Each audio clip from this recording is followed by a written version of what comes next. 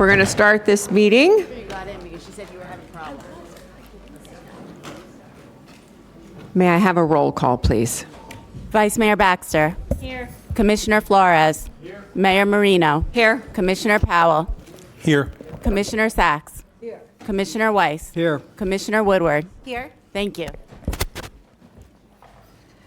Thank you. I've asked Commissioner Powell to lead us in a pledge, and then Commissioner Weiss in a moment of silence.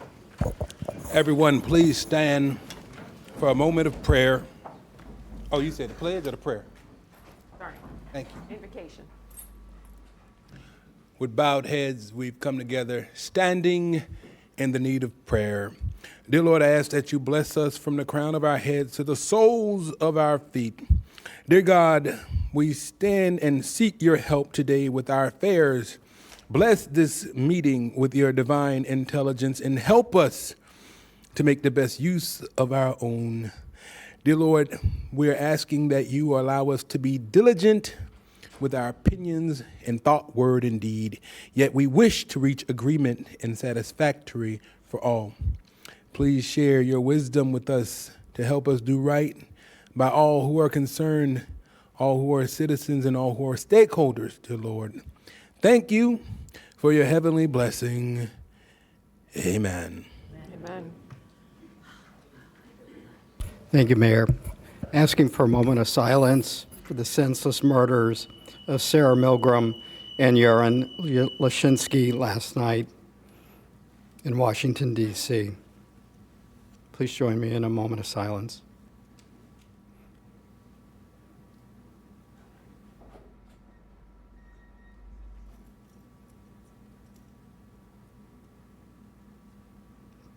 Thank you. God rest their souls. I pledge allegiance to the flag of the United States of America and to the republic for which it stands, one nation, under God, indivisible, with liberty and justice for all.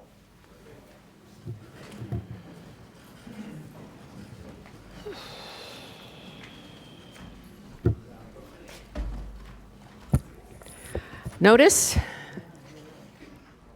Yes. Thank you. And you need proof of publication, a motion to receive and file? Yes, we do. Someone like to make a motion? So moved. First by Baxter, second by Weiss. All in favor? All opposed? See that that motion carries. Since this is a quasi-judicial meeting, I'm going to have the attorney do the swearing in.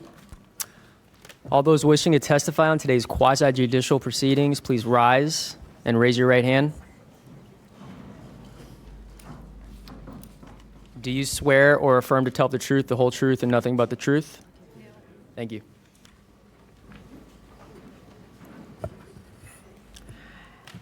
We have a long agenda today. I ask that everyone be composed.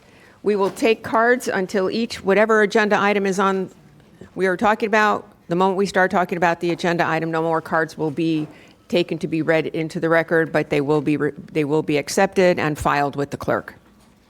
So we are now at the agenda approval. Do we have any additions, deletions, modifications, substitutions? You name it, we got it. Yes, we have quite a few.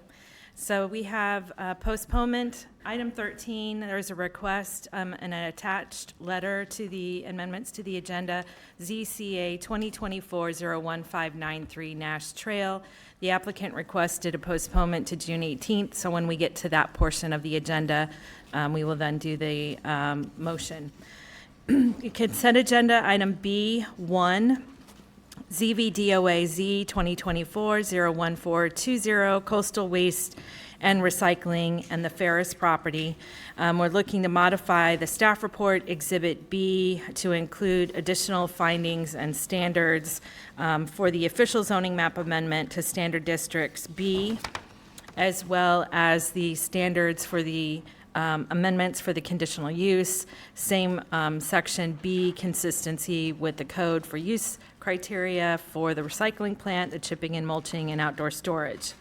Amending the development order amendment, conditional overlay zone, Exhibit C2, to replace an incorrect control number, 2007-522, and replace it with 2007 172, adding the disclosure condition to Exhibit C2, modifying Exhibit C3 to also add the disclosure condition to the resolution. Item number 2, DOA 2024-01034 Croquet Foundation, amending the development order amendment, specifically Exhibit C, Engineering Condition 4, and deleting Engineering Condition 7 and renumbering accordingly.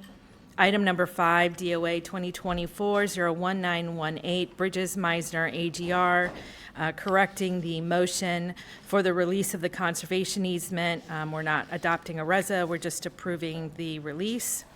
On the regular agenda, B10, LGA 2024-00011 West Delray RV Resort.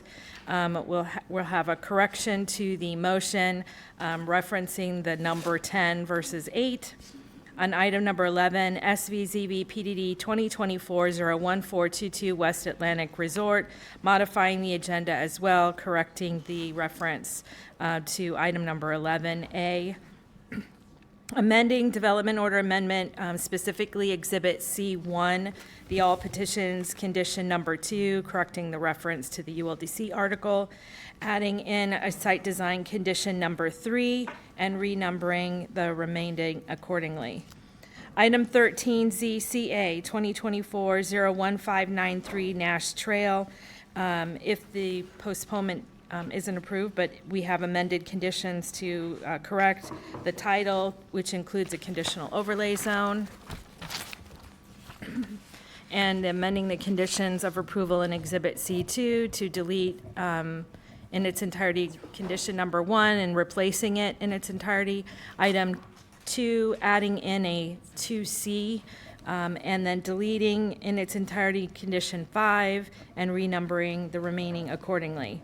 Item 14, CA 2023-01791 Southland Water Resources. We're adding to the agenda specifically Exhibit E10 correspondence, some letters from Brian Mast, the U.S. Army Corps of Engineers, letters of support, letters from the applicant dated April 24th. Amending the Class A conditional use conditions, Exhibit C, Engineering Condition 3, and deleting a portion of Engineering 3. And that's on the first amendments to the agenda. Then we have an addendum that came out this morning on the consent agenda, item ZVDOAZ 2024-1420 Coastal Waste, adding to Exhibit C4, Landscape Perimeter, condition number 3 in its entirety.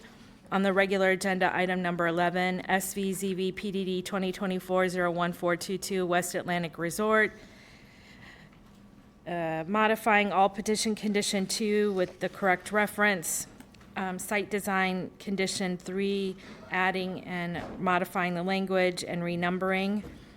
Item 14, CA 2023-01791 Southland Water Resources, again, adding some additional correspondence of letters in support and modifying Exhibit C Engineering Condition 2A and B.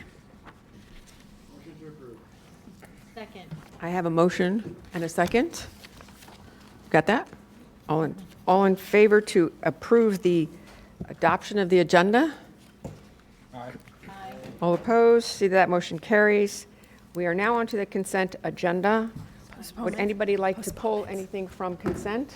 I'm sorry, postponements. We have to have a motion and a vote to postpone Nash Trail. That was on the add delete. I thought that was when we got to it on the agenda. You want to do it The now? regular agenda. I thought Oh, I'm sorry. that's okay, no worries. Pulling, yes, you are correct. I am wrong. No Pull problem. the items from consent that you don't want on consent. We So, get that would on anybody like to pull recorded anything from and share it consent? with her husband? Commissioner Sack? Thank you, Madam Mayor. We have a full schedule today, so sort of apologize for doing this, but I'd like to pull the following from the consent agenda. Items number 3, 4, 5, and 6 from the consent agenda. 3, 4, 5, and 6? Correct. Oh, jeez. Okay, we will hear those immediately after the consent is approved. May I have, before we do that, I need disclosures on, Consent. can we just take all the disclosures on consent? On Or do you want to consent, take them? yes. Okay, so if you have disclosures on any consent items, including the ones that are pulled, please share those with us now. Commissioner Flores, we'll start with you.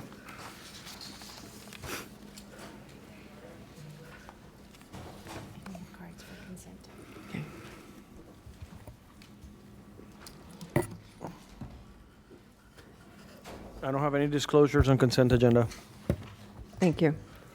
Commissioner Sacks? Thank you, Mayor. On the consent agenda, including those that have been pulled, I have on item number 4, Palm Meadows, AGR PUD, in-person meeting with Mark Perry in 2023. I receive and file emails, Outlook, calendar invites. Other than that, I have absolutely no disclosures for 5, 6, or 7, or 8. Or 8 or 9? That's it. Okay. Thank you. Commissioner Woodward? No disclosures for consent. Thank you. Commissioner Powell? Thank you, Madam Mayor. No disclosures for consent. Thank you. Commissioner Weiss? Thank you, Mayor. On item number 1, my verbal communication, my staff spoke to the agent, Matt Barnes, the operator of the facility, Chad Abel, and several board members at the Terracina neighborhood during a site visit. I did receive email correspondence that's been filed with the clerk. On item number 7, Westmore Pines plat abatement, verbal communication, my staff spoke with Scott Backman and Donald Foster. We received email correspondence that's been filed with the clerk, and that is it for consent. Thank you. Vice Mayor Baxter? Thank you, Mayor. For coastal waste and recycling, I spoke with Dan Pelowitz. Emails received have been filed with the clerk. No disclosures for 2. On 3, I've had verbal communications with Lewis Myers. Emails have been received and filed with the clerk. For number 4, no site visit, no verbal communications. Again, emails received and filed. Number 5, no disclosures. Number 6, no disclosures. And 7, no disclosures. I think that is it for all of them. Thank you. Thank you. I had no disclosures for item number 1, but as you said, Dan Pelowitz, I also had a conversation with Dan Pelowitz about item number 1. Written correspondence on item number 4, and otherwise no disclosures. We actually have some cards on the agenda items that haven't been pulled, correct? Okay, so we'll take those now. Okay. To be clear, 4, 5, and 6 were pulled? Okay. So we have, is it for consent also? Okay. We have Alexandria Larson. You put 3 cards in, but all of items are on consent. Mina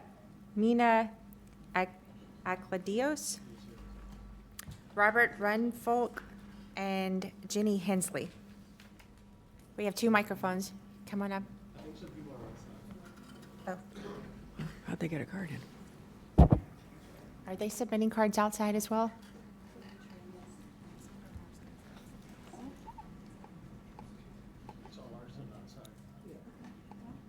Can we get them? Please, and Alex. Alex Larson, too. Okay. There's Alex. Yep, she's coming. We can be patient. We apologize for the overflow area.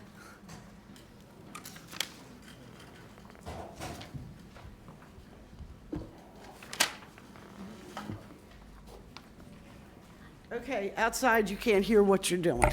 So are you on 4, 5, and 6? 4, 5, and 6 were pulled. You Okay. put cards in for 7, 8, and 9. Okay, no, I saw my name called, so I came into you because I'm out there, which is really wrong, Commissioners. The way this was handled is so horrible for everybody, you included. But this is, item 14 is what everybody's here for. And I always speak on the zoning issues because what I was curious about with 4, 5, and 6 is we're changing 22.61 acres in the ULDC, the comp plan, and one other thing. I can't remember. Okay, Just to hold one clarify, second. I will call your name back to speak on those, because Okay, they've been no, pulled. sorry, I'm just, 4, 5, and 6 were all pulled, you can come back so on we don't those. have to talk, you've pulled it, and Those you have will, been pulled, but you put in cards for 7, 8, and 9 if you'd like to speak on those. all right, well, you're gonna have to hang on a minute, because they told me 4, 5, and 6. That's okay, but right now, they got pulled. Okay, hang in there with me. Can you give me a moment to get my druthers together? Because this is an abandonment. Am I right? 6, 7, and 8? I mean, 7, 8, and 9 is an abandonment? 7 is an abandonment of the Pines Plat, abandoning the plat. 8 is the Airport Center Complex project, and 9 is the South County Administrative Right, Complex. thank you, I apologize. They called me for something else. But anyway, with the Airport Center commissioners, we got to stop building for 5 minutes. You need a breath. That's obvious from this crowd here. Somebody wants us to take a breath. I'm not alone in that, because we're building ad nauseum, we're changing things, we're doing way too much, and I think everybody needs to get a breath. Take a breath. Because when I'm reading the agendas, it'll be 251 pages of backup. Contracts are, changing, numbers are changing. It's a lot of big business, and I don't know if anybody has enough time to read it, because I don't. I'm up all hours of the night trying to read the agendas. So maybe, the South County, I know they want to do one in Boca that sounds tremendous, a complete overhaul of where your chambers are, your places, and then build all this stuff around it, and then build hotels and build townhomes and everything else. We need a break. When we drive down here, all we see is cranes, and is that all we're going to be looking at for the next 20 years? Cranes? Building tall buildings in an area where hurricanes are going to go through at a stronger magnitude? Because let me tell you, if an Andrew had hit any of the condos, they'd be at my place in Loxahatchee. Those big storms are big. So please take this into consideration. And I hope you're doing site visits, because on several of them it said that the site visits hadn't been done. We hadn't looked at it. So please try to start doing that. Thank you so much. Any other? So we had several more cards. Are these on items that have not been pulled? These are items not been pulled. Okay. Patrick, you took the cards? Did you? You want to reread them? These are all Alex. Jenny. No, that's 4, 5, 6. Here. Oh, yeah, sorry. And just a reminder, name and address for the record, please. Yes, Jenny Hensley, Mina Acladios, and Robert Runfolk, if you're in the room. Okay. All right, so we have no more cards on the consent agenda.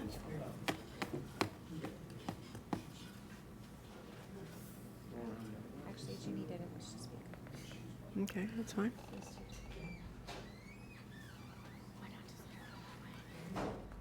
I think that's everybody that was consent. I don't know. I think that Patrick?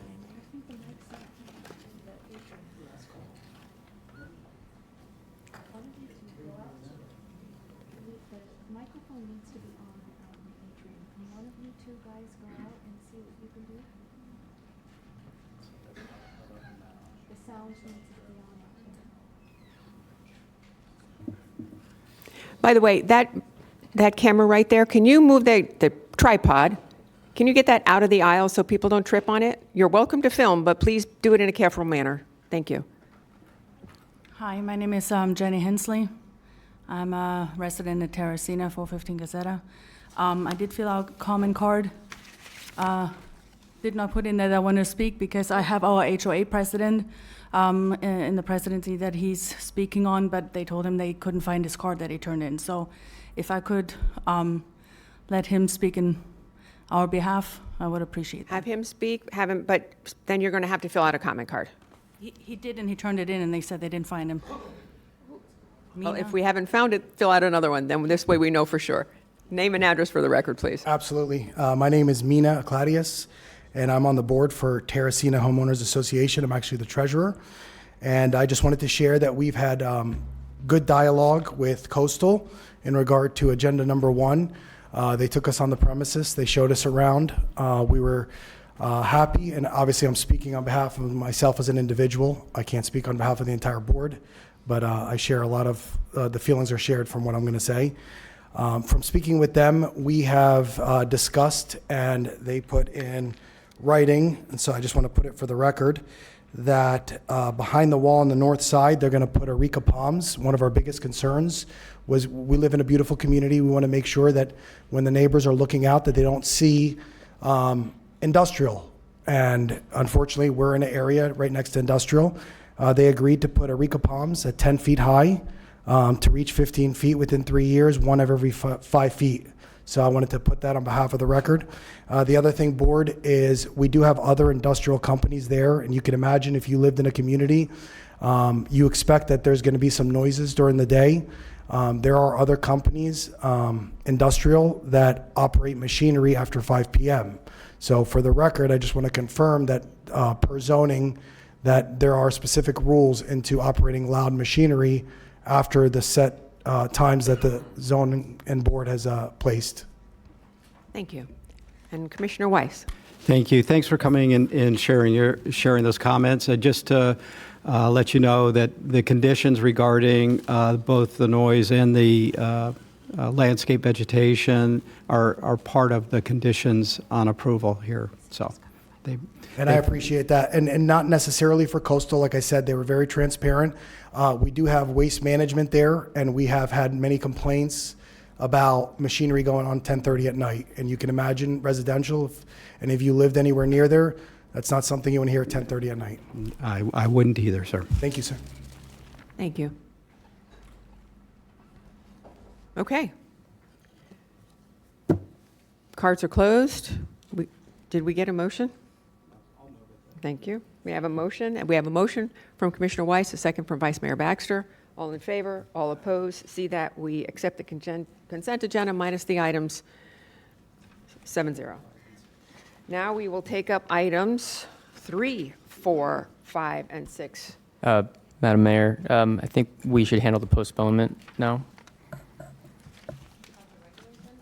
It was on add delete, so it doesn't appear in the regular agenda. Again, it's number 13 on the agenda, so we'll take the postponement at number 13. I think on the add delete, it got moved up front to postponements.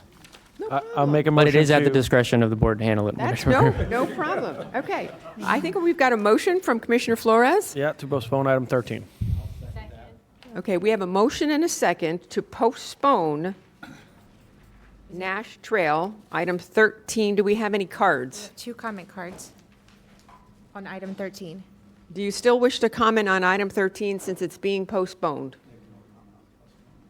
Because the only thing you can, thank you for the correction. It's Walter Ross and Robert Palahuic. The only thing you can actually discuss here is the postponement, not the item itself, but the fact that we're postponing it. Thank you. Can you hear Harper? We'll give it a moment.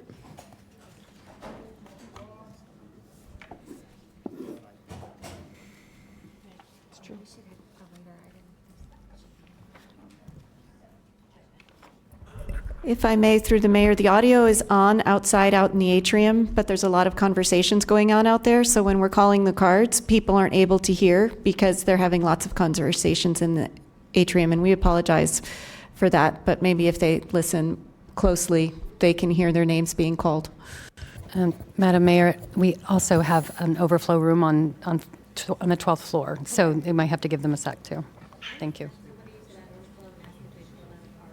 We are, yes. They are coming through security right now. Thank you.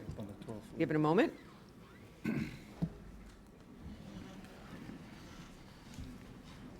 wonder if we have anybody on the 12th floor. I don't know. Jerome was in charge. We didn't know about the 12th floor. It was only going to be the atrium.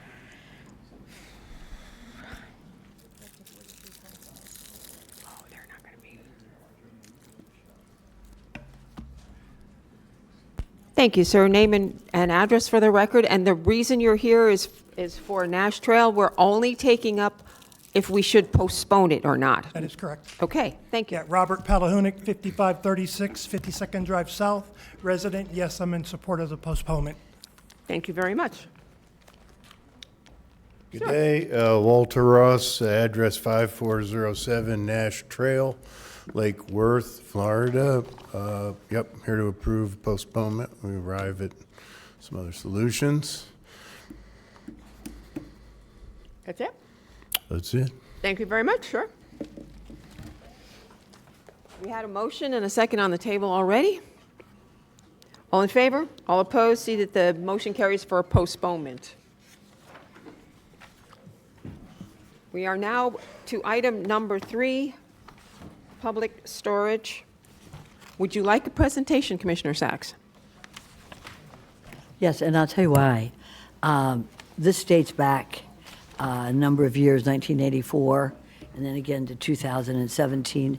I have had, so yes, because I have no knowledge of what's going on with this other than our staff talking to me yesterday, and with no disclosure. So yeah, let's hear what's happening. This is my district. It's a beautiful piece of land, and I'd love to have a presentation. review. Mm-hmm. Perfect. So we'll turn it first over to the applicant. Hello, good afternoon. Ellie Zacharitis, Miskel Backman, 14 Southeast 4th Street in Boca Raton. May I ask you to hold on one second? Yes, of I course. apologize. Because we did have someone come down from the 12th floor, and they had a card on consent. Robert Renfolk. Robert, Robert Renfolk. are you here? Renfola, sorry. You can come forward.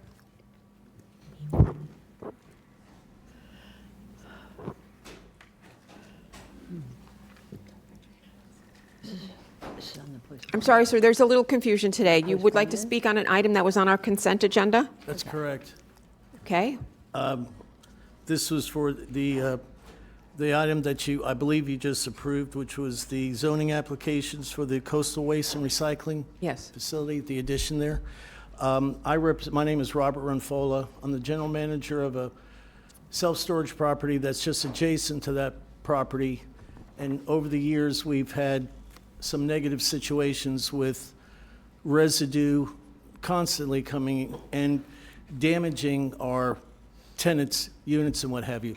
So we wanted to speak in opposition and find out more information to what could be done for the company to build barriers or what have you that would prevent this, certainly with the addition of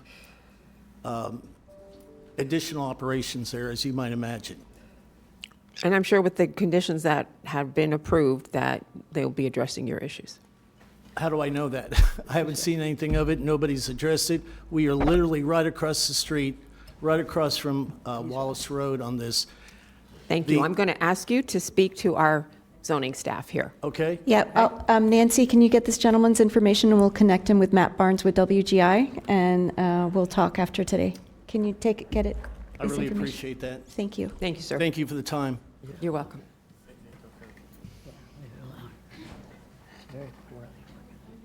All right. Sir? Just for the record, because the comment was received after the consent agenda, just want to make sure for due process, if the commission would like to reconsider the item, they can, and if not, we can just proceed. Would the board like to reconsider the item? Thank you. May I Mr. just, Sachs. yes, we don't need to reconsider. However, that's a good point in due process. And let me just ask staff, were his concerns, have they been taken care of by the special conditions that you reviewed on that one application? We will discuss his concerns with him. This property has been operating as a recycling facility for quite some time. So we will discuss with him and the applicant prior to final site plan approval, which is necessary, and see if conditions are needed at that time.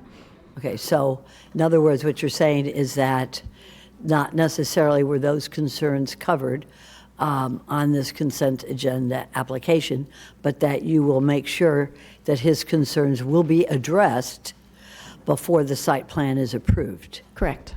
Okay, and this man's contact will be part of the record for the next time it comes up. Correct. Okay, I think that takes care of the due process. Okay, I don't think we need to. Thank you. I don't You're think we welcome. need to- Thank you. Any other? Are we good? Thank you. Okay, we are on item number 3. We are going to have a presentation. Please, again, state your name for the record. Good and address. afternoon. Good afternoon, Ellie Zacharias, Miskell Backman, 14 Southeast 4th Street in Boca Raton. I will be brief. This is the location of the property. It's approximately 8.4 acres. It's on Boca Rear Road, just south of Glades, and it's on the west side abutting there. It is zoned industrial.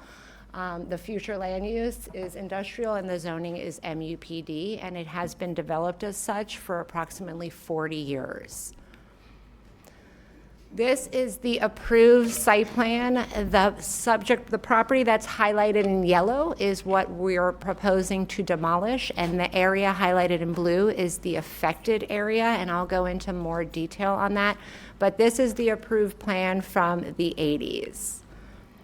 This is the current existing condition. We are looking to demolish the auto repair that sits right on El Rio today. We are looking to demolish that and the little office, ancillary office that was associated with it. And what we're proposing, again, we're looking to demolish that auto repair and the office, and what we're looking to replace it with is limited access, 3-story self-storage, which will be in line with and compatible with the existing limited access that already exists just to our north that you can see right there on the site plan. Again, this is the proposed site plan. It's approximately 72,000 square feet. It would be an increase of 50,000 square feet after the demolition, but a reduction in trips of 101 trips. Auto repairs are more intense uses, so not only are we removing the more intense use and removing the trips off the road, but we're putting in a new 3-story self-storage. And these are some elevations. And we have worked with staff. I believe we submitted this application in August, so we have worked with staff now for 9 months, and we appreciate all their help.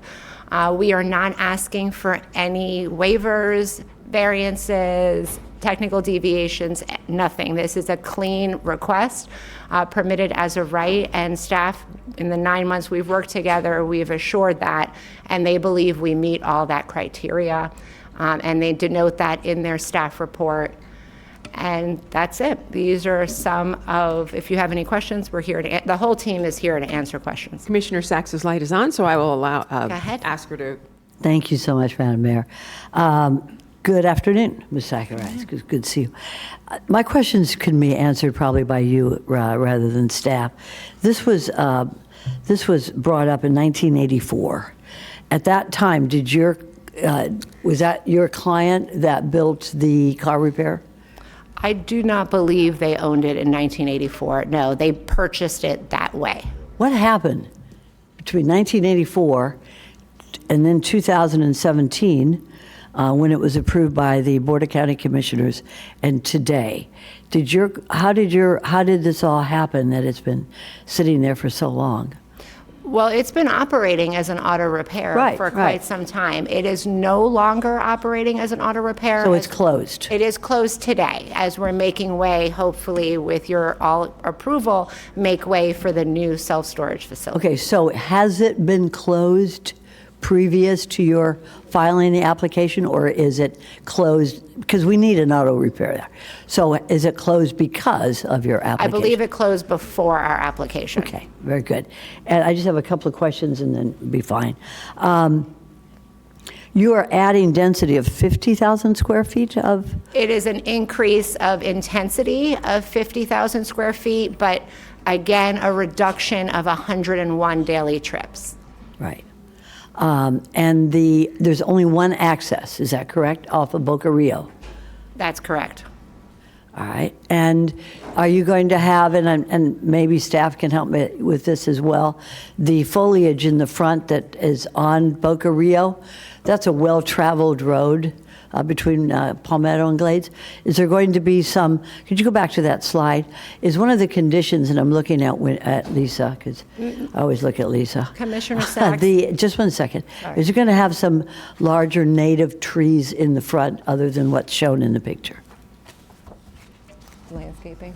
We have it along the frontage. All along the front. What types of trees are we putting in? Commissioner Sachs, I just wanted to note, I misspoke. There's actually 2 access points. There's one on El Rio Road and one existing that we are not altering. Okay, that's good. So you have 2. We do. That's important. But again, going back to the picture, I'm sure that you're going to put some large native trees. Absolutely. If you go to the rendering on the last slide, it shows it very clearly. And to your point, Councilmember Patrick Hart, Public Storage, 2200 Avenue K. We've acquired this property in the last 20 years. No, it's okay, because I want to cut to the chase. We have a long agenda. I just want to know that your company will have large native trees in the front. You've got 3 stories, almost 4, with your orange public storage sign.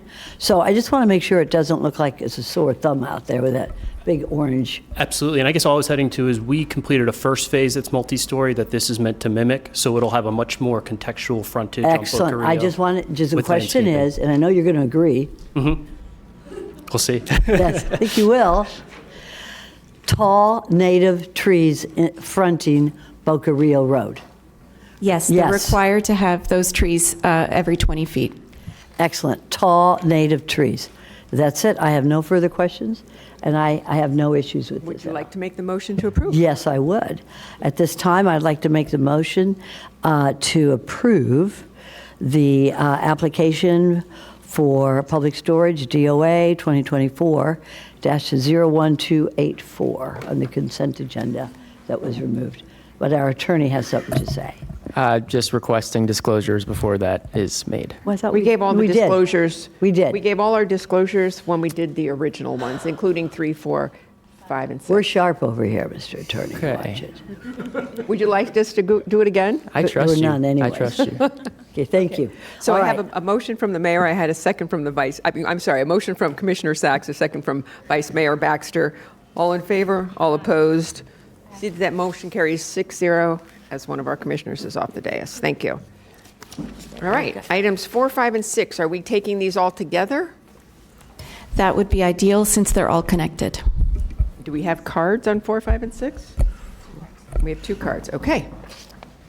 All right, let's do the presentation all together, and then we will take the cards. Who are the 2? That's a very good question. Thank you. Who are the 2 cards? The cards will be Alexandria Larson and Sharon White. Be prepared. Ready? You want a timer? No, ma'am. Good afternoon. For the record, Kevin Rattery, Vice President, GL Homes, 1600 Sawgrass Corporate Parkway, Sunrise, Florida, 33323. I'm going to do the presentation for items 4, 5, and 6 together because they're all interrelated with one another. They relate to Palmettos, Bridges Meisner, and what's called the Johnson rezoning. So everybody knows where we're talking about. The Palmettos development is located on the north of Boynton Beach Boulevard to the east of Lyons Road. It is an existing residential community consisting of 288 homes and an equestrian facility consisting of the track, grooms, and other ancillary equestrian-related uses. Bridges Meisner AGR PUD is known as Meisner Country Club, The Bridges, and Lotus, 3 separate developments located on the east side of Lyons Road between Atlantic Avenue and Clintmore Road. And the Johnson property is located on the west side of State Road 7. The continuation of Flavor Picked is along the northern side of that, obviously doesn't cross State Road 7. I'm not going to get into the application summaries because I will just get to the point here. Why are we here? We're here because when Palmettos PUD was originally developed, the equestrian facility developed first, the residential community developed second. It was one of the first developments done in the agricultural reserve area. And they are not a 60-40 PUD. They are a 62-38 PUD, which means they over-preserved. And so we have entered into a contract with the landowner at Palm Meadows Preserve Area, an affiliated company of Magna Entertainment, and with the HOA at Palm Meadows to capitalize and capture 22.61 acres of unused preserve area or unneeded preserve area to meet their 60-40 requirement. What's unique about Palm Meadows is they have a very specific condition of approval which retired the unit right attributable to any excess preserve. So I want to make it clear for the record. We are not adding a single unit to Palm Meadows. It is approved for 288. It will stay 288. To effectuate what we're putting forward, we are then taking that 22.61 acres of excess preserve, we're moving it down to Bridges Meisner PUD. For the record, I am not adding a single unit to Bridges Meisner PUD. I am simply swapping preserves, and then the end result of that is the 22.61 acres will be taken out of preservation for the Johnson property. And I'm going to show you the aerial of that, or the graphic of that. Excuse me, let me go back. Can I go back? Yes, I can. Oh, yeah, yeah. So the question is, Hold on a what are we second. doing with the 22.61 acres? Thank you very much, Madam Mayor. If I may, thank you, Madam Mayor. We have three applications in different areas of the county. I would like to, and I know staff can do this, in 3 minutes possibly, but I can't. I have three different ones, different areas, different requests, different applications. Could we just go right now to the Palm Meadows AGR PUD that the applicant has started with? Is that okay, Ms. Amara? Okay, very good.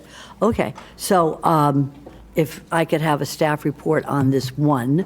This is the Palm Meadows AGR PUD, east side of Lyons Road. This is one that he just discussed, so we can make it in an organized way. That application number 4 is just removing 22.61 acres of excess preserve area that they don't need for their calculations for density or preserve acreage. Okay, I have a couple of questions, and Ms. Amar, if I could. So what we're looking at is we have an equestrian area that has a separate landowner. Yes? I'm not 100%. I know that there's individually owned homes in the residential portion, but I believe that this red area being removed is owned by Palm Meadows. It's owned by an affiliated division of Magna Entertainment. Yeah, it's all on the yellow striped and the red striped is under the same ownership, correct? That's correct. But my concern is with the equestrian area. Who owns that? And because that is certainly a part of this application.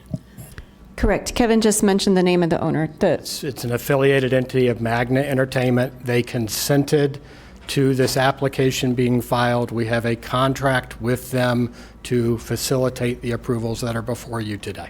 So does staff have a copy of that letter? We would have the consents that they would have submitted with the applications. We wouldn't have a copy of any contracts that were privately done, but we do have consent from the property owner. So Mr. Rotary has assured you that that consent is in writing? Well, we have the consent. They're property owners and applicants. Yes. We have to have that consent. He's vice president. We're taking his word that you have that consent, that he has the letter confirming it. Just want to be sure, because that's contiguous to what's happening in this application. Yes? We have consent. Good, okay. How about the HOA? The HOA isn't typically required to provide consent because none of the property is within the HOA for that number 4. That's true, President. We have consent for the Palm Meadows project for the Thoroughbred Training Center as well as Palm Meadows HOA. So we have the consent from the president of the HOA Yep. where this is going right into, right? Wendy? Yes. Yes, okay, good. Okay. This may be absolutely 100% beautiful. So what is the intent of doing this application of modifying the master plan? The intent is to release the 22.61 acres that is in excess of what is needed for the development. For what development? This development right here. It has more acreage in preserve than it needs to meet our minimum requirements. Who has the 22 point, who has that excess? Is it the HOA or is it the equestrian? I'll look to Kevin again. I believe it's the equestrian. It looks to me like it's the HOA. No, ma'am, it is the owner of the preservation lands, which is the affiliated entity of Magna Entertainment, owns the 22. So the equestrian center has the ownership of the 22 excess acres. And they're the ones that's is selling it? Is that what we are doing here? Are we changing the preserve land so that the HOA can use it? It's going to remain as preserve. It's just going to be affiliated with a different AGR PUD. So it's going from the equestrian center over to the HOA, still as preserve? It's still going to be preserved. Right now, it's affiliated with the Palm Meadows AGR PUD. It's proposed to be deleted from this entire development order as preserve for this development order, but it will remain as preserve for Bridges Meisner. I don't know why I can never remember that name. Yeah, I know, they all sound the same. But my interest is, simple question, but I need a simple answer in American English. Why are we doing this? Why are we approving this? Is there something in particular that is important for this? Mr. Rattery? So let me just clarify. But if I may, I know you're going to clarify very well, Mr. Rattery, but this is county staff, and you have approved this. I just want to know, what is the future of this approval? What will happen? This one, number 4, we're recommending approval because it meets the standards that we have for these requests in the code, and the future of this is to remain in preserve area associated with the equestrian facility. Okay, so it will not be removed from preserve? Correct. It will stay preserve, it just changes the PUD it's associated with, but it stays preserved for equestrian purposes. Okay, and all the regular required approvals from the adjoining sites have been confirmed, received by staff? Okay. Nobody came to see me on this, by the way, my colleagues, so it's good that I understand exactly what's going on. Thank you. I have no questions of Mr. Rattery, and I have no further questions of staff. Thank you. Thank you very much. So at this time, since we have 2 cards. Hi, I'm Sharon Waite, 15058 75th Lane North, Loxahatchee. I have my card on 5 and 6 and 4. I guess I can just throw that in there. But I've never heard of anything that was over-preserved. I've never heard that term in my life. With the county standards the way they've been in the past, and I've been here 30 years, I've never heard of such a thing. And I'm thinking, are your priorities in perpetuity, or can they be relinquished at any time that it seems convenient to give GL more room? I'm concerned about that. GL's got his fingerprints all over the acreage and everywhere. And that disturbs me a little bit. And now he's all over this agenda. And as far as I'm concerned, I grew up with horses, and to me, the horses are a pretty good neighbor. I don't think we need any more building. Thank you. Sorry, Kevin. Oh, go right ahead. How the hell can you over-preserve? Please, dear God, when I hear this stuff, I just die at night. And my husband isn't here anymore, so I take it out on you. Because I used to call Danny out of bed and say, Daniel, can I believe what I'm reading here? And Danny would say, no, Alex, they're insane. That was my husband. I loved him to death. But the maximum amount, why can't these 22 acres just stay where they are? Why do we have to swap them around? Why do we have to play tic-tac-toe? Because that's what we're doing here. It's a matter of semantics. With all this whole agenda should have been postponed, and we should have went right directly to rock mining. That might have been a little bit less stressful for everybody today. I always try to do it with humor, commissioners. I don't ever try to attack you or anything, but it's ridiculous, some of it. Because we're under oath when we're up here. I don't know if these people know this, but you're sworn in. I'm under oath. That's why I have fun with it, because at least I'm under oath and I know I don't have to remember anything I said. Maximum. With the maximum preserve, can't we have maximum preserve instead of minimum preserved? Because let me tell you, the footprint down there, I don't know if anybody saw in the news, but like Bednar's just poisoned a whole bunch of people throughout the United States with the vegetables. We got some problems. We're sending our problems to other people. This is, I mean, Ms. Larson, can you stay on topic? I'm trying, commissioners, but over-preserve and maximum is what got me when I'm sitting here. Because we should not ever, there's no way to over-preserve anything. We're paving over every square inch. And Sharon was correct when she said that the footprints are everywhere, and it's not just GL, it's many builders. There's, you've got people down here all the time. But there's no way that we should be doing the ULDC, the comp plan, and something else every time. We're trying to put square pegs into round holes. That's what we keep doing. And it's not going to work eventually. You know what I want you to lobby for next year in Tallahassee? Water. Because we don't have enough. And we're not going to have enough for all this building that we're doing. So maybe can we preserve the 22.61 acres and just leave it where it is? Because 68% and 28%, oh, we made a mistake on our acres. Well, then keep it where it is. And the other place already has its preserve, right? It's already got its set aside. So maybe we should just leave it as it is. Let them have an extra 22.61 acres up the street, and it'll just be there. And you can build, Ms. Sachs was asking for big native trees. Put 22 acres of big native trees there, and maybe people will sit under them and have some shade in this heat. And I appreciate your time and patience, commissioners, but when I'm reading it, it's too hard because I am down here. I do care. I've cared for many, many years, and I didn't ever quit, and I'm not gonna, unless big guy tells me not to. But, please try to preserve some land, please, down there. Commissioner Sachs. Okay, what concerns me, besides the fact of, still don't understand why we're doing this, is that, and I'm reading from page 5 of our standard analysis and findings as prepared by staff. Available density. The maximum density of an AGR PUD is 1 dwelling unit per acre of land, provided it meets the 60/40 requirements. Based on this policy, the overall 439.27 acre subject site could yield 439 dwelling units. And then it goes on about the groom quarters.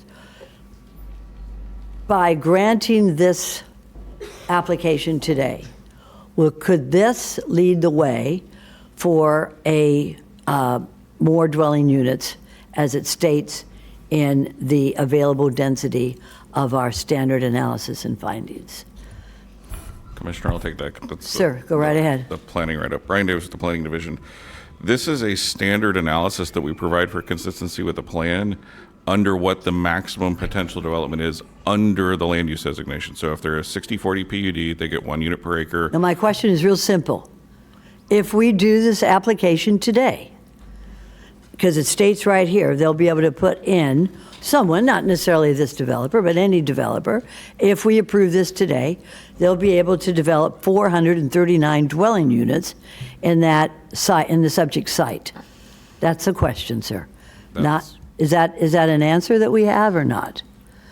This is a very convoluted project because of the groom's quarters. It's a convoluted project. What I'm questioning is this. Look, developers can develop wherever we allow them to by zoning. I have had no preparation for this. No one has come to see me, all right, from any of these applications. I listened to others of my colleagues. No one has had any site plans or any involvement in this. Hold on one second. And right now, Please it's turn off becoming- your cell phones, or we'll ask you to be removed if they're still on and ringing during our meeting. Please turn off your cell phones. So, thank you very much, Mayor. I thought it was background elevator music, sort of Western music. But there. I do think that Mr. Rattery can answer your question. Well, I was Well, no, actually I'm- attempting to answer and I was cut off, so I was trying to get to the salient points. It's a very difficult project because of the groom's quarters. There's units that were there that were not used.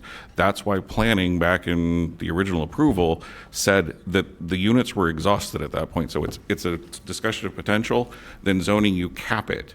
So we're just saying it's okay for them to do it for the purposes of consistency. That's all that analysis is. So the development order condition that's already there says there's no more units. So to sit there and try and account how the groom's quarters came out, that just makes it less clear. So the idea is they had what they had. There is no more units being proposed. There's a potential, but the zoning development order caps it. That's the difference between planning and zoning. So in other words, our zoning staff could say, you can't build anything there. Well, the county commissioners previously said you cannot build anything there more there than, you can't reach the full potential. You reach what the original request was, and we capped it. That's So where it is. let's leave it. I don't understand why in the county we are doing this unless somebody can say, well, they're going to build groom's quarters or more equestrian stalls, or they're going to expand the equestrian area. But it appears to me that what we are allowing them to do in the future is to build 439 units. Now, if that is not the case, I'd need somebody from staff to say it's not the case. This project can only build 288 units. That's what it's built as. 288 units. That's where it's kept as. So by approving this, Whose cell phone is going off? Please, this is disrupting the meeting. Again, turn your cell phones off. If your cell phone continues to ring, you will be escorted out of this chamber. I appreciate that, but we've given notice. I don't want to be the bad guy, even though it turns out I am being the bad guy. But you're not the bad guy. I'm not. We're trying to get an answer here. At the end of the day, are there any more units going to get built that haven't been approved? Not on this one project, and not on the next project, Meisner, but on the last one, the Johnson rezoning number 6, that will be the liberated 22.61 acres that now will no longer have a preserve requirement on them. They will just be regular AGR. And Kevin, correct me if I'm wrong, but I'd like to see our staff know the answers. Yeah. Okay, developers are business people, and God bless them. Yes. I want them to do business, and I want them to make money and pay taxes. But we are the county, and I'd just like to know in simple American English, what happens as a result of this application if we approve it? That's it. Okay, is it additional equestrian stalls and grooms, or is it a possibility in the future to build more housing units? there is no ability for extra housing on this number 4 at all with this request, or number 5. But with number 6, even Well, though that's the okay. site, That's- I don't want to get too committed. So, Okay, with so number 4, no more extra units. And one last question, Madam Mayor. Why are we doing it? The applicant applied. Okay, Mr. Ratter, why are you doing this if you have no intentions of helping the equestrian area or the HOA? Again, for the record, Kevin Rattery, we have entered into a contract with the owner of the equestrian facility, which means that we are paying them money to be able to facilitate the approval that is before you today. We have also entered into a contract with the HOA, which means we are paying them money to facilitate the approval that's before you today. So both of those ownership interests do have a financial incentive to participate and to consent to the application. I want to make the record very clear here because it's a lot of confusing talk. The ownership of the 22.61 acres within Palmetto's PUD is not changing. The current owner of the property that entered into contract with GL is going to be the property owner after the contract closes. That does not change. The condition of approval in the development order for this particular PUD specifically states that it is capped at 288 residential units.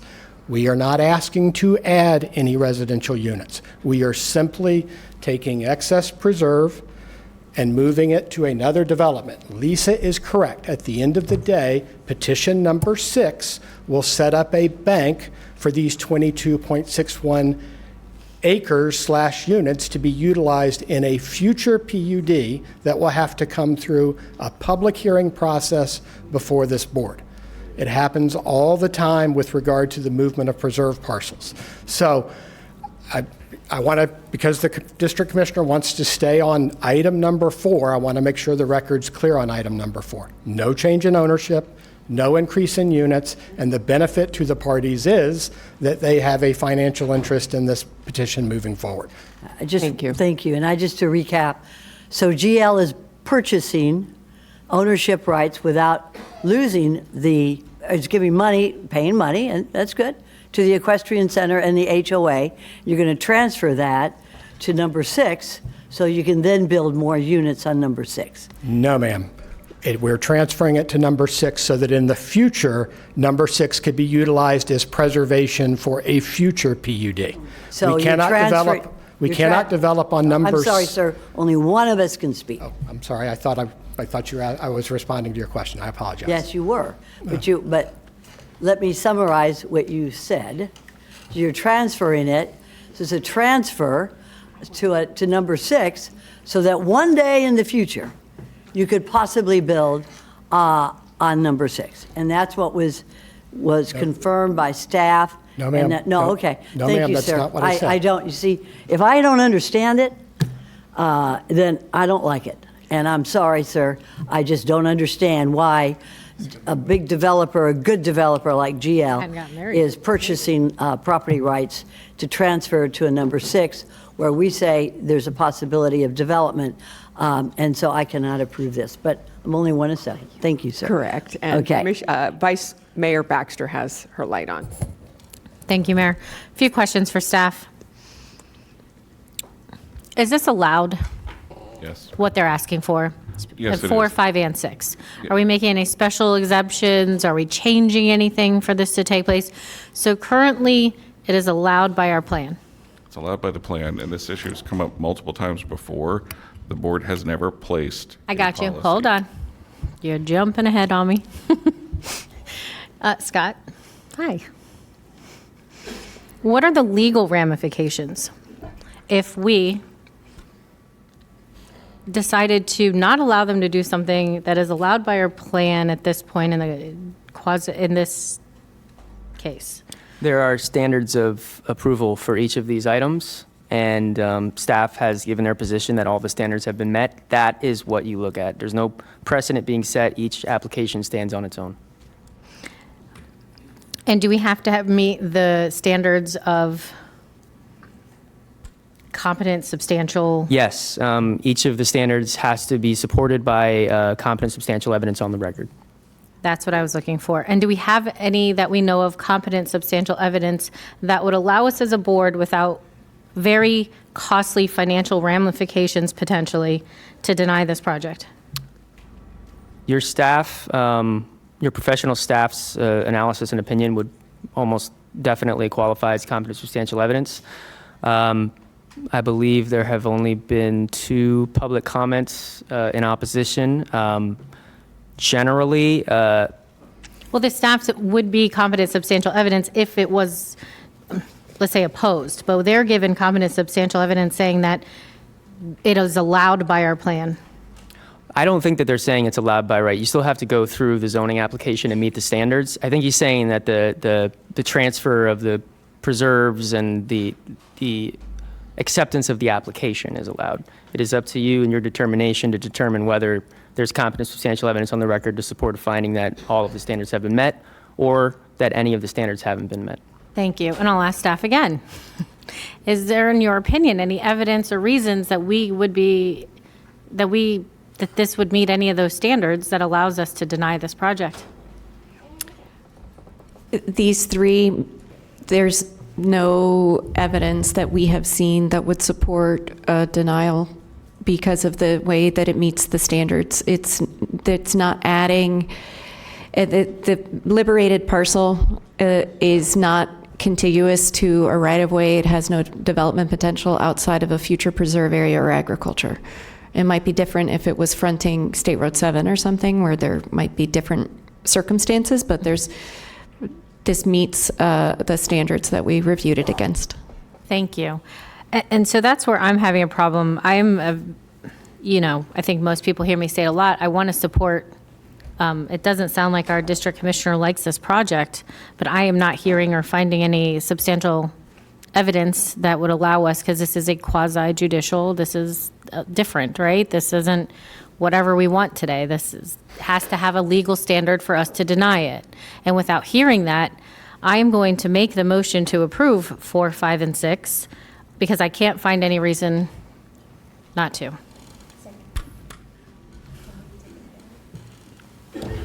I will look at the attorney. Can we Well, take you said you 4, preferred 5, us to and take 6 them together? Yeah, I think they're all Linked. linked together in a way that one couldn't be approved without the other. I think that's fine, but just note that I think the add delete had a change to one of the motions that got in, right? That the 5B is not adopting a resolution to approve the release of the easement, it's just approving the release of the easement. Okay. Thank you. I have a motion from the Vice Mayor. I have a second from Commissioner Woodward. Commissioner Sachs, your light is on. Yes, I agree with the attorney. We do 4, 5, and 6 together, but I preempted that by asking questions for 4. Now, if we could proceed to 5 and then proceed to 6, then we can have the motion to approve them all together. Because let me tell you something. I'm seeing this for the first time this week. Okay, so I'm asking questions because nobody came to see me. And as far as my disclosures that was made to the public, nobody came to see anybody. So maybe we don't even, maybe they don't need to come to the board. Maybe they can get it as a matter of right. But in the meantime, you see what I mean, Commissioner Weiss? Did somebody come and show you what they were doing? I didn't have that happen. So what I'm saying is that if I could hear a presentation by Mr. Rattier for 5 and for 6 and hear from staff, then we could go ahead and do it all together. Thank you. Is that okay, Mr. Lawyer? Sure, I think if you wanted to vote on them separately, you could. No, you could do it all together. I know, I'm just laying want out. a presentation. Sure. 4, 5, and 6, Okay. and then we could take the vote. We've almost gotten the vote already, but if I could hear from Mr. Rattier for number 5 and staff from number 5 and then number 6, very briefly. Actually, I'm going to ask the board if they would like a presentation on these, because Okay. I think we've exhausted, and I think we understand. And while we understand your not considering that not in favor of this, I think the general consensus of the board is that they do not need any more information. A motion and a second have been made. Is there any more discussion? Commissioner Flores, your light is on. So, I think Commissioner Sachs did ask for these items to be pulled, and just out of respect, I think if that was her wish from the very beginning, she wanted a presentation, by us preempting a motion that is a blanket approval across 4 and what are the other ones? 4, 5, and 6. 4, 5, and 6. 6, right. Then it does not allow her to hear or ask questions regarding that. So I do have a problem with that. I do not have a problem with carrying this particular item that we just heard forward. So I just want to clarify that. So is that a substitute motion to just make a motion on item number 4? I might make this very brief. I am opposed to swapping preserve land so that a developer, any developer, can build on areas that were not zoned for that originally. And that is my objection. So what's happening to us in the county is that land is being used to swap so that other land can be used to develop. And I am opposed to that. So I don't need any other discussion. I'm sorry that it's happening, but I'm only one of 7. So note my objection for the record, and we can go ahead and proceed to the vote. If we could vote now, would be fine. Thank you, Okay. Matt. Thank you. We have a motion and a second to approve items 4, 5, and 6. Do we need to read each of those different motions into the record? I believe it was captured by the add delete, so that should make it part of the motion that you're approving. Thank you. All those in favor signify by saying aye. Aye. All those opposed? See that that motion carries 6-1 for Thank you. 4, 5, and 6.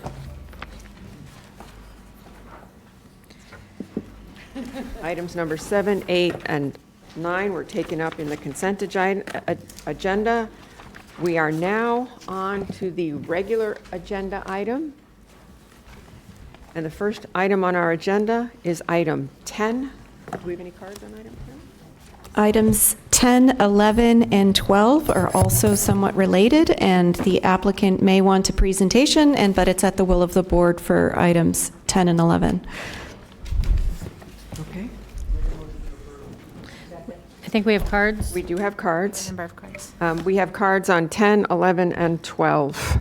I would ask that since we're taking these, are we taking separate votes for 10, 11, and 12? I think we should take separate votes on all of them, but as per standard protocol, you can hear the comp plan and zoning together combined. So yes, I would do the disclosures now. Okay. So disclosures. Let's do disclosures on, Do all comments for all cards? we're going to do disclosures first, then we'll do comments. And since we're taking all 3 items together, we'll take 1 card for all 3 items. Okay? So, Commissioner Powell, any disclosures on 10, 11, or 12? Just 11. Just 11, oh, correct, thank you. Any disclosures on item number 11? Thank you, Madam Mayor. I've had communication with Lauren McClellan, Jennifer Morton, and Roger Fina. Thank you. Commissioner Weiss? Thank you, Mayor. I've had verbal communications with Lauren McClellan, Jennifer Morton, and Roger Fina. Thank you. Vice Mayor Baxter? Thank you, Mayor. I've had no site visit, verbal communications with Lauren McClellan, Jennifer Morton, Roger Freed. Emails have been received and filed with the clerk. Thank you. Commissioner Woodward? On item 11, I had verbal communications with Jennifer Morton, Lauren McClellan, Roger Fina, and email correspondence filed with the clerk. Thank you. Commissioner Sacks? For items 10 and 11, I've had in-person meeting with Laura McClellan, Jennifer Morton, Roger Fina, Paul Chavosti. I've received and filed emails and as well as any calendar invites and a site visit as well. Thank you. Thank you. Commissioner Flores? On item 11, I've had no site visits, and I've had written and verbal communications with Jennifer Moore, Lauren McClellan, and Roger Fina. Thank you. And I have had verbal communication with Lauren McClellan, Jennifer Morton, and Roger Fina. And at this time, did the board want a presentation? I have a motion already ready to go. So procedurally, it's a little tricky because all 3 are connected. The first 2 definitely are. The second one is not concurrent in the sense that it will be coming back to you next time, and it is technically separate. So I think 10 and 11 should be handled together, but maybe treat 12 separately. Since this is... Okay. I think we have cards. And so we do have cards on this. Again, if you put a card in for all 3, you're getting 3 minutes to talk on all 3. So if you want to read the cards that we have. So we're doing 10, 11, 12. That would be Harold Gretzky, Linda Smith, and Alexandria Larson.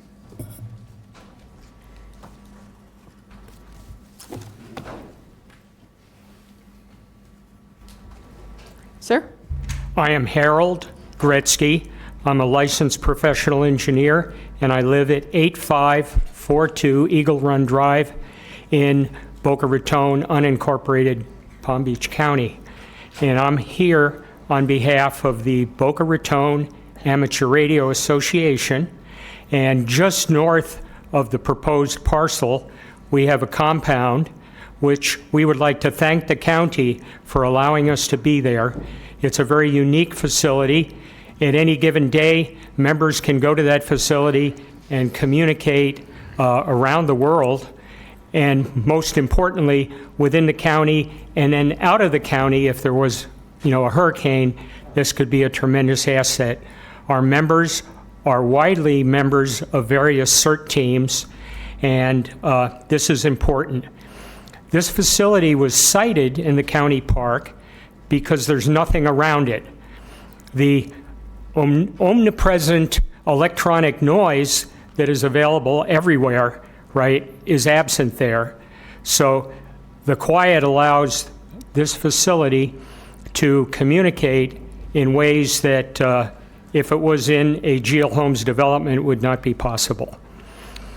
Okay, so I'm here to say that we oppose because of the electronic noise that would be present from all these various RVs with all of their gadgets and things like that. As a citizen, I'm opposed because we're actually living in an environmentally fragile area.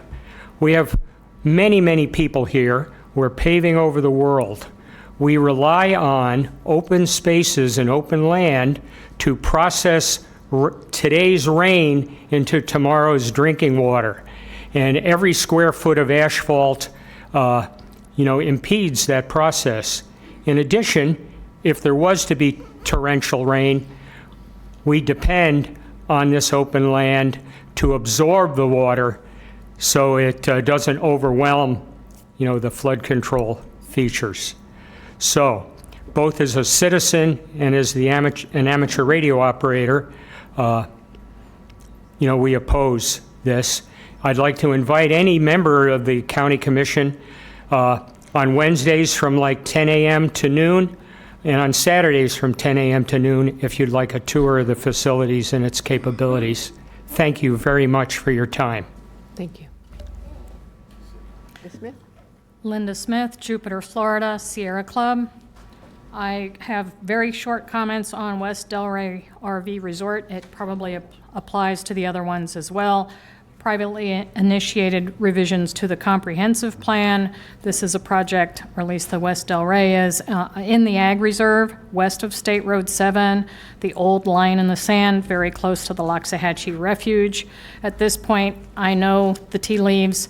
What I'm asking for is night sky compliant lighting and native planting, and I defer my 2.5 minutes to other items in the future for good grace. Thank you. Thank you, Ms. Smith. Ms. Larson?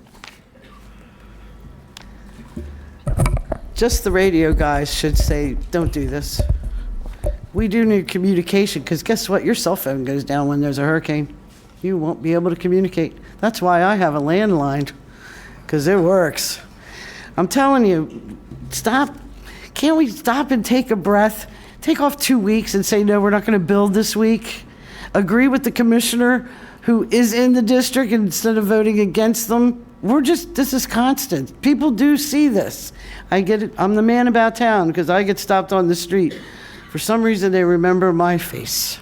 And they will stop me and talk to me about it. And they're intimidated and they don't want to talk in public. They have all kinds of reasons not to come, but they really do have a heart that stop doing this.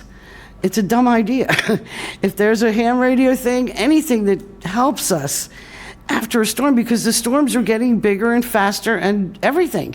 It's just not slowing down, commissioners. It's not changing. And I don't know what it'll take, because in 0405, this room got taken out.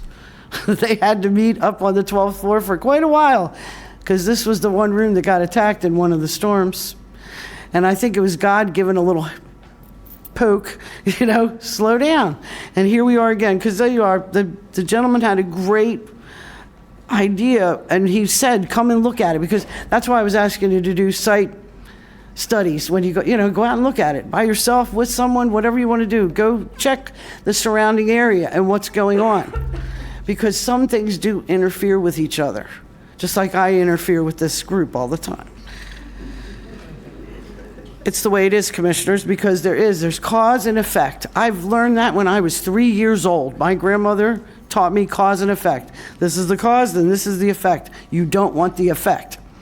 That's what she got. That's what she slammed home. We don't want to deal with the effect. So hopefully maybe one RV park, not 3 of them, and maybe not where the radio people that are going to have the communication to help you, because my aunt was on Bimini and she was Waypoint. She was the one that communicated with all the ships and everybody when there was a hurricane, and she's still there. So thank you for your time, and think about this. Think about the future. So Commissioner Weiss, your motion was for 10, 11, and 12. Can we amend it to 10 and 11? I mean, I'm looking straight at you, too. You know what? Sorry. It happens every once in a while. I'm not going to touch that. Commissioner Flores, would you please restate your motion? Yeah, I make a motion to approve item 10 and 11. And Commissioner Weiss, you were the one that seconded, correct? Yes. Okay. So we have a motion and a second to approve items 10 and 11. All in favor signify by saying aye. Aye. All opposed? See that motion carries 7-0 for item 10 and 11. And I'll make a motion to approve item 12. So I have a motion from Commissioner Flores, got it right, and a second from Commissioner Weiss. All in favor? Aye. All opposed? See that motion carries 7-0.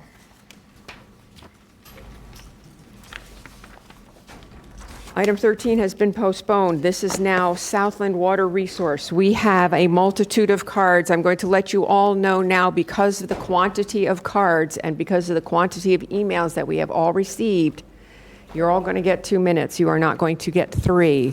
If we gave you all 3 minutes, we'll be here for 4 hours, or more, actually. So we have almost 50 cards.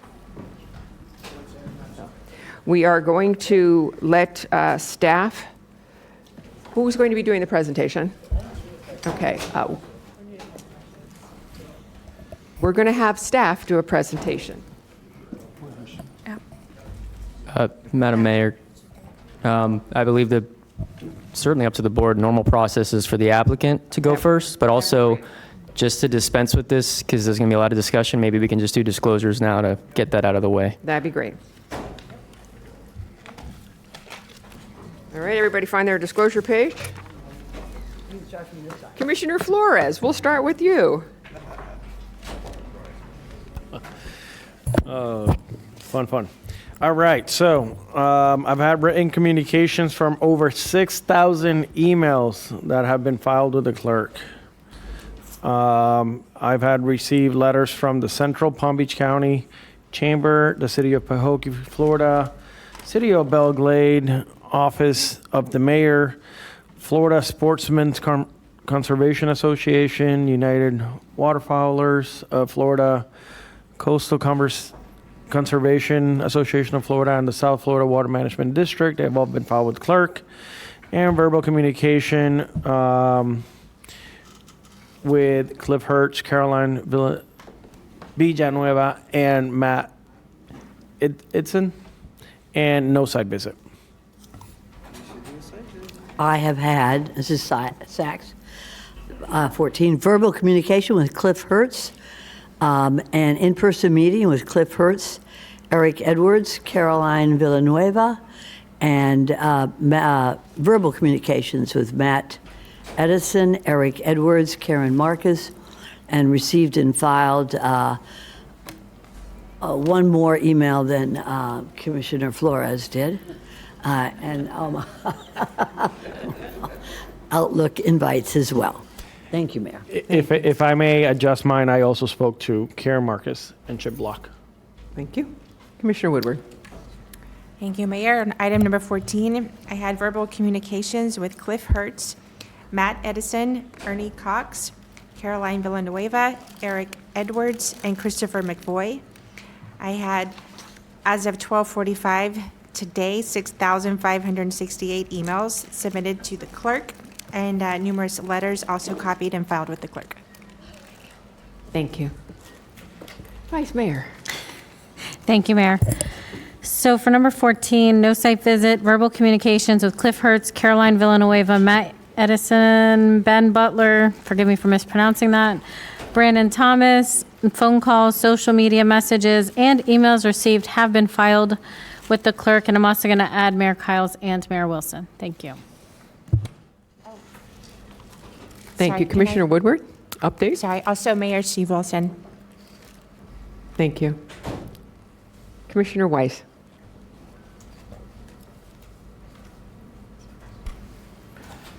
Thank you, Mayor. Let's see, I had verbal communication with Matt Edson, Caroline Villanueva, Cliff Hertz, Eric Edwards, Ernie Cox, Commissioner McVoy. I had a Zoom. I'm waiting for my office to give me the names from yesterday. Let's see, Eve Samples, Richard Grissom, Gil Smart. They're still missing somebody. And we received emails and letters that we have filed with the clerk. And I have one more name. It's coming in. Type faster, Niels. He's listening. Well, come back to, Mr. Grosso. There we go. Thank you. Commissioner Powell. Thank you, Madam Mayor. I've had verbal communication with Matt Edson, Caroline Villanueva, Cliff Hertz, Karen Marcus, Lisa Interlandi, Kara Cap. I've had correspondence, and Eric Edwards. That's verbal communication. And the original was in-person meeting. Correspondence via email by Chris McVoy, and I would venture to say the same number of emails as my colleagues. As a matter of fact, it looks like we're still getting emails. There's no way to independently verify all of the emails. And if I were to read all the names, of course, we'd be here until 3 days from now. But we have filed those with the clerk, and those are my disclosures as I know. Thank you. I've had written correspondence that I filed with the clerk, and to date, it's been over 7,000 emails, so I will not read all of those names because probably some of you are in the room. But I have also met with Caroline Villanueva, Matt Edson, Cliff Hertz, Lisa Interlandi, Eric Eichenberg, Kara Kappa, Bradley Watson, Chris McVoy, Eve Samples, Richard Grosso, Gil Smart. And Commissioner Weiss, did I ding, ding, ding something in your brain? I had verbal communications with Eric Eichenberg. Okay, thank you. Did you too? No. Okay, good. All right. So all of our disclosures have been filed with the clerk. So we are now on to the petitioner doing their presentation, and then we'll hear from the staff. And then we'll hear from those who put in comment cards. And just a reminder for those who put in comment cards, while we are inviting you to speak for 2 minutes, if you can be concise and do it in less, we'd appreciate that. We know where there's feelings in the room, both for and against, so we appreciate your concise words. Thank you, sir. Thank you. I'm hoping this works. Everybody hear me now? That one's not working. Maybe. Try again. Sounds like it, but there you go. It's working. There you go. Everybody hear me now? I'm Matt Edson, Vice President, Phillips and Jordan. Our address is 30115 State Road 52, San Antonio, Florida. Here today to present the Southland project. If you're going to hold the mic, you got to hold it closer. There you go. It's keeping me from bending over again. The Southland Water Resource Project started its development in early 2023. We sat down with the South Florida Water Management District executive staff with the initial idea of creating the Southland Water Resource Project. that was a back of napkin idea at the time. We met with staff to continue to develop it. We did some fatal flaw analysis. And through that development, we decided to progress forward with actual engineering and start the engineering of the project. The project's located on 8,600 acres. It'll provide storage a total of 120,000 acre feet at completion. It consists of 13 individual cells, and the first 20,000 acre feet will be delivered in under 5 years. Stormwater treatment areas 5 and 6 continues to experience periods of drought, and additional storage delivered in an accelerated timeline for these STAs is critical. I think they're actually dry today. A consistent and continuous steady flow of water is critical for vegetative water treatment systems, because if there's no water, there's no plant life and there's no nutrient removal. Southland Water Resource Project is strategically located with a direct connection to the Miami Canal, allowing for various flow paths to downstream STAs and other water features. Phillips and Jordan has a long history with South Florida Water Management District, delivering projects such as the A2 STA, the Stormwater Treatment Area, C51 Reservoir, L8 Reservoir, C43 BOMA Test Facility, and most recently stepping in to complete the C43 Reservoir project when the other contractor was removed from the project.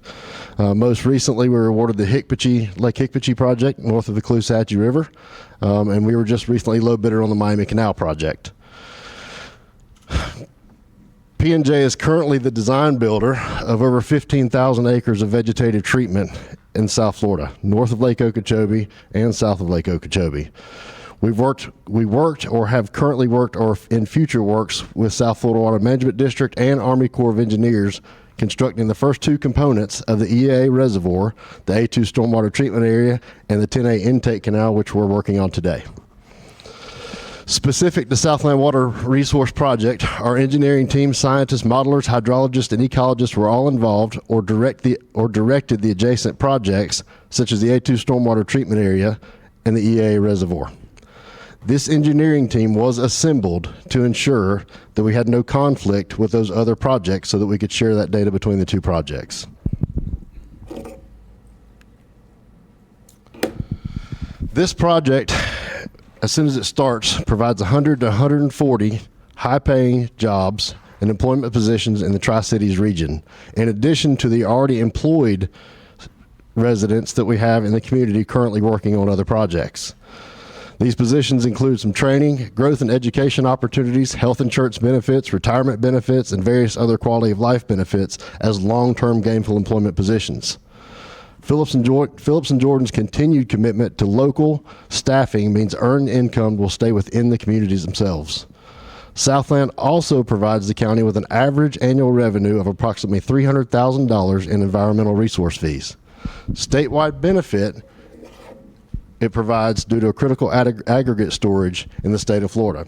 As most of you know, over the last few years, a lot of our imports of aggregate have been cut off from South America and Mexico, and we're having to import most of the aggregate from either the Bahamas or Nova Scotia, which is now going to be affected by most of the tariffs that are going to happen coming from Canada. So the project does provide dual benefits.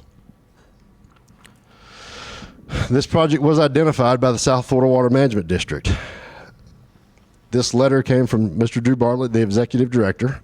At several attempts, the letter has been substantiated over and over again by both the board and the director, and it was specifically written to meet the zoning requirements of Palm Beach County. We got the letter from the FDEP of no apparent concern for this project. FDEP, over the last 2 years, has reviewed over 3,000 documents of technical data and engineering for this project. We started that submittal in 2023, and they've continued to review that along the way. We are at a point now that we are satisfactory with FDEP, and they're processing the ERP permit. We recently received the recommendation of approval from Palm Beach County Zoning to come to commission. The Palm Beach County Permit Commissions, most of which we asked to be adopted as the permittee for the project to ensure Palm Beach County, the residents of Palm Beach County, and all of the stakeholders that we are going to build what we say we are going to build. This isn't some guise of mine as it's been proposed or called. We have to build a water resource projects. This limits the excavation. I'm going to read these verbatim because these are very important. This limits the excavation of the site to support public roadway projects or water management projects associated with ecosystem restoration, regional water supply, or flood protection on the South Florida Water Management District identified site. This project requires a fully executed FDEP ERP permit for a water resource facility by 5/31/26, or a status report would be presented to the Board of County Commissioners to revoke or amend the approval. These are things that we asked for. This requires documentation to show that ERP permit requires the excavated area to be reclaimed as a water resource facility. What we have done in our permitting is we have aligned the state permit, the ERP permit, with the Palm Beach County permit so that we would be out of compliance if we did not complete and construct the water resource facility. That's a big deal for everyone here to make sure that this facility gets built. No matter what, we have to build a reservoir. This requires annual reporting, which includes the status of each phase, total tonnages removed from the site, proof of payment of earned natural resource extraction fees, documentation of qualifying use per the county comp plan, status of compliance with conditions of approval, status of compliance with the ULDC, including aerial surveys and blasting records, and also status of compliance to the county for the FDEP permit. To continue, we added more conditions. This project requires a restrictive covenant to be recorded with Palm Beach County in favor of Palm Beach County for each subphase prior to its construction, restricting the use of the excavated area to a water resource facility constructed and reclaimed pursuant to the ERP permit. This requires proof of an operating agreement or conveyance for water management project associated with ecosystem restoration, regional water supply, or flood protection upon completion of each subphase, excluding subphases 1 and 2. For this project, the phase 1 would be the first 3 cells, pump station, and conveyance. So that's wrapped up together. That's that first 20,000 acre feet. After that, we would have to have these covenants applied and proof for every phase after that out of the 13 phases. If we are ever out of compliance on any of these items, we only have 120 days to bring these out of compliance issues into compliance, or the permit can be found in violation, revoked, or suspended. Before any excavation activity is permitted on site, FDEP approval to reclaim the project area as a water resource facility, Palm Beach County ERM notice of intent to construct, final site plan approval, and posting of reclamation surety is required. That is what we're obligated to do to the county. So to get into a little bit of the project location. The project location is directly north of the A2 STA stormwater treatment area and northwest of the EA reservoir. This is also north of the 10A intake canal that we are constructing now. It's adjacent to the Miami Canal and north of STA 56. To zoom in on this a little bit further, we didn't highlight the Miami Canal, and I should have, but the Miami Canal for this project is the conveyance to the other projects in the region. The STA 56, likely the A2 STA because it will need water as well. The EA reservoir is at a stage right now that it may not be completed until 2036, likely further, and it could not be ready for use until almost 2040. If we can give 20,000 acre feet in under 5 years, this provides water for STA 56, A2 STA, or anything else that the district or FDEP sees that they need to use the water for. I know that this has been a big topic for everybody in the room about being adjacent to the EA reservoir. And I want to say this, Phillips and Jordan is a big proponent of the EA reservoir and the A2 STA. When I go through these slides today, it's only as comparison. We are supportive of all of these projects as we are for every project that South Florida Water Management allows us to perform. The Southland Water Resource Project has a buffer from the property line of 1,000 feet to the beginning of the project, Southland Water Resource Project. They're only touching, our only adjacent portions of this project are 4,500 feet to the northwest corner of a almost 26,000 foot wide A2 EA reservoir. We touch 4,500 feet.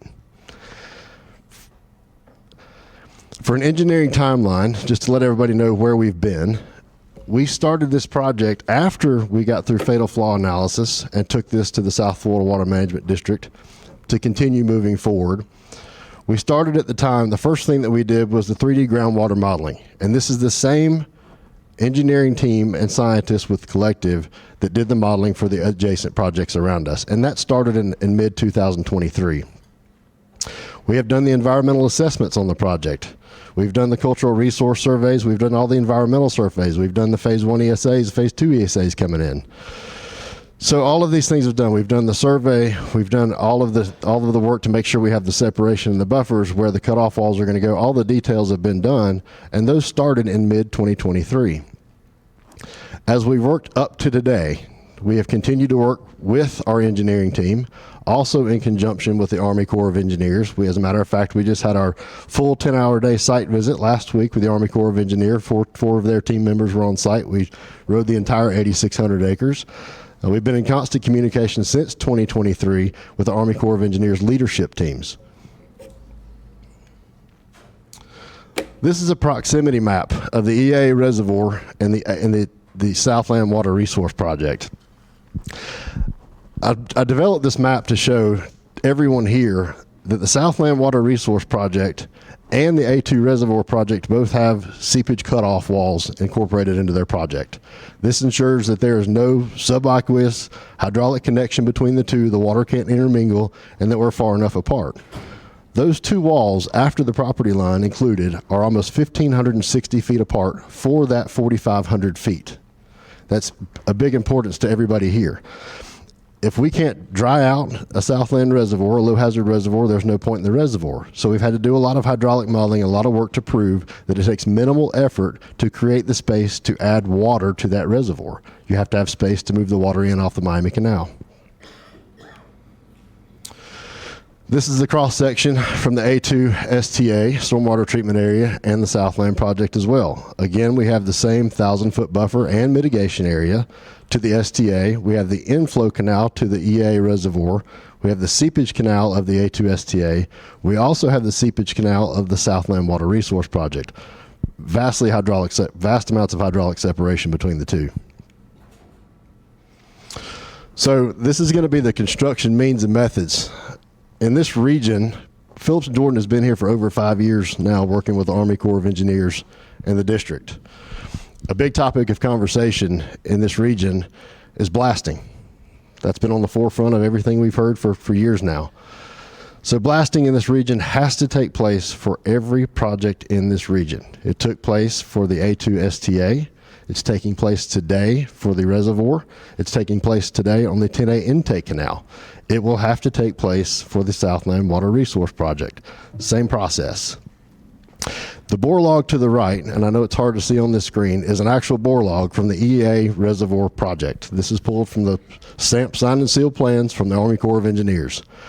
Those two items highlighted in red are limestone, very dense, hard limestone. They are going to require blasting to build the EA reservoir. In the state of Florida, all blasting is highly regulated by the state fire marshal with guidelines that must be adhered to or blasting operations cannot continue. We do this every day with our subcontractors that are licensed and state registered for the state of Florida. Data collection for that blasting has to include seismic data, particulate monitoring, and air quality monitoring. That's just some simple examples of what we have to maintain to continue blasting on the project.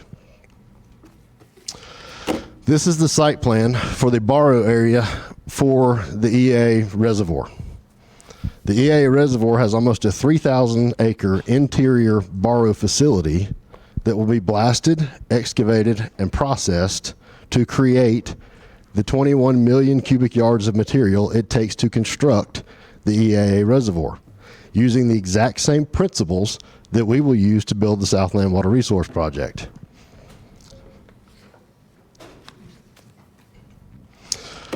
I want to make another comparison. I've seen some edits and some social media posts that compared us to a high hazard reservoir. A high hazard reservoir is a designation or classification of a reservoir nationally recognized by construction industry standards. A high hazard reservoir classification means that there is the potential for excessive property damage or loss of life. That's a very serious classification.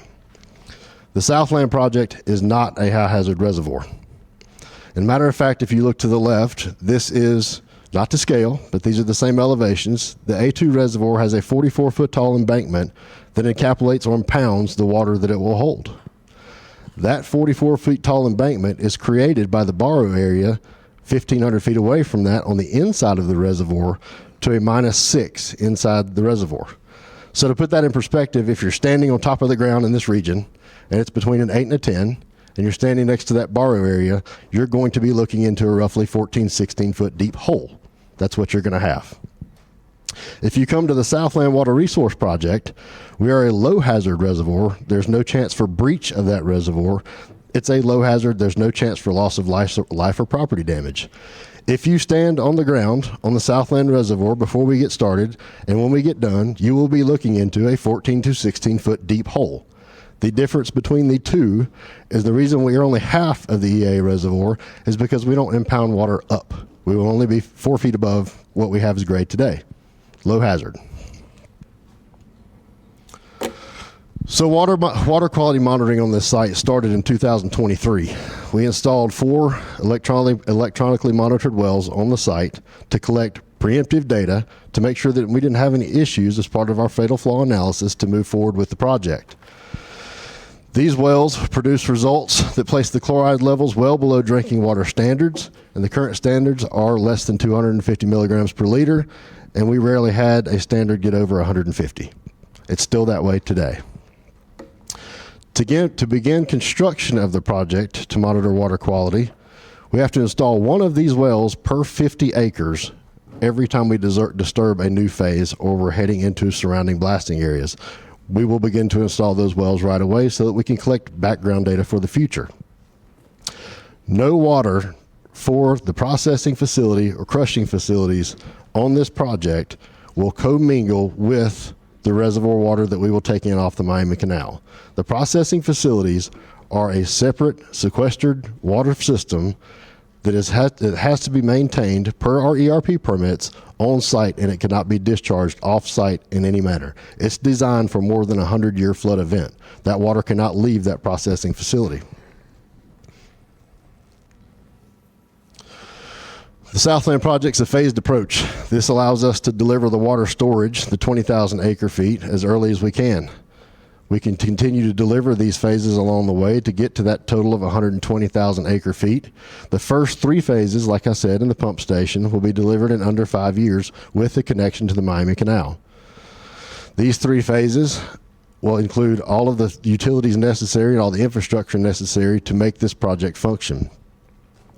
The Southland Water Resource Project is important because we're not requesting a variation to go past the -15 OWL, or what is your county requirement to get a variation to go any deeper in this region. We're not digging any deeper than that -15. This design allows for early benefit and extremely low maintenance for the Southland project. Permitting. The water storage facilities of reclamation is the reclamation permit requirement for this 3B excavation issued by Palm Beach County. Per the FDEP ERP permit, the water storage facilities are also required to be constructed as reclamation for the excavation. As I said, we made sure that both permits aligned with each other so it would be held accountable by both state and local government. No subsequent phases after these first 3 phases can begin if the requirements are not met on these first 3 phases. They have to be complete as designed, engineered, and functioning as a water storage facility before we can move on.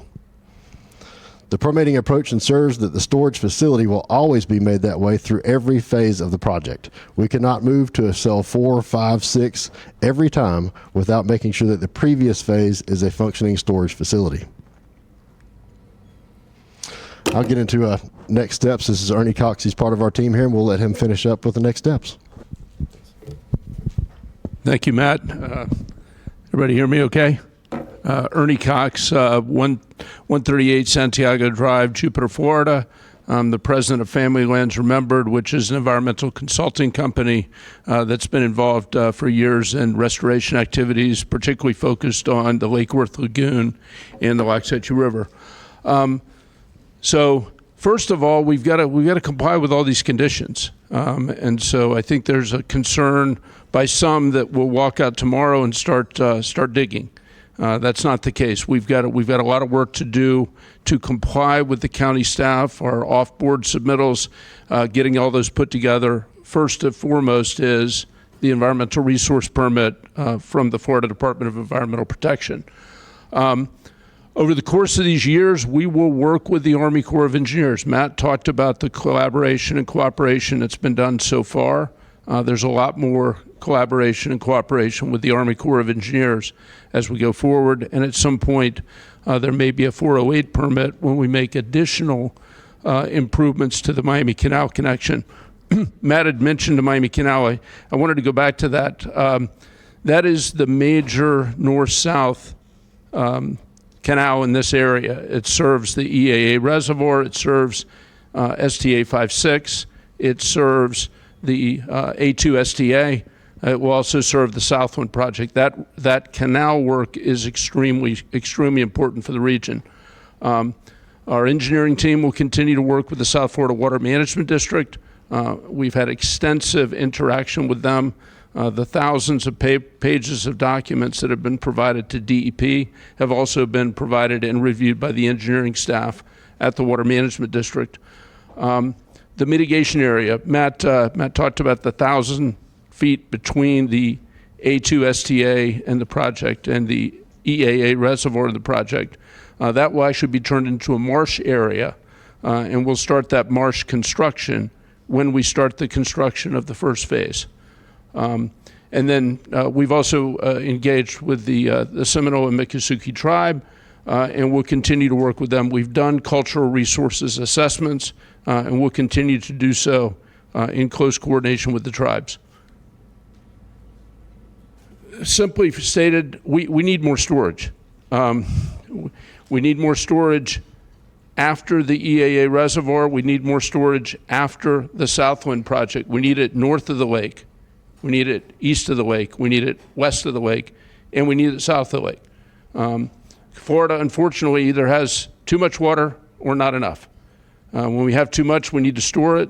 When we don't have enough, we can use it to feed these stormwater treatment areas.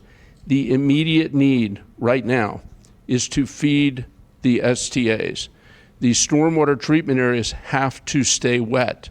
When they dry out, they don't take phosphorus out of the water. And so that water is going to support this, and we've got to do that now.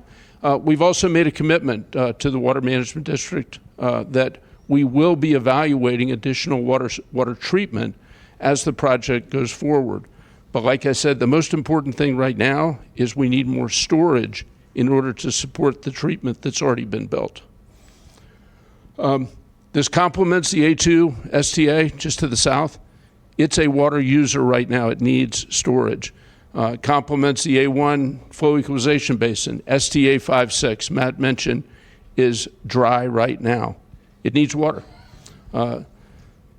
Complements the storage provided by the EAA reservoir and consistent flow of water south into Everglades National Park and into Florida Bay. Absolutely critical.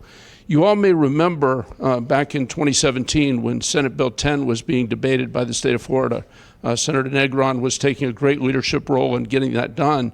The discussion at that time was that we needed a minimum of 360,000 acre feet of storage in this area. Ultimately, because there just wasn't enough room, the EAA reservoir is 240,000 acre feet. This project will start to make that up, located in the EAA. Where we are today, this is Palm Beach County. You are one step in a very complicated process with a lot of different agencies. The county has its rules and regulations, and we've worked very closely with staff to be able to prove that this project meets each and every one of them, including the conditions. It has been identified by the Water Management District. Project approval, we've made clear this is a water resource project, and this team of people that's working on it, myself included, has had experience working on the almost identical thing, and we look forward to doing it more. We meet all the comprehensive plan requirements. We meet all the ULDC requirements. We have the zoning recommendation of approval, staff recommendation of approval. Major next steps, FDP permit, coordination with the Corps, final construction plans, and South Florida Water Management District. We are continuing to work through their process. And we have a public meeting set up with them in Belglade next week, Thursday afternoon. Finally, this is part of the solution. As you know, our team has been committed to complementing the county's projects, complementing the state's project, complementing the water rate. We have more needs for storage in the system than we have capacity in our governmental entities. And so the public-private partnership aspect gives us the ability to work together to meet all standards and meet these needs. So we urge you to approve this. Thank you. Thank you. Follow-up from staff.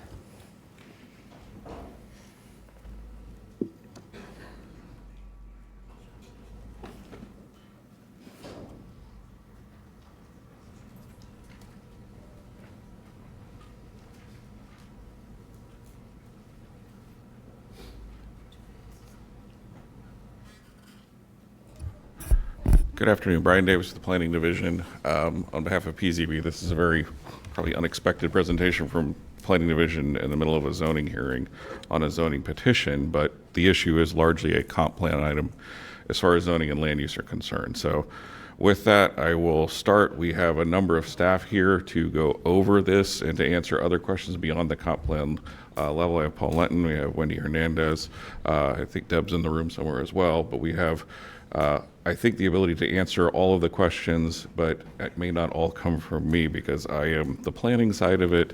And since I am a planner, I am obligated, I think, by some sort of unwritten law to talk about our managed growth tier system, just for the sake of setting the groundwork from a county perspective, if you will.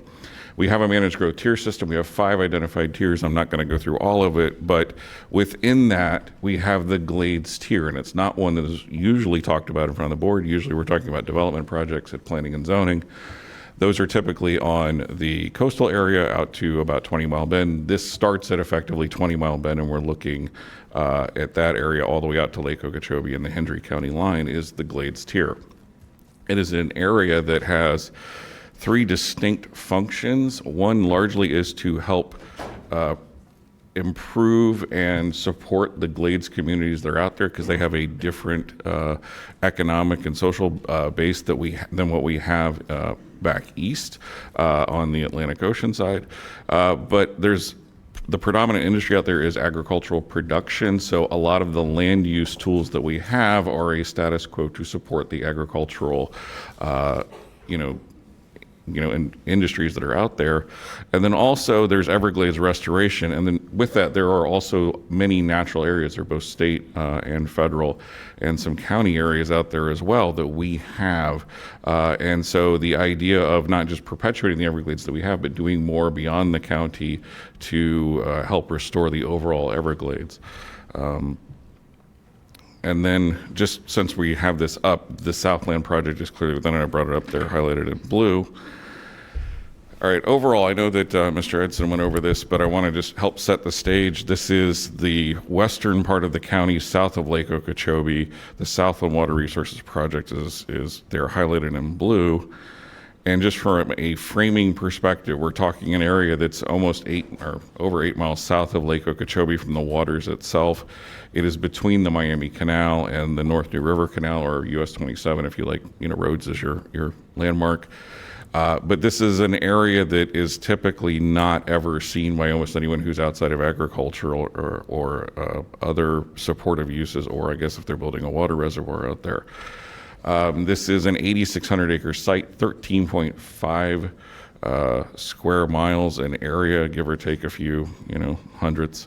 It's in our Glades tier, rural service area, the managed growth tier system. The zoning and land use are ag production. It's the same zoning and land use district, and there it's a very constrained district and land use area solely to do these very specific functions, and that's really the heart of the matter. The present land use, not future land use, but land use itself is actually bona fide agriculture, and the request is for a type 3B excavation. And apparently the document I pulled it off of said there'd be over 87,000 acre feet of water storage. So it may be considerably higher, but that was what I pulled off the phasing plan. And then just for some sense of scalarity, it indicated how far it is from Lake Okeechobee, but it's 7 miles to South Bay and 8 miles to Lake Harbor. So it's really in an area of the county that almost no one experiences. And then also it's been established that you have the EAA and the A2 STA and reservoir that are immediately south of it, but immediately south has some interesting connotations, and we'll discuss that a little bit more. Because this is a relatively unusual presentation, I'm going to give you a little bit of background as to why we have the issues that we have in front of the board.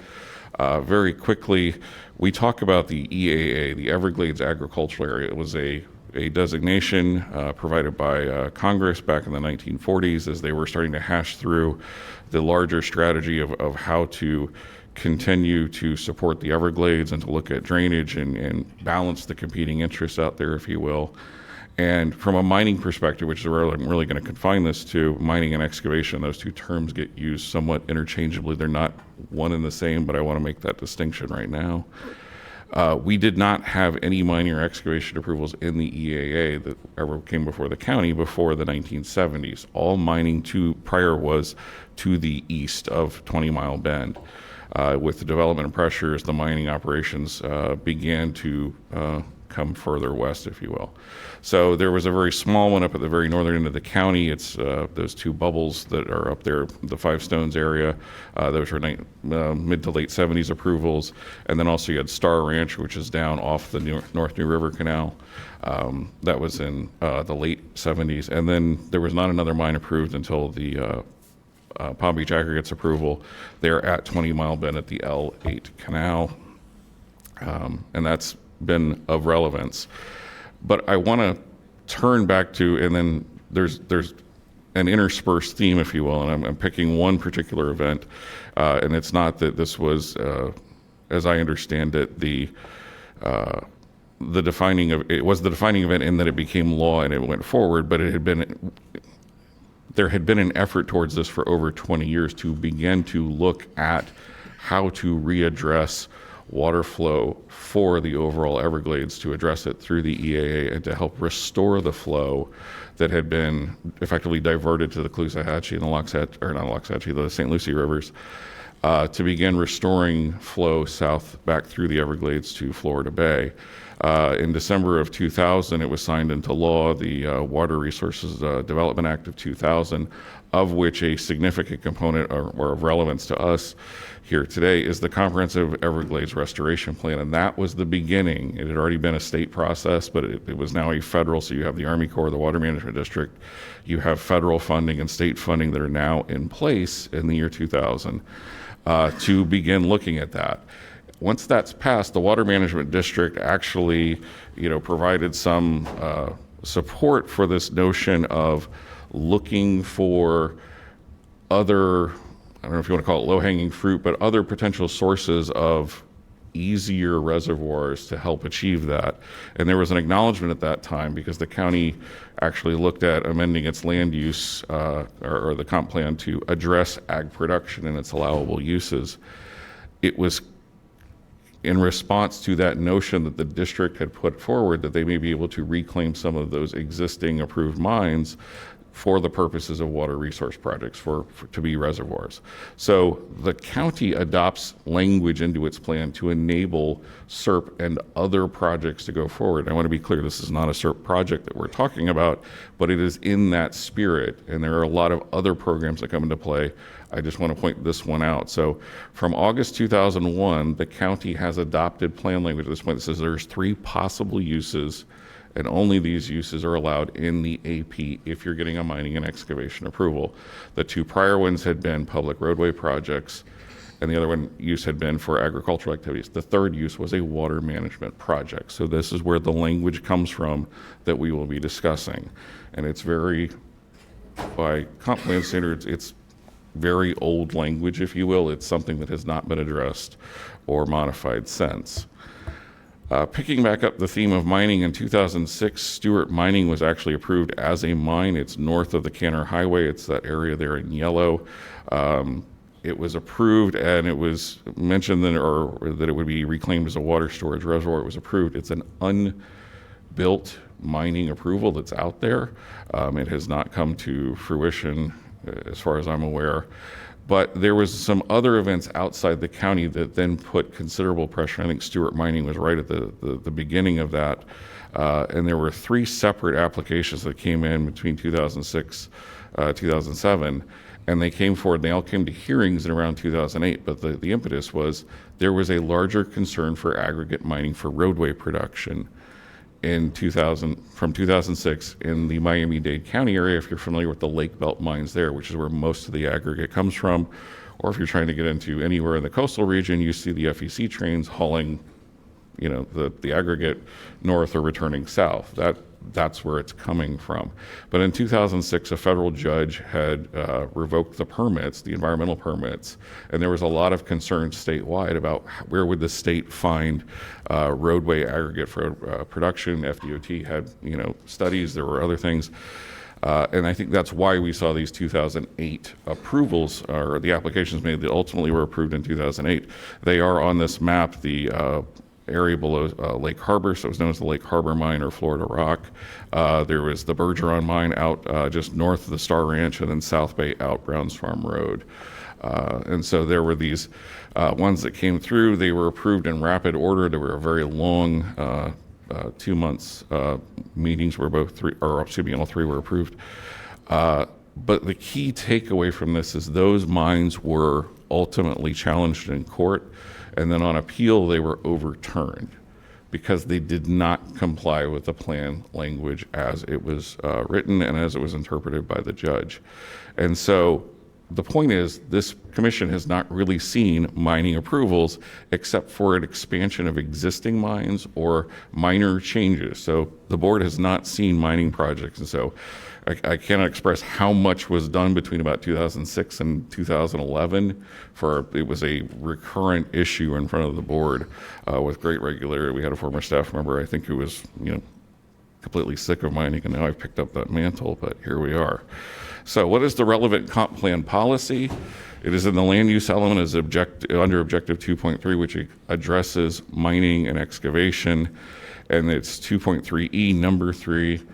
And this is what it says, the relevant piece for this project: the water management projects associated with ecosystem restoration, regional water supply or flood protection on sites identified by the South Florida Water Management District or the U.S. Army Corps where such uses provide viable alternative technologies for water management. This is the policy language, and as you can see, I think the word that we're all going to focus on now is the identification. That is really where we are. And I will say this, that even though we have 3 pieces of case law on this, it does not speak to what consists of identification. The identification is, I think, where there's a disagreement between the environmental concerns and, potentially the applicant and staff. So this is the letter that you've already seen that was provided from the district to the applicant, and they very consciously pick up the comp plan language, so that they have identified this site, the Southland Water Resources Project. And so this, as far as staff is concerned, is fulfilling the comprehensive plan requirement for identifying location. Vice Mayor Baxter has a question. Hi. Could you go back to the previous slide real quick so we could read that one more time? There.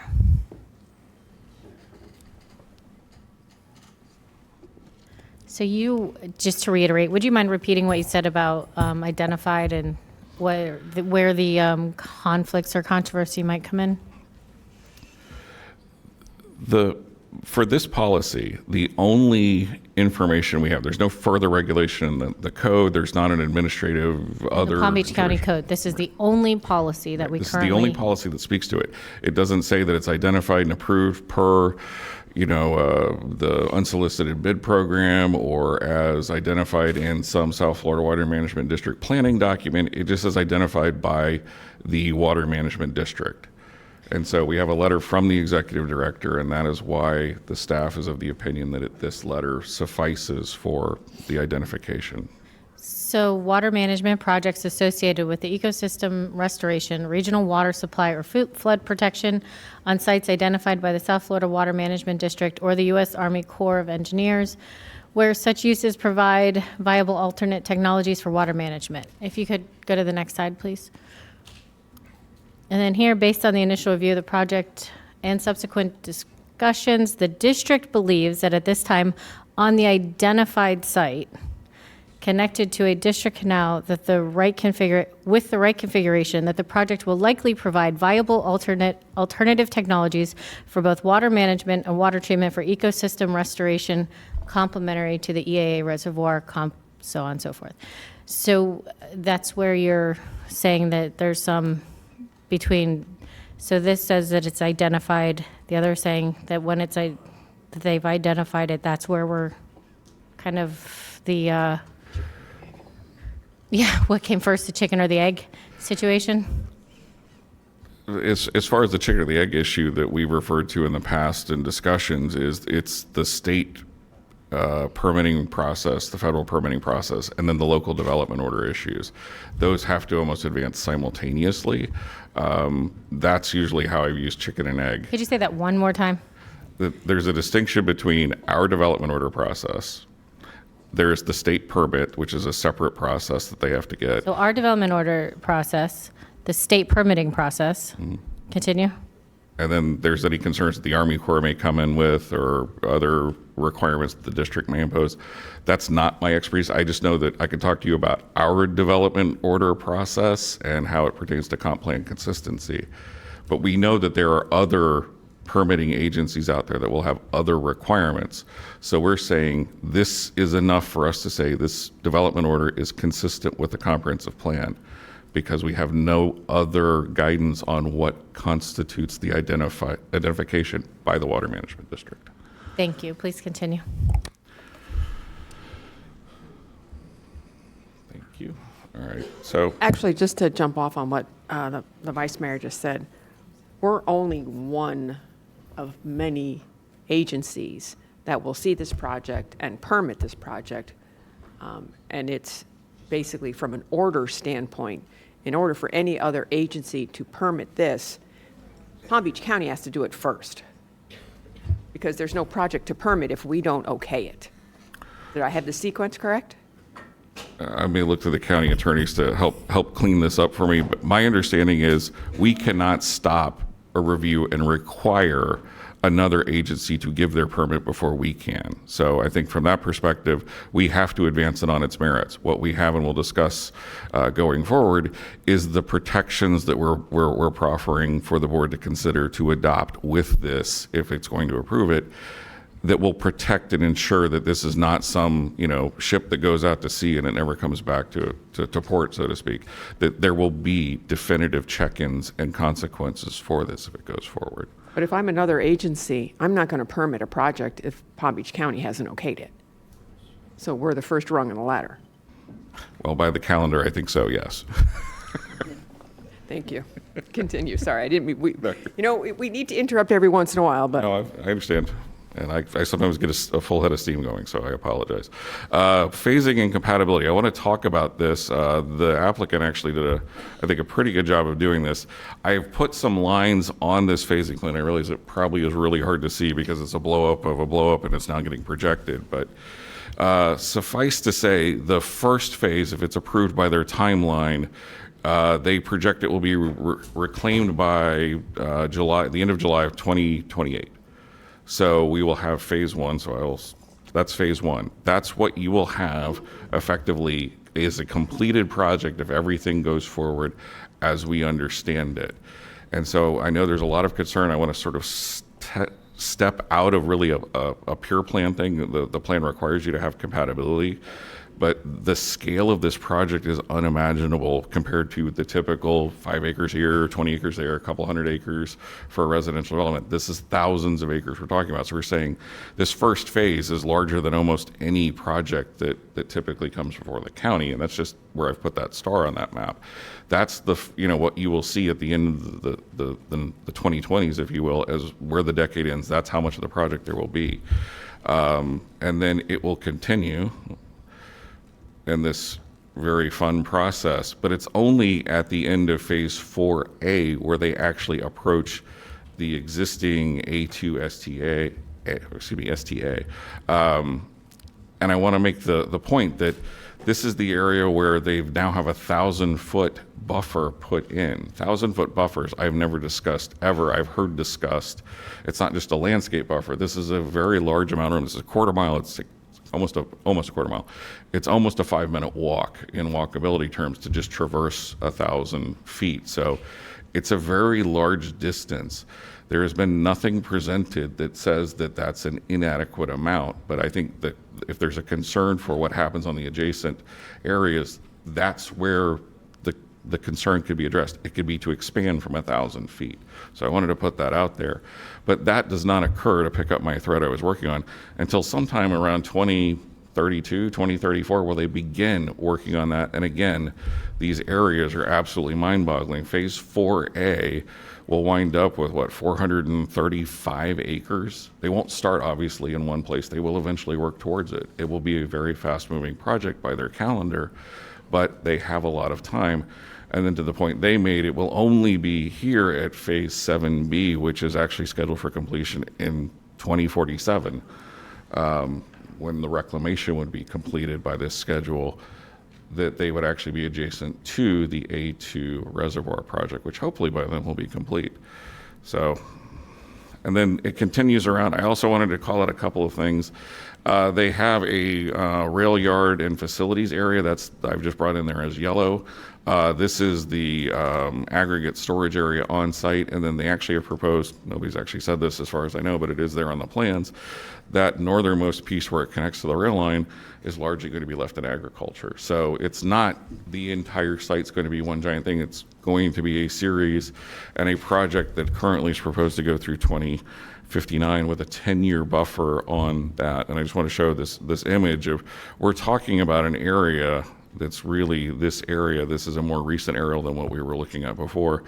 That this is the environmental condition. There's not a lot of distinction. This is the beginning of the A2 reservoir construction. You can see this is actually a Google aerial rather than the ones that we have, so it's a little bit more recent. So the applicant included this, the conditions of approval and the timing mechanism. The clear thing, and this is to go back to the point I was starting to make, that we had to ensure consistency with a comprehensive plan, the project can only be used to support public roadway projects or the water management projects as identified by the district in their December 2024 letter, and that also that no commercial uses other than the above are allowed. So we feel that this boxes them in. The second condition then requires that they must provide us with the FDEP permit, the environmental resources permit from them, within a calendar year. This is the first real check-in that we will have. The first one was a standing condition that will be there for going forward. This one, though, is an action item. If we do not have the FDEP permit by May 31st of next year, this commission would get a status report following that from staff saying that we do not have an FDEP permit that guarantees a return trip. We will recommend that you revoke the development order based on our understanding, and it will be up to the applicant to make the case that there's been some extenuating circumstance. I think we'll know well before then, but there is a guarantee stop. Usually our monitoring process and status reports work where they get 4 years for a phase, they can, administratively extend it. It would take some time to get there. We're saying no, this is of critical importance. We want to ensure that the representations made are what's being realized, and so that we have a way to bring it back. We also will make sure that in condition 3 that before commencing the excavation, they must give us the FDEP permit documentation on how they will reclaim it. Reclamation is what you do when you're done with the excavation and how you put it back into a usable state for the actual purposes of holding the water. Probably will be wet all along, we understand that, but that's the final condition, if you will, as I understand it. And it must be specifically for that water feature or water storage feature or some other benefit as enumerated in the plan. It could be, just environmental purposes, which it actually does support as well, as I understand it. All right, they spent a lot of time talking about condition 4. That's the annual permit or annual report that is required under the comprehensive plan, or excuse me, under the ULDC. We have added to those requirements. There is a requirement in the code language that the board can, propose other things. We're saying that this is completely appropriate, so that they will have to demonstrate. And these reports are very large for what they are. They easily are 20, 30 pages. It depends on how much blasting they do. We actually then get reports of all the blasts. They're very, I actually read a few of them. They're not fun reads, especially from a planning perspective. But they'll give us the status, how it complies with the plan, and it continues to comply with the plan. And then all the conditions of approval, they will analyze those every year. They will also address their compatibility requirements, and that they will demonstrate continued compliance with their FDEP permit. And again, if they fail to do one of these annual reports, then they will come back with a status report with a recommendation for revocation. I want to compliment the agent. We thought we threw a list of conditions at them that they would not agree to, and they came back and said, thank you, may we have another? They provided more options or restrictions, including a restrictive covenant that could be done as each subphase, or that would be done as each subphase commences, that limits the use and to the reclamation. So we would have an additional measure, not just the zoning and land use authority and control. They would then give us a further restriction in the property record, if you will. So it's a belt and suspenders approach. They also further clarified condition 6 to say that when each subphase is complete, the reclamation area, if it's used with the consent of the owner for a water management project by any of these entities or other entity, including a nonprofit, they will provide a copy of the agreement, so we are fully aware of how it's going on, so we would know who if you will, is complying or not complying, and whether or not there was an instrument of conveyance, whether it's by deed, easement, or other, they would give all of that documentation to us. And then finally, these have all been sort of as the project goes along. If at any point the project does not comply with its FDEP permit, it loses, it's revoked, it's suspended, whatever, they have 120 days to cure that. Otherwise, again, it will trigger the return trip to the county commission with that status report. So I'm going to conclude here. Others may feel free to jump in on staff for things I have not addressed. The staff report meets all your code and plan requirements. It is competent, substantial evidence for the record for you to base your decision on. The staff recommendation is for approval as conditioned. Your zoning commission back in April recommended approval as conditioned in a 5-3 vote. I am happy to answer any questions, or anyone else wants to jump in and try and clean up the mess I've made. With that, I thank you, and I'm happy to answer any questions. Mr. Linton, do you have anything to add since you're our water guy?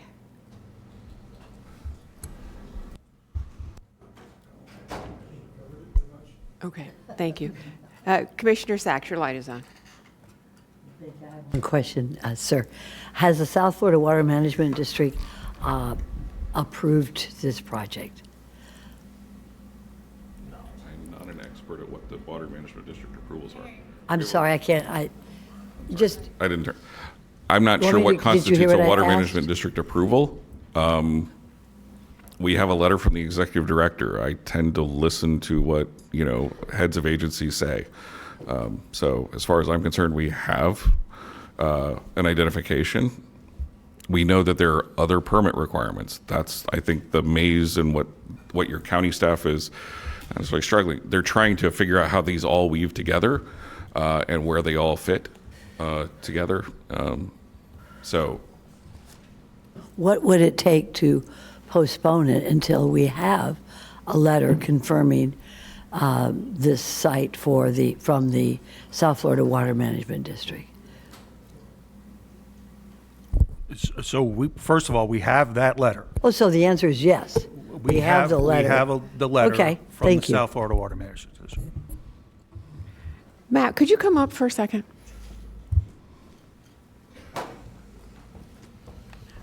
I have a question about the cells and the sort of jigsaw puzzle of how they go together. Mm-hmm. And how did you arrive at cell 1 and then work your way around?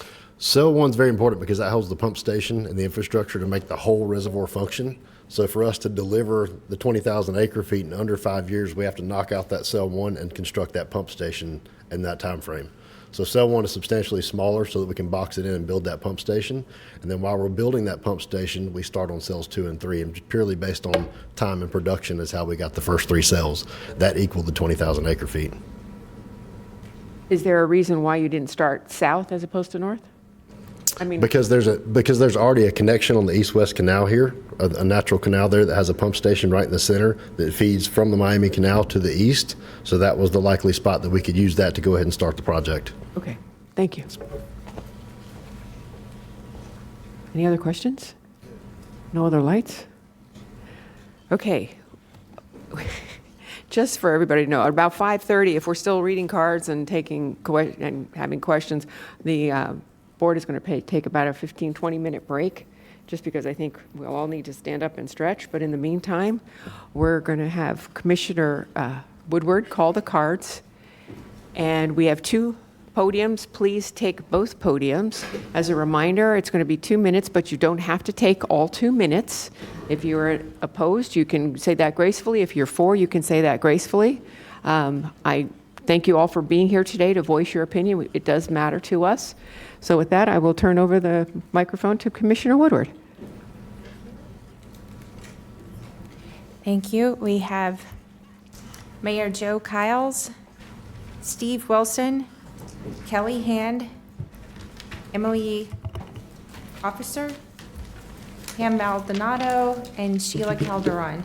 I'm calling extra names in case anyone is outside.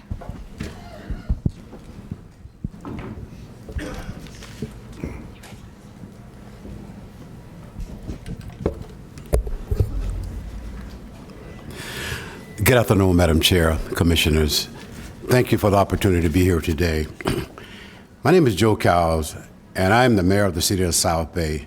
We are the closest city to the Southland Water Reservoir Resource Project, being about 7 to 8 miles driven district. I worked at Okalanda Corporation as a union representative some time ago, more or less about 20 years ago. So I've seen the sugar industry. Okalanda is an ongoing supporter of Everglades restoration.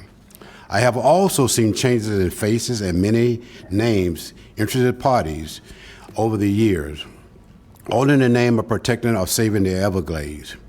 And yet, we who actually live and represent the cities found around the time of the hurricane of 1928, we also, who actually live in the EAA, are reported faced with negative and ill will by peoples who don't live in the glades claiming to protect it. I am here to tell you that my city knows the applicant, Phil and Jordan. The combination of Phil and Jordan with the 2 sugar companies makes Southland different and special from previous government-owned and government-run projects in the glades. The sugar companies and Phil and Jordan are privately in the industry coming together to pursue a water storage project, to pursue a solution to get to that. They are excavating their land, that excavation to meet market demand for aggregate with given local cities like mine's jobs well. My residents will be prioritized in local career, learning on the job, and make a good living to benefit their families. And this in the name of storage water, being part of a solution and helping the Everglades. These 150 jobs are real positives in rural community area like mine. And the public, thank you, Madam. I appreciate that, Madam, and ask you to support. Thank you, Mayor. Sure. Mayor, could just make a quick question. Am I to understand then that you stand behind this project? Yes, I do, sir. Thank you so much. All right, thank you. Mayor Wilson. Madam Mayor, Vice Mayor, and to all the commissioners in their respectable districts. For the record, my name is Steve Wilson, the mayor of the great city of Belgrade. I bring greetings to all of you on behalf of the city and all the elected officials that share the dais with me. I'm pleased to let you know today, I have with me today our Vice Mayor Joaquin Amazon, Commissioner Dr. Robert L. Reese, Commissioner Tequila Collins, and our Lone Ranger, our city manager, Mr. Lomax Harrell. I need not pause to say to all of you how appreciative we are for what you've done, what you're doing, and the things that you will continue to do for the folks of Palm Beach County, where they can live, work, and raise their families. And believe it or not, that's just why I'm here before you today. We, the Glades community, would like to continue to have the same opportunities to live, work, and raise our families in the western part of Palm Beach County. Yes, people often say, the people in the Glades are always smiling. Yes, we're always smiling, but deep down inside, we're crying. We're crying because there are people continue to threaten us with the idea of flooding the Glades or to take over our communities. Now, when you think about the Glades, there are a lot of things you should know about, but because of the time I have, I want to leave two with you. Our ability to provide food and water.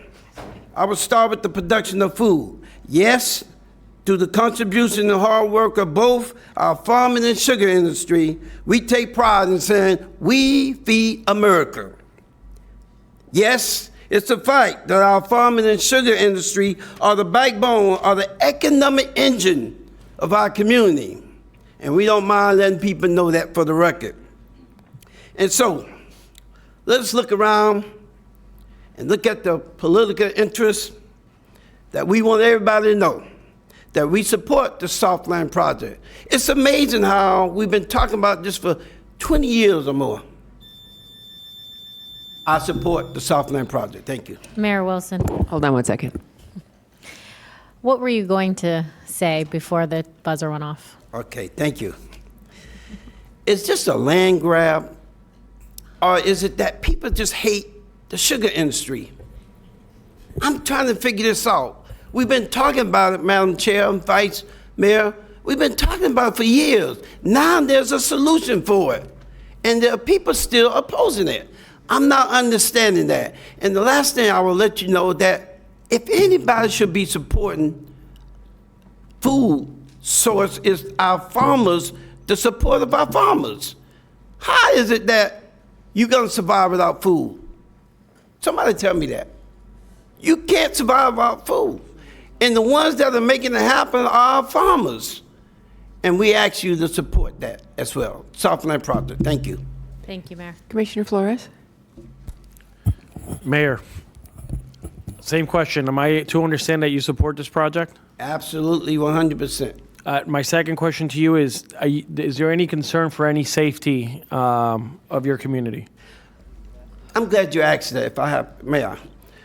Do you really think that we would put ourselves in harm's way if there were safety issues? This is why we're going through all the processes. There's nobody more scrutinized than the farmers in the sugar industry. There's nobody more. So to us, there's no safety issues.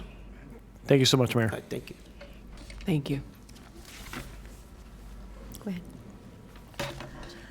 Good afternoon, Commissioners. I haven't been here in a while. It's Sheila Calderon, currently living in Boynton Beach, Florida. Thank you for the opportunity to speak. I promise to be brief. I definitely oppose, okay? And I'm opposing based on the Palm Beach Comprehensive Plan prohibiting commercial mining within the Everglades agricultural area unless it is exclusively necessary for a few of the three identified purposes. And I'll quote this: within the agricultural production future land use designation, mining may be permitted only to support public roadway projects or agricultural activities or water management projects associated with ecosystem restoration, regional water supply, or flood protection, okay? That's the only way it is in the comprehensive plan. So the project is not a water resource solution, okay? And I believe it has reversible expense of our fragile Everglades ecosystem and South Florida's future water security. I'm urging you at this point to reject the proposal in the strongest terms possible. A vote for Southland is a vote against the Everglades restoration. A vote for Southland is a vote against science, against sustainability, and against the will of the people you are sworn to represent. And I thank you for the time to speak.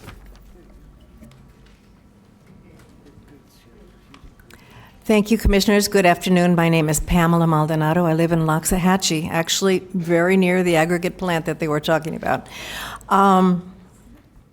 I was very happy to hear that the rock that is mined is going to go to FDOT or to the water management projects. That was one of the concerns that I have, because in the end, this is a commercial proposition for Southland.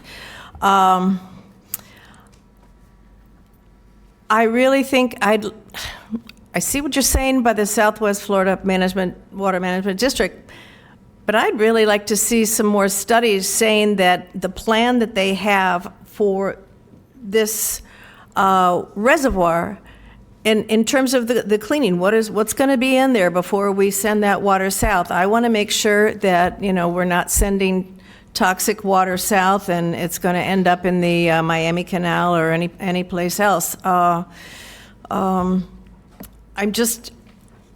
I don't want anything threatening the structural integrity of the whole Everglades restoration project, okay? Because nearby there's really important work that's been done. I don't want to see this approved prematurely without the necessary studies.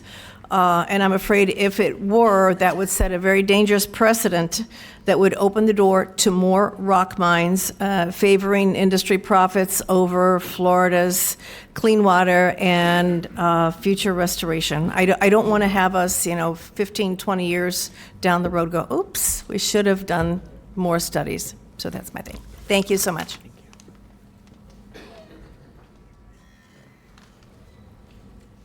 Okay, the previous names were Kelly Hand and Emily Officer. I'd also call Pastor Jamarius Bing, Dr. Christopher McVoy, Marcelo Baladores, Michael Holliday, Matt DePoulis, and Captain Daniel Andrews.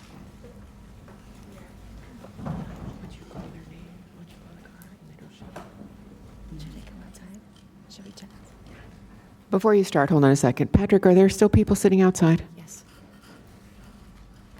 I'll take one more look, but understanding the people that are outside were not going to be speaking. I'll check again, though. Okay, and on the 12th floor?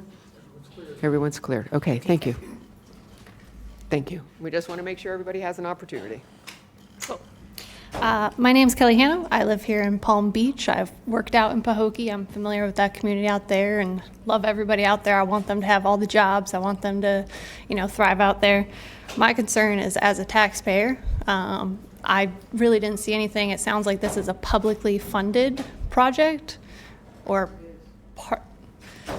I've seen both. Their website says publicly funded. I'll pause your time. Hold on.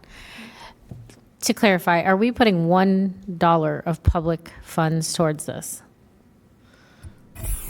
I'm not aware of anything that's been appropriated for it. And we have, as a board, not even seen, approved, or heard of any dollars we are putting towards this. This is all privately funded. Okay, it looked like on their website it had that information, but maybe I read it wrong. But then that's all I needed. Greetings, Madam Mayor, Vice Mayor, ladies and gentlemen of the council. Thank you all for this opportunity. I am Pastor Jamarius Bing of Mount Calvary First Baptist Church in the city of South Bay. I also serve as the Vice President of the Glades Area Ministerial Allowance, where we represent approximately 25 to 26 churches within our Western Palm Beach County community. Our ministerial allowance, we work on the grounds as ministers, as well as being ministers to our flock. And we are advocates for our communities at large, such as this meeting on today. Because it occurs and it happens directly in our community, I am here to ask you all to turn away to the noise, the ill will, and the negative conversations that may be going on in individual groups, attempting to prevent this prosperous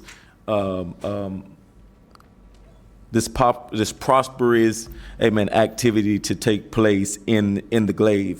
Prosperity means jobs for our community. The Southland Project will create over 150 new jobs, which we so desperately need in our community, including job career fairs, training for our community at large.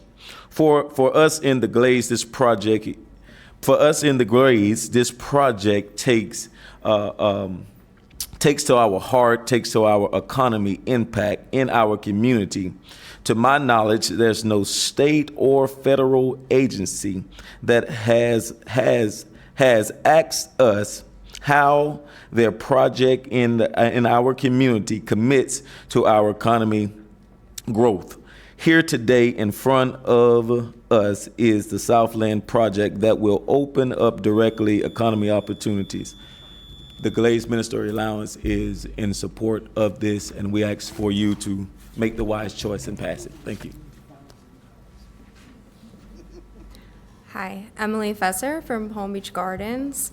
Can you stand a little closer to the mic, please? Yes, Emily Fesser from Palm Beach Gardens. I want to express my opposition to the proposed Southland Water Resource Project.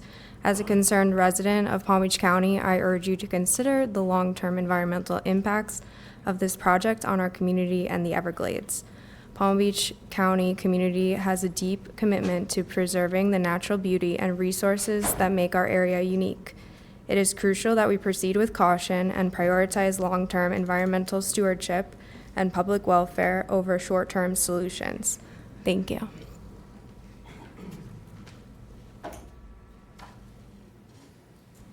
Remember, we have 2 microphones.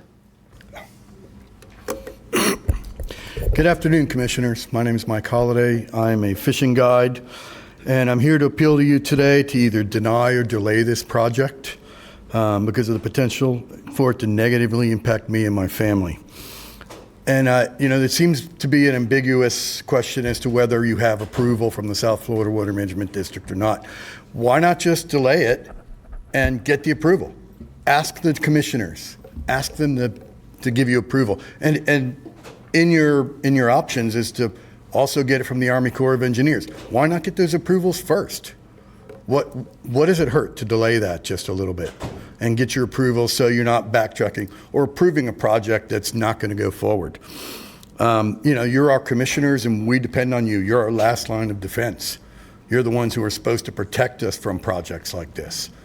So I ask that you keep in mind that, this project could impact Everglades restoration. It can impact our drinking water and our ways of life. You're spending $35 to $60 million already on improving, your water quality, your water treatment plant. So hopefully it doesn't impact the water. And then what happens if the South Water Management District does come back and say it's not approved after you already approved it? Or does that open you to any, Palm Beach County, to any liabilities there? What I see is that, if you approve this project today, you're setting the precedent for other landowners to not only pitch rock mines as water resources project, but also to expect that same fast-track treatment that the county has given to this project now. So I respectfully ask that you do not approve it or at least delay the decision. Keep in mind, it's 8,600 acres. You don't have any precedent from other projects to know if this is even going to be successful. Thank you. Thank you. Commissioner Weiss. Oh, I'm sorry. Oh, no, thank you. This question's for County Attorney. Can you just go over what competent substantial testimony is, just Sure. for my edification and for those that are coming to speak to us? Sure. As part of a quasi-judicial hearing, there are certain standards of procedure for each item, and I think there's like a list of 7 or 8, and they're in the staff report. And in order to approve the item, there has to be a finding that there's competent substantial evidence to support each of those standards. If there's competent substantial evidence to show that one of them hasn't been met, or if there's no competent substantial evidence for one of them, then you would have to deny. Competent substantial evidence is kind of a higher burden than your legislative discretion. Not kind of, it is. I'll just use some language from case law to help kind of describe that. The term competent means that the person is qualified to give evidence on that subject. For instance, if they have specialized training or knowledge, your professional staff, if a traffic engineer were to come up and speak on traffic issues, an environmentalist were to come up and speak on environmental issues to which they have a degree, to speak on that's relevant to one of the standards. And it also has to be substantial, meaning that there's sufficient, relevant, and credible evidence. The bottom line is it can't just be a mere opinion or, a concern or the collective, public outrage, for example. It has to be based on fact, and it has to be supported by some kind of expertise or background that would qualify you to, give such an opinion. Sure. Okay. Vice Mayor? I have a question for staff. And if to that question, I was curious myself. So and I think you covered it a little bit, would the South Florida Water Management District wait for an approval from us generally before going further down the process of this letter of theirs saying we've identified this project as a need? I know their permitting requirements for their process is different from ours. I don't know that there is a checklist that says, is there a local government approval? That's the part that is out there. Okay, and then secondly, even if we approved it, if they didn't approve it, how would that impact it? Well, they would wind up conceivably under that status report condition where it would come back and with the recommendation revoked. That's the idea. We understand we need some leeway, and I didn't make this point earlier, but this board routinely approves development projects, plan unit developments, rezonings, whatever, where you give the development order approval, but it's not executed till building permit. A lot happens in that intervening time where they get to the point where the area is ready for the development. They put the pipes in the ground, they pave the connections, the power lines, all the things that are requisite are there. So the board routinely issues development orders that are complied with at a future point in time. And so that's exactly what we've done. We just said instead of the traditional manner in the code, we're going to make sure this is a very short one so that it's on a short leash for the board. So was that a very long way to say if they didn't approve it, it would come back to us? Yes. Thank you. Thank you. Dr. McVoy. Thank you. Dr. Christopher McVoy, I'm speaking on my own behalf as a hydrologist and a longtime Everglades subject matter expert. In that capacity, I would request a bit longer than the 2 minutes. Is that possible? We're not going to do that because then other people with other qualifications will ask the same thing. Which you could grant them if they were Which we're going to give you 2 minutes, which you're now into. Keep going. I'm a frequent user and a guest in the Everglades. I go out there by airboat, by canoe, or on foot. In the course of my research, I take other students and interested individuals out into the Everglades. If this project were to cause any downstream harm, that would definitely affect my ability to do those things. I've been involved as a scientist in Everglades restoration since 1996, almost 30 years ago. While I was at the Water Management District, I was intimately involved in the SERP processes. I think we're getting way off course here. We are basing an indication of approval or identification of viable on one letter from the district. Let me tell you about the processes that normally go on. First of all, in some clarification, the district can absolutely do SERP planning processes without a county permit in place. They've done it for 20 years. And that's normal procedure. The last thing that the district will do in that planning process is ask for permits. But you don't ask for permits until you've gone through a very extensive planning process to figure out how any individual project fits into the whole picture. This is way a cart before the horse situation where you have an applicant who is not a disinterested party saying, hey, we've talked to all the right people and they think it's okay and we got them to write a letter that says it's okay. That, you have no idea. That's a travesty of the process that is normally followed for Everglades restoration. It's an $8 billion process. They do joint projects with the Corps, with the district. There are committees that evaluate. There's modeling. That's done independently. You don't have any of that. Commissioner Flores. It is reassured. Commissioner McVoy. So you talked about the process. Can you talk to us about your expertise about why you are against this project?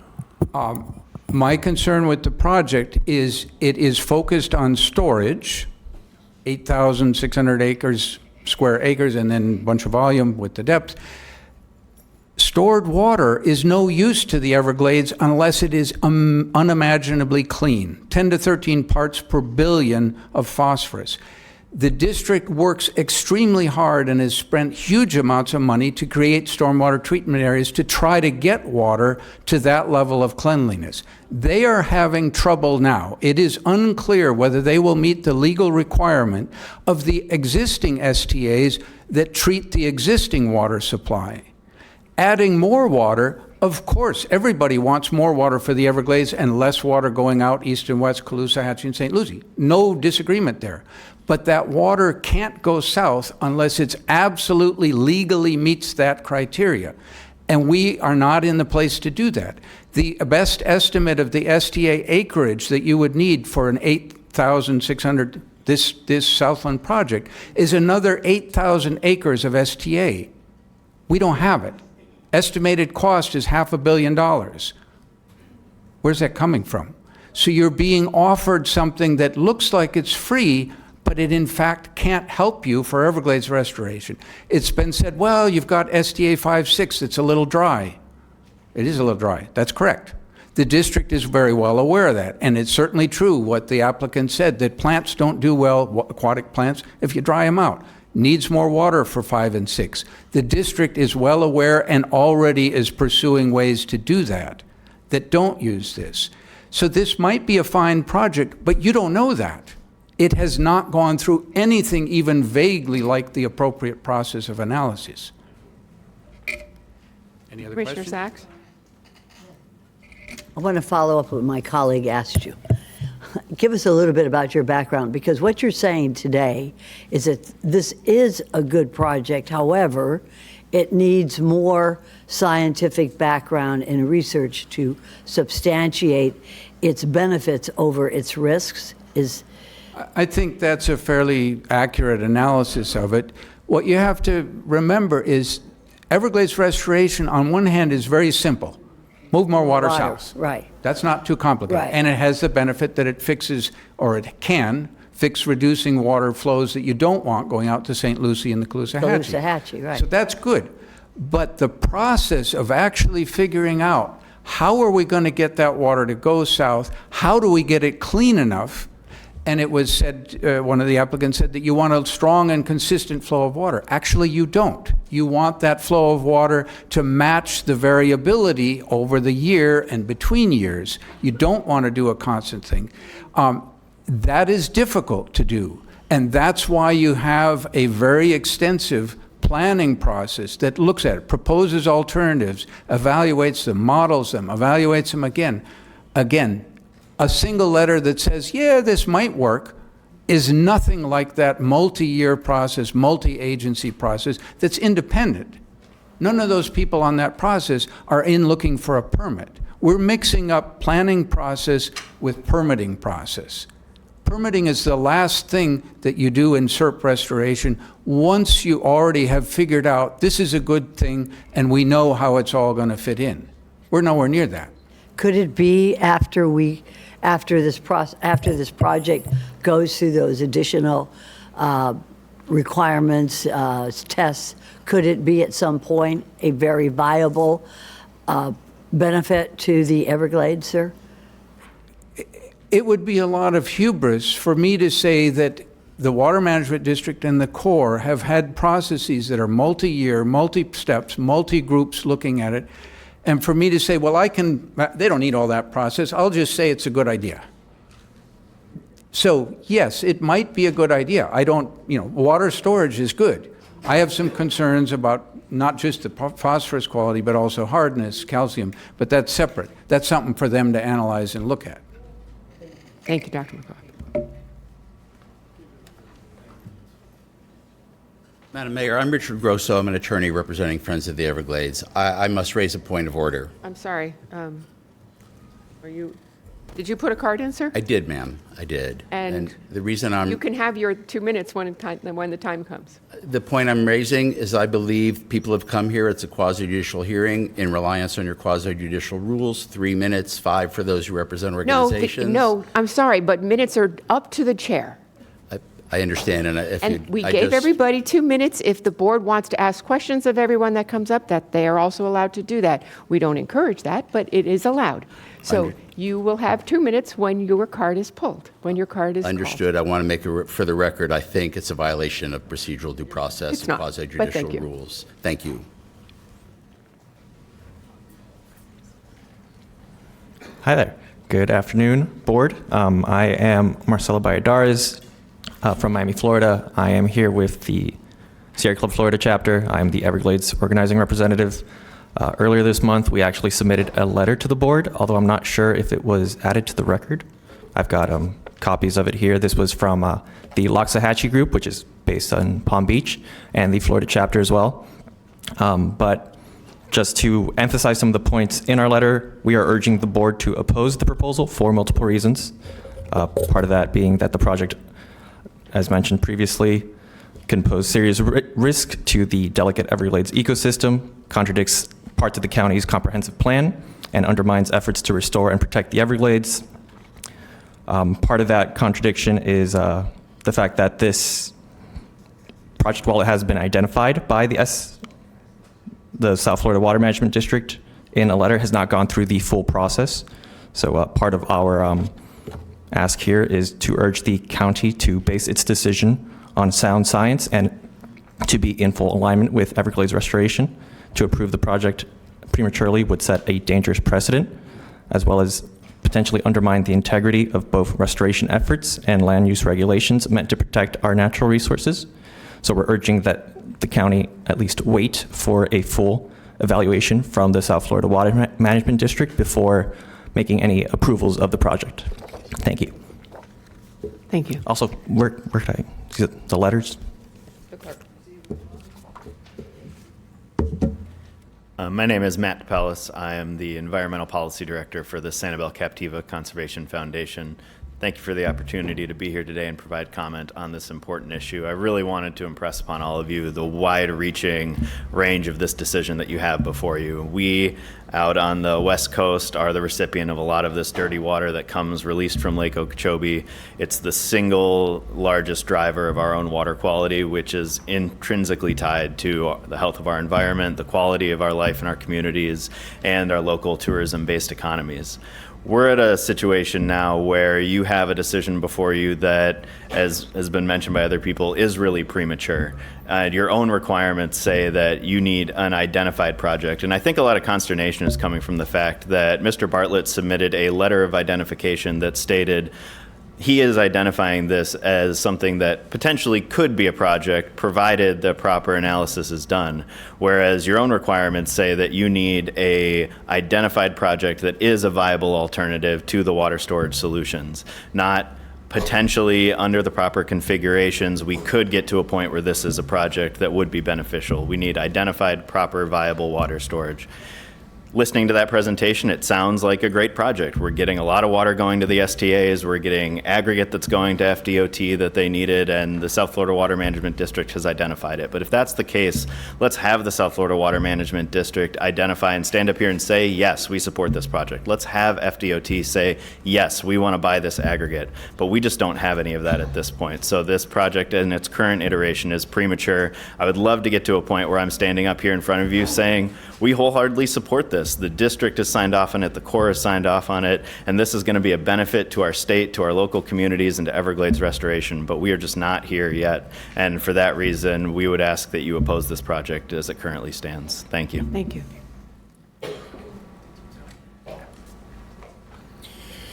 Good afternoon. My name is Daniel Andrews. I'm the co-founder and executive director of Captains for Clean Water.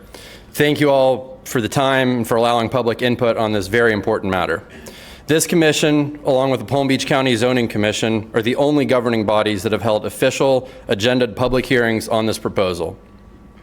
Palm Beach County was the first and is now the last with the ability to apply practical judgment. Once this moves forward, it enters a process at Florida DEP that is focused on regulatory checklists and statutory requirements, not broader judgment about risk or long-term impact. That is why your role is so critical. We're asking that you pause this before it comes another decision made too soon, one we look back on like the Guana River debacle that just happened, if you're familiar with that, is something that could have been avoided if only someone had stopped to ask the right questions earlier on. You're not just participating in a process, you are the last place where real discretion and foresight still exist. The letter that's been referenced many times today was brought to light in January by an investigative journalist, discovered that letter shown in these slides was sent to Drew Bartlett by Phillips and Jordan, the applicant, and metadata showed that it was written or edited by U.S. Sugar, one of the two Southland partners that just lost a lawsuit against the EAA reservoir in federal appeals court. The 35 to 45 year mining operation is alarmingly close to the $4 billion taxpayer-funded EAA reservoir. The one SERP reservoir to date that's been completed, C44 in Martin County, leaked after it was filled with water, and there is not a mine immediately adjacent to that. These things are susceptible to failure. As Benjamin Franklin reminded us, an ounce of prevention is worth a pound of cure. We're currently investing more than $23 billion in Everglades restoration to undo the damage that was caused by short-sighted decisions made a century ago. We ask that you postpone this until that review is done by Water Management District and Army Corps. Thank you, sir. Thank you. Okay, we have Raylyn Peniagua, Captain Chris Whitmel, Cody Rubner, Captain Rufus Wakeman, Caitlin Wood, and David Preston.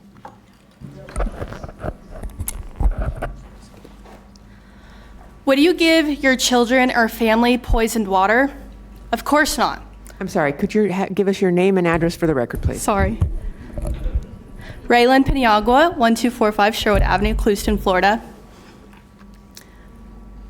Why would a farmer? They wouldn't. They can.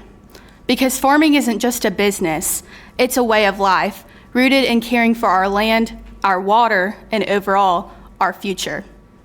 My name is Raylyn Peniagua, and I proudly serve the Florida FFA Association as the Area 6 State Vice President.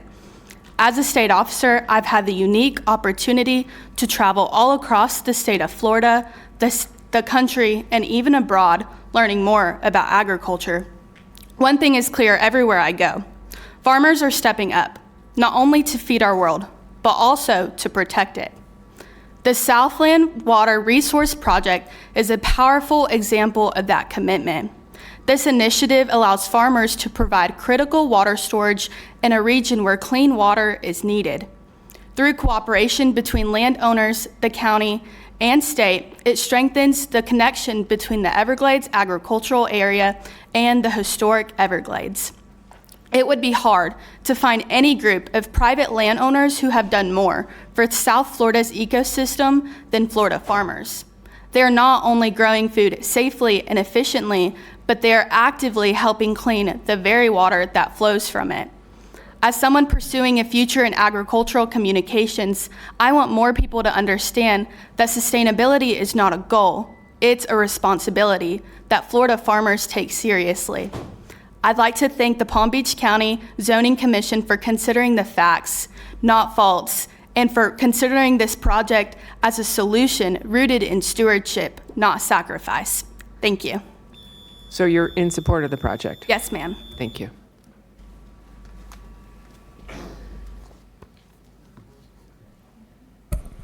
Captain Chris Whitman, a co-founder of Captains for Clean Water. As representative of an organization, I'd like to request 5 minutes. No, sir, you have 2, just like everyone else. Thank you, though. Okay. I'd like to point out a few things I noticed during testimony here. First one, it was heard that this was kind of in an area that nobody really used, nobody saw it unless you're out there doing projects. I hunt and fish out there all the time. It's a great duck hunting area. I frequent those STAs, so I would disagree with that wholeheartedly. Also, the applicant stated that this was a water resource project, not a mine, yet your own staff has referred to it as exactly that, a mine. It is a mine, in fact, a mine.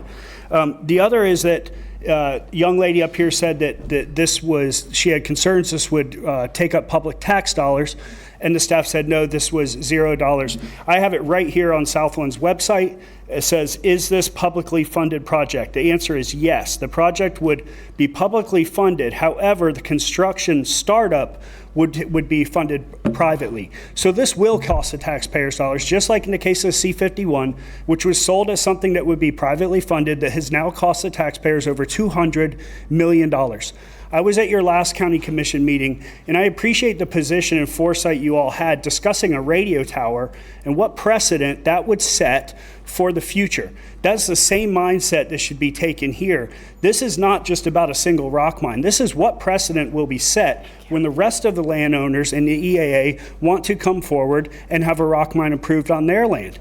And to Ms. Baxter's point, what type of litigation does that open you up to if you don't give them this same type of treatment that you are giving them here? Fact of the matter is, this project has not been approved by the South Florida Water Management District. Their own governing board meeting members stated that in their February meeting. It is out there. It is on public record. They have it on their website. It is a 7-step process. They are on step number 3, which is just analyzing the parameters of which analysts would take forth. So that project has not been approved. You absolutely need to deny this. Thank you, sir. At this point. Thank you. Thank you.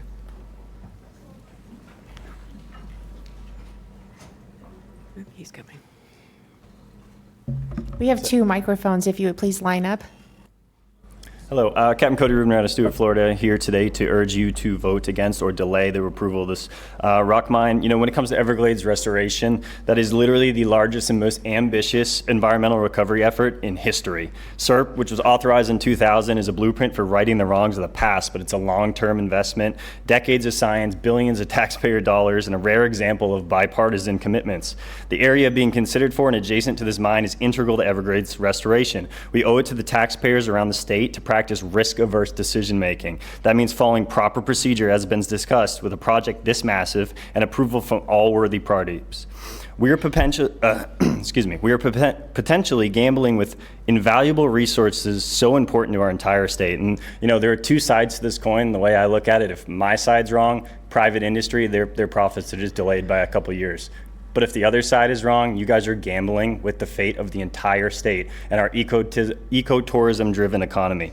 How this vote plays out today is a public record of which option you guys are willing to gamble with. Just to be clear, that slide had identification circled, and the word maybe in the sentence or 2 below or before that really caught my eye was may be approved. And it doesn't mean that just because there's a single email that says it could be identified as potentially beneficial that it should be approved. It may, and that decision is on you guys.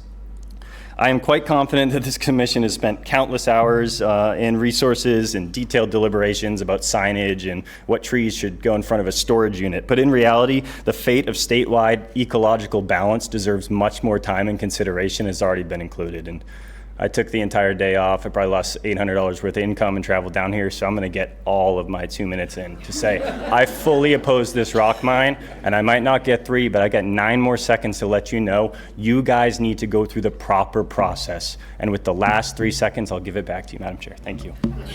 Sir, I didn't catch your name and address at the beginning of that. Cody Rubner out of Stuart, Florida. I got a couple extra seconds. Captain, sorry? Cody Rubner. Thank you. You just read it, yeah. Thank you.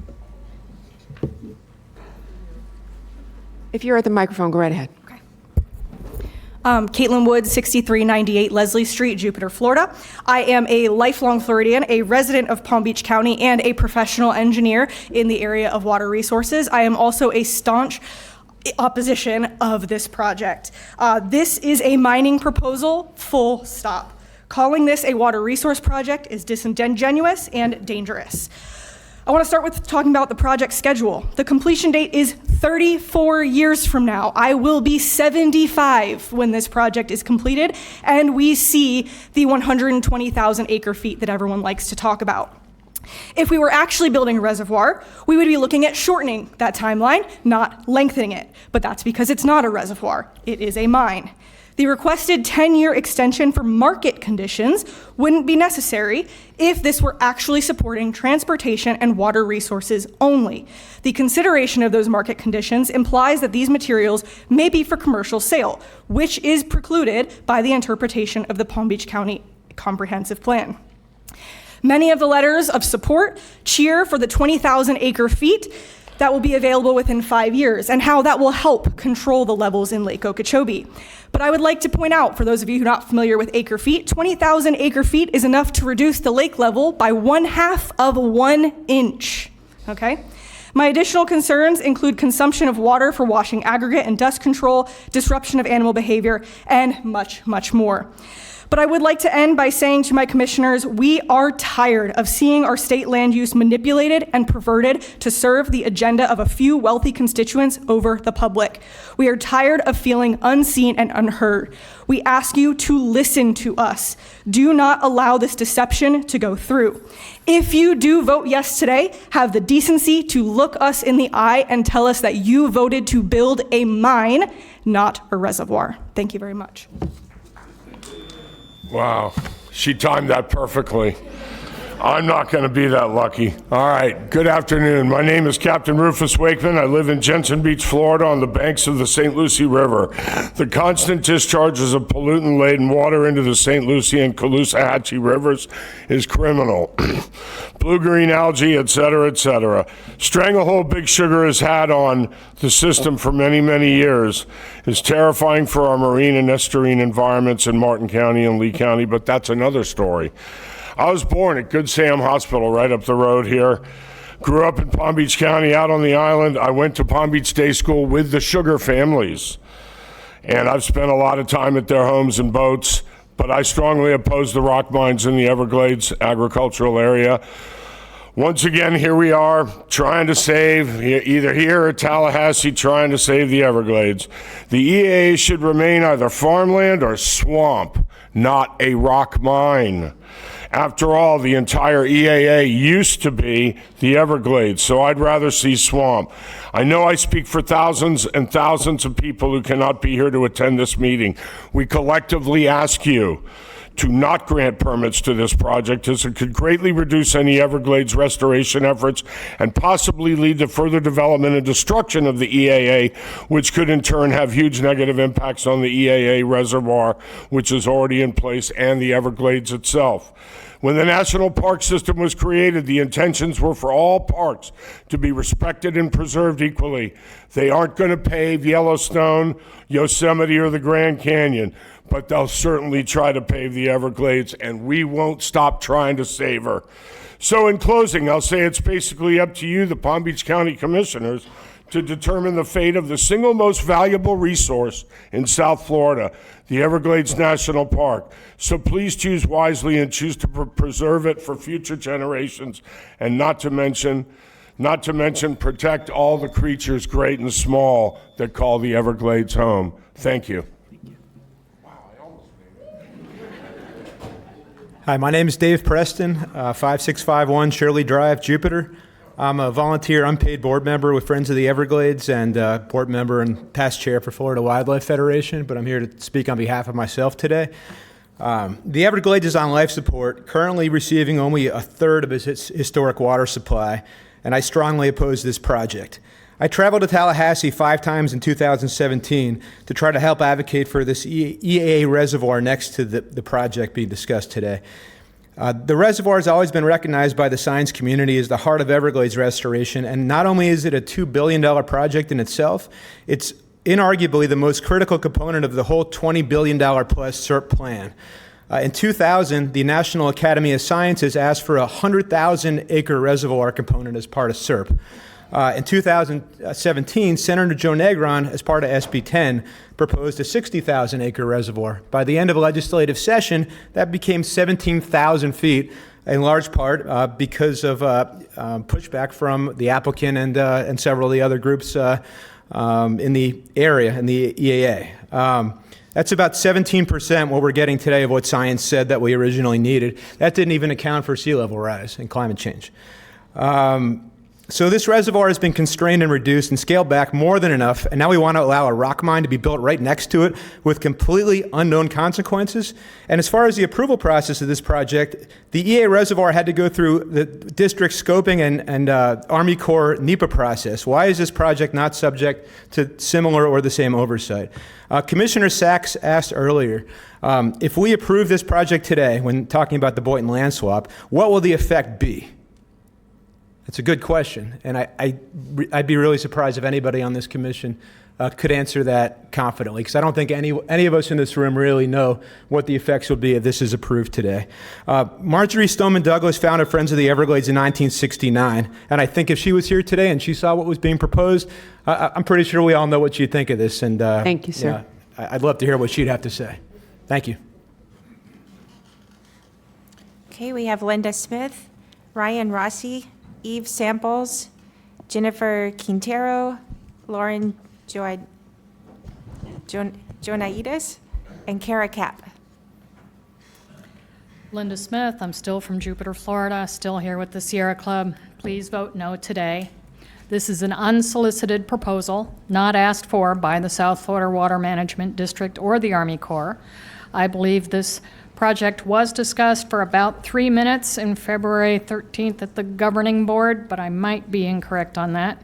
As pointed out, Drew Bartlett's letter includes words like if and maybe, and it will take approximately a year for the South Florida Water Management to do this preliminary review, is what I understand. Obviously, the South Florida Water Management District is not waiting for your approval. They've got the letter. They're starting to, they're moving it along. So you really need to get the water right. We've had this discussion on other projects as well. Before you get the approval, this is kind of the emperor's clothes in a rock mine dressed up as an infrastructure and restoration water project. The rock mine would not make a good reservoir typically. Rock mines are typically contaminated with salt water and chemicals. I know they're going to have wells. I know they're going to test it. But typically, it's not to the purity that the Everglades is requiring. You know, the Sierra Club has been working for decades on preserving agriculture in the agricultural reserve. That's why I was here earlier. You can't eat rock, and we have concerns about the water. You have to get the water right. I'm afraid this will open the floodgates for other requests for rock mines, and the Sierra Club stands with the other environmental groups that are very concerned about water quantity and quality for the Everglades. Thank you. Good afternoon, Ryan Rossi, Boca Raton. I'm the director of the South Florida Water Coalition. Since 2019, my organization has strongly advocated for the protection of our area's water supply, as well as to ensure that water policy serves to protect the water supply of over 7 million South Florida residents, work with our local utilities that work diligently to make sure the right amount of water is available to our communities, and finally, that water is available to maintain our local environmental integrity. Over this span of time, I've also worked closely with our leaders in our community to be an advocate of water policies that make sense. I have an advisory board whose members range from the mayor of West Palm to the utility directors that include Lake Worth Drainage District in the city of Boynton Beach. They, like all of us, care very greatly about their communities, the communities that they represent and service. It's no secret to anyone that we need to store more water. We would be careless if we did not figure out ways to achieve storage options for everybody.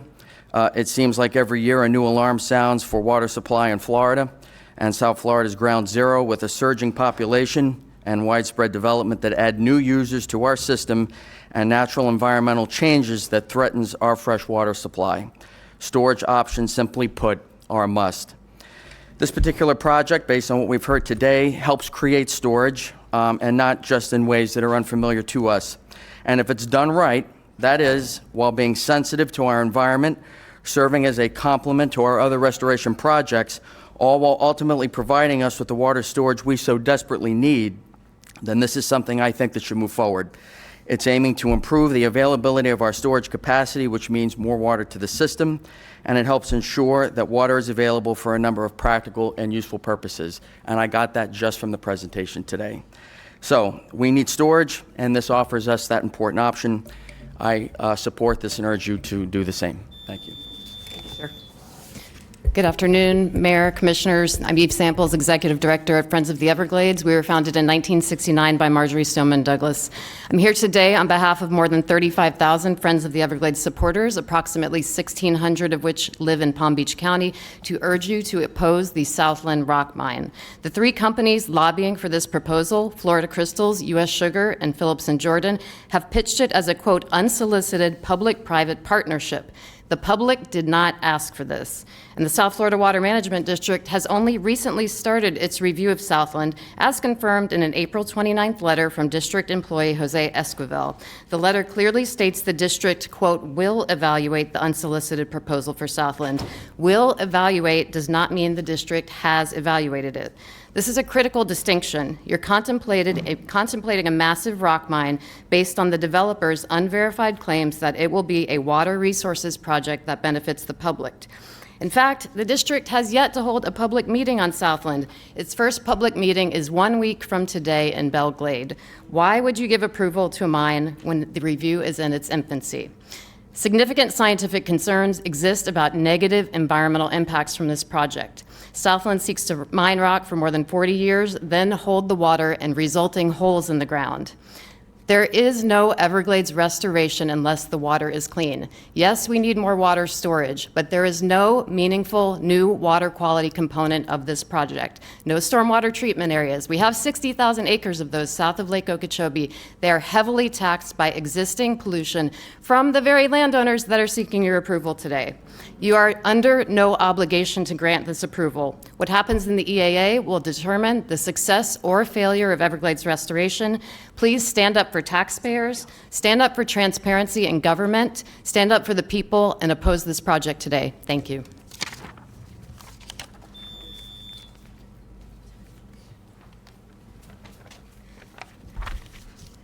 Good afternoon. My name is Jennifer Quintero. I'm a former Everglades National Park Ranger, an Everglades wildlife expert, and the current Everglades Fellow for the National Parks Conservation Association.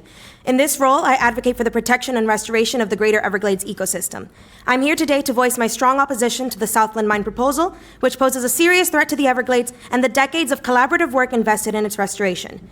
During my time as a park ranger, I had the privilege of teaching thousands of students of all ages about the Everglades. My job was to take them on field trips and introduce them to the wilderness that exists right in their own backyard. I had the honor of exploring habitats with them, talking about the wildlife, and teaching them how to care for these beautiful places, to leave them better than we found them.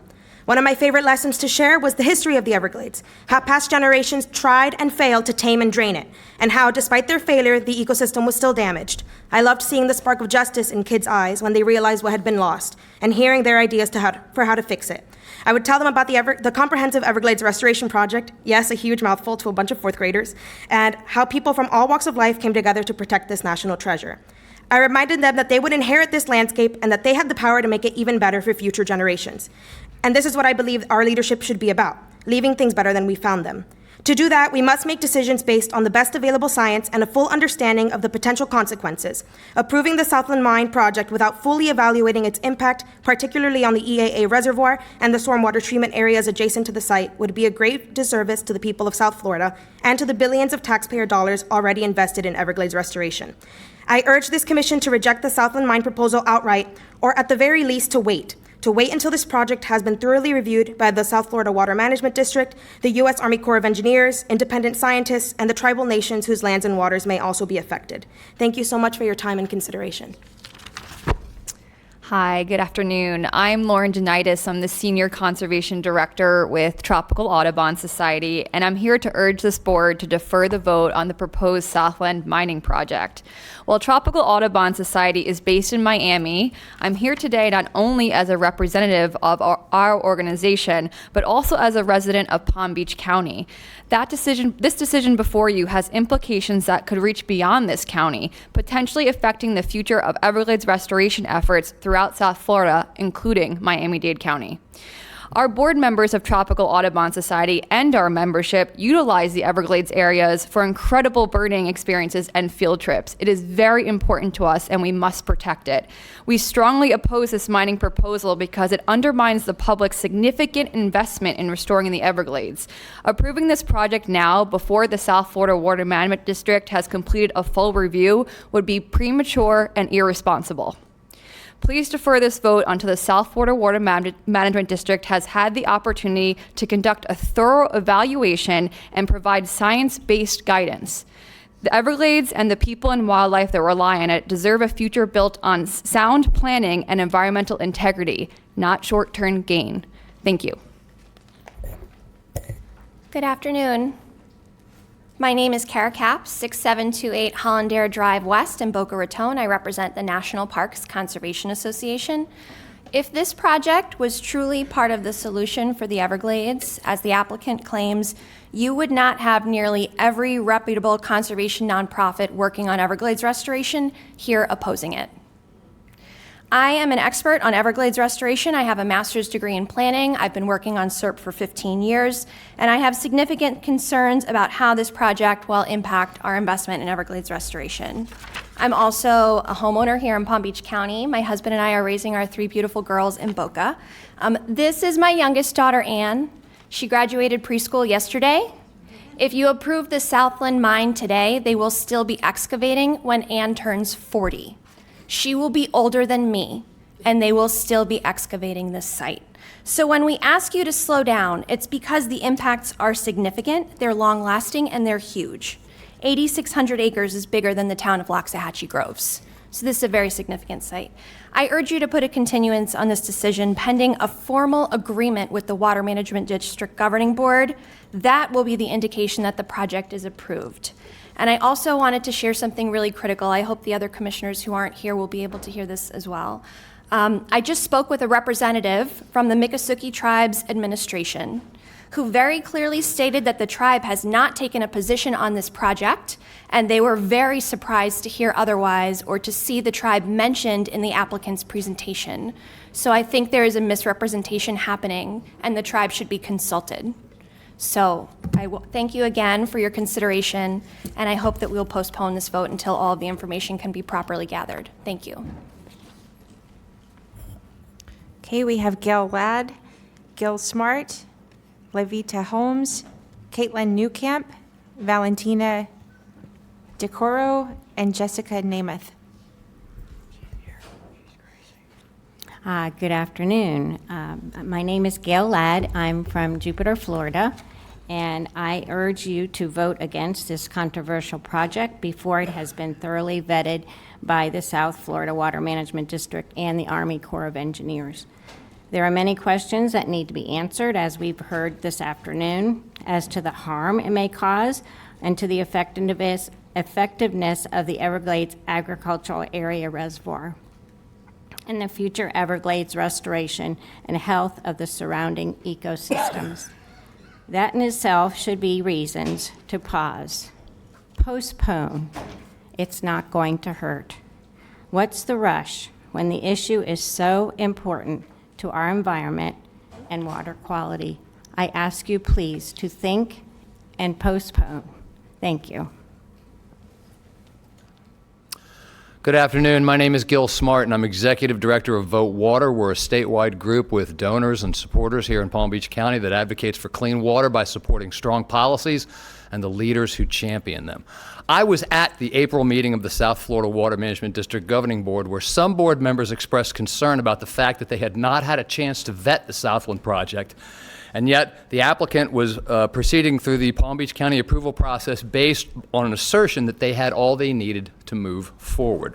But as you've heard from others today, all they have is a letter that, quote, identifies this as a project that might work. In fact, Drew Bartlett's exact wording in that letter on New Year's Eve said that the project will likely provide viable alternative technologies. But in fact, on page 8 of today's staff report, it states that the Southland site is a project that will provide viable alternative technologies. Drew says it will likely provide. Your staff says it will provide. There would seem to be a bit of a difference there. The Water Management District, as you heard, has not completed its 7-step review process. The U.S. Army Corps of Engineers has not yet studied how this project will affect the multi-billion-dollar EAA reservoir being built right next door. To allow this plan to move forward without sufficient scrutiny of its environmental impacts, and in particular the potential physical impacts on the EAA, borders on reckless.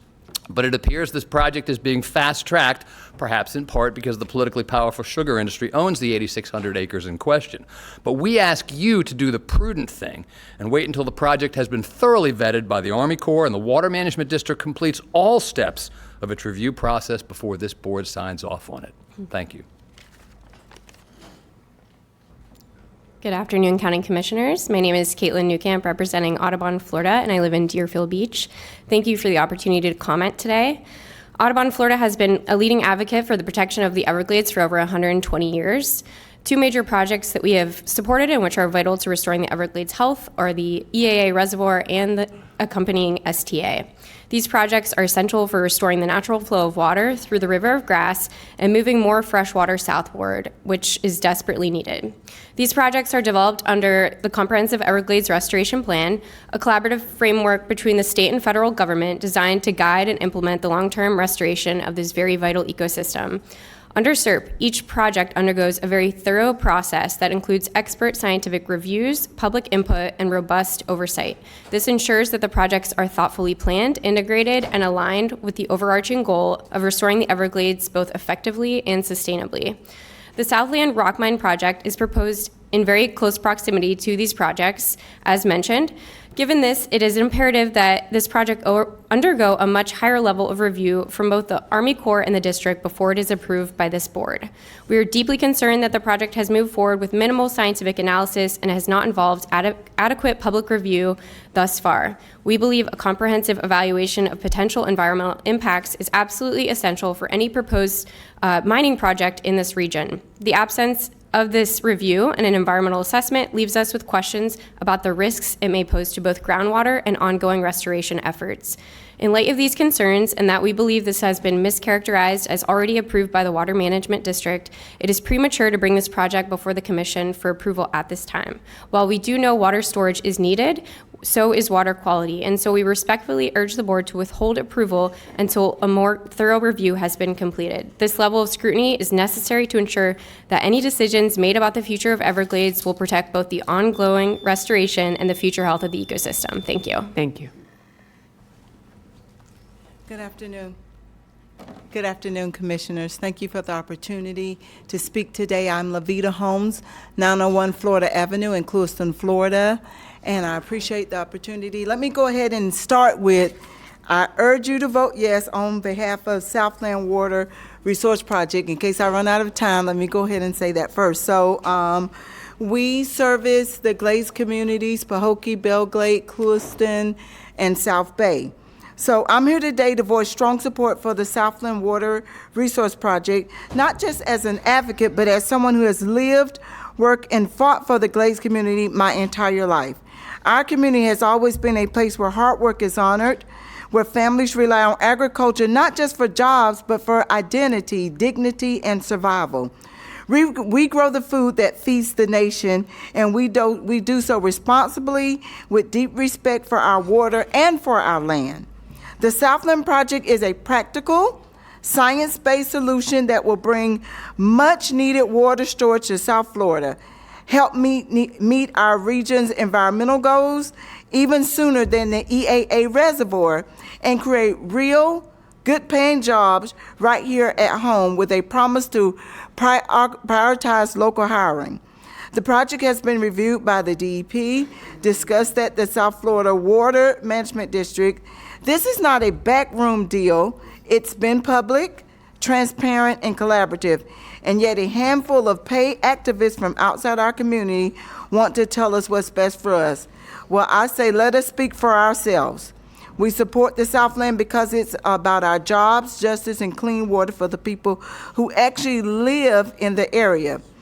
Please do not let the outside noise drown out the voices of the Glades. We are not a playground for protest politics. We are families, churches, small businesses, and proud communities.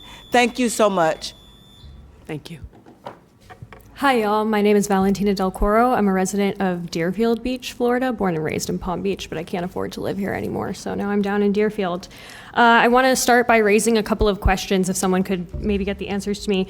Why the discrepancy in the public versus private funding? Why the discrepancy in the information about that? Why the discrepancy in these two reports that we just saw? The one coming from the Southland Project stated that the final acreage storage would be around 12,000 acres, and then the one from your staff said closer to 87,000, so that's just a big discrepancy there.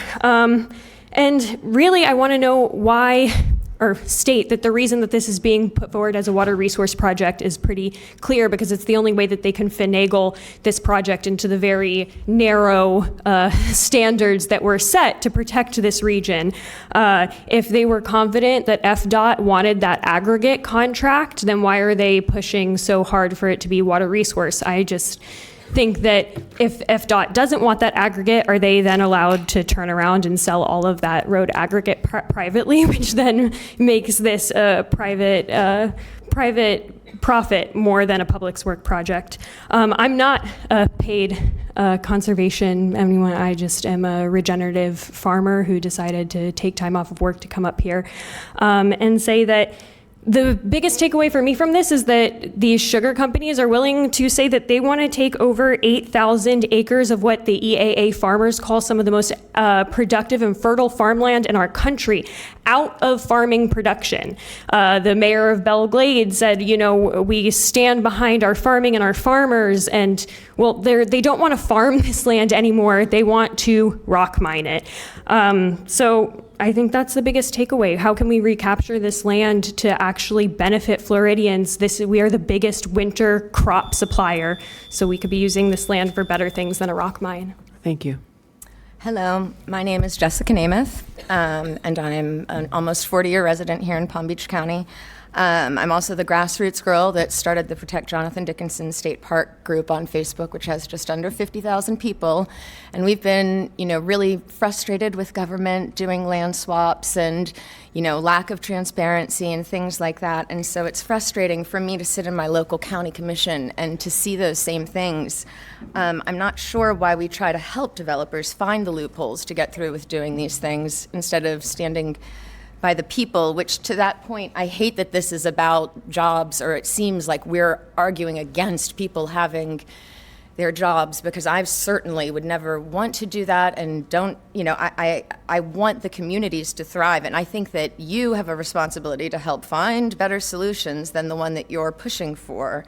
Initially, I was going to talk about how my kids will be older than me also once the benefits to the Everglades finally materialize for this.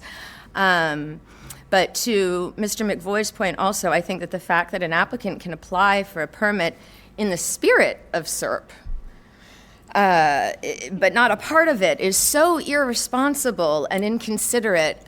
And I'm not sure if I remember seeing any of you guys at the Everglades Coalition, the 40th annual this year, but had you been there, or if you were, you know how complex this process is with restoration, which before I came today, I wanted to reach out to Betty Osceola and ask what the Miccosukee tribe was, or their position was on this. And last night she told me that they did not have a position on this, which is why it was so alarming for me to hear them say today that the Seminole and Miccosukee were approving of it. So I reached out to the chairman while I was sitting in here, which you're welcome to see, who he and his lawyer then both verified they have absolutely not approved this and are not, they have not taken a position on it. So there's a lot of misleading information, and you need to delay this to provide the accurate information needed to make a sound decision. Thank you.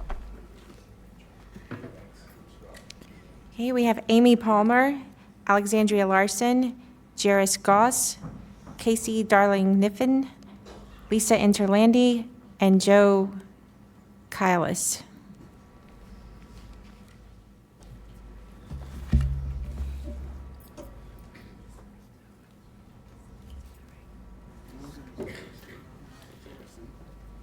Hey everyone, my name is Amy Palmer. I'm a resident of Palm Beach Gardens, Florida, and I just wanted to point out something to kind of piggyback on the last statement about some of the things being disingenuous. In February 2024, Environmental Resource permit application was Could you filed with stand a little closer to the microphone, please? the Florida Department of Environmental Protection. In that application, under supplemental information for stormwater management systems for mines, this project that we're currently talking about talks about it being a mine, and that the average production of excavated material is anticipated to be 1.4 million yards. And then it goes on to say more than 20 years, as other people have pointed out. And other documents reveal that the application lists the South Florida Water Management District as the end user. However, operations and maintenance entity is listed as Palm Beach Aggregates LLC, a company whose primary business revolves around mining and selling aggregates for construction and development. So putting all those puzzle pieces together, there's a lot of ambiguity in the information that is available. And I just wanted to point that out, and I yield the rest of my time. Thank you. Thank you. I'm sorry, ma'am, I didn't catch your name. Were you? Amy Palmer, Palm Beach Gardens, Florida. Thank you.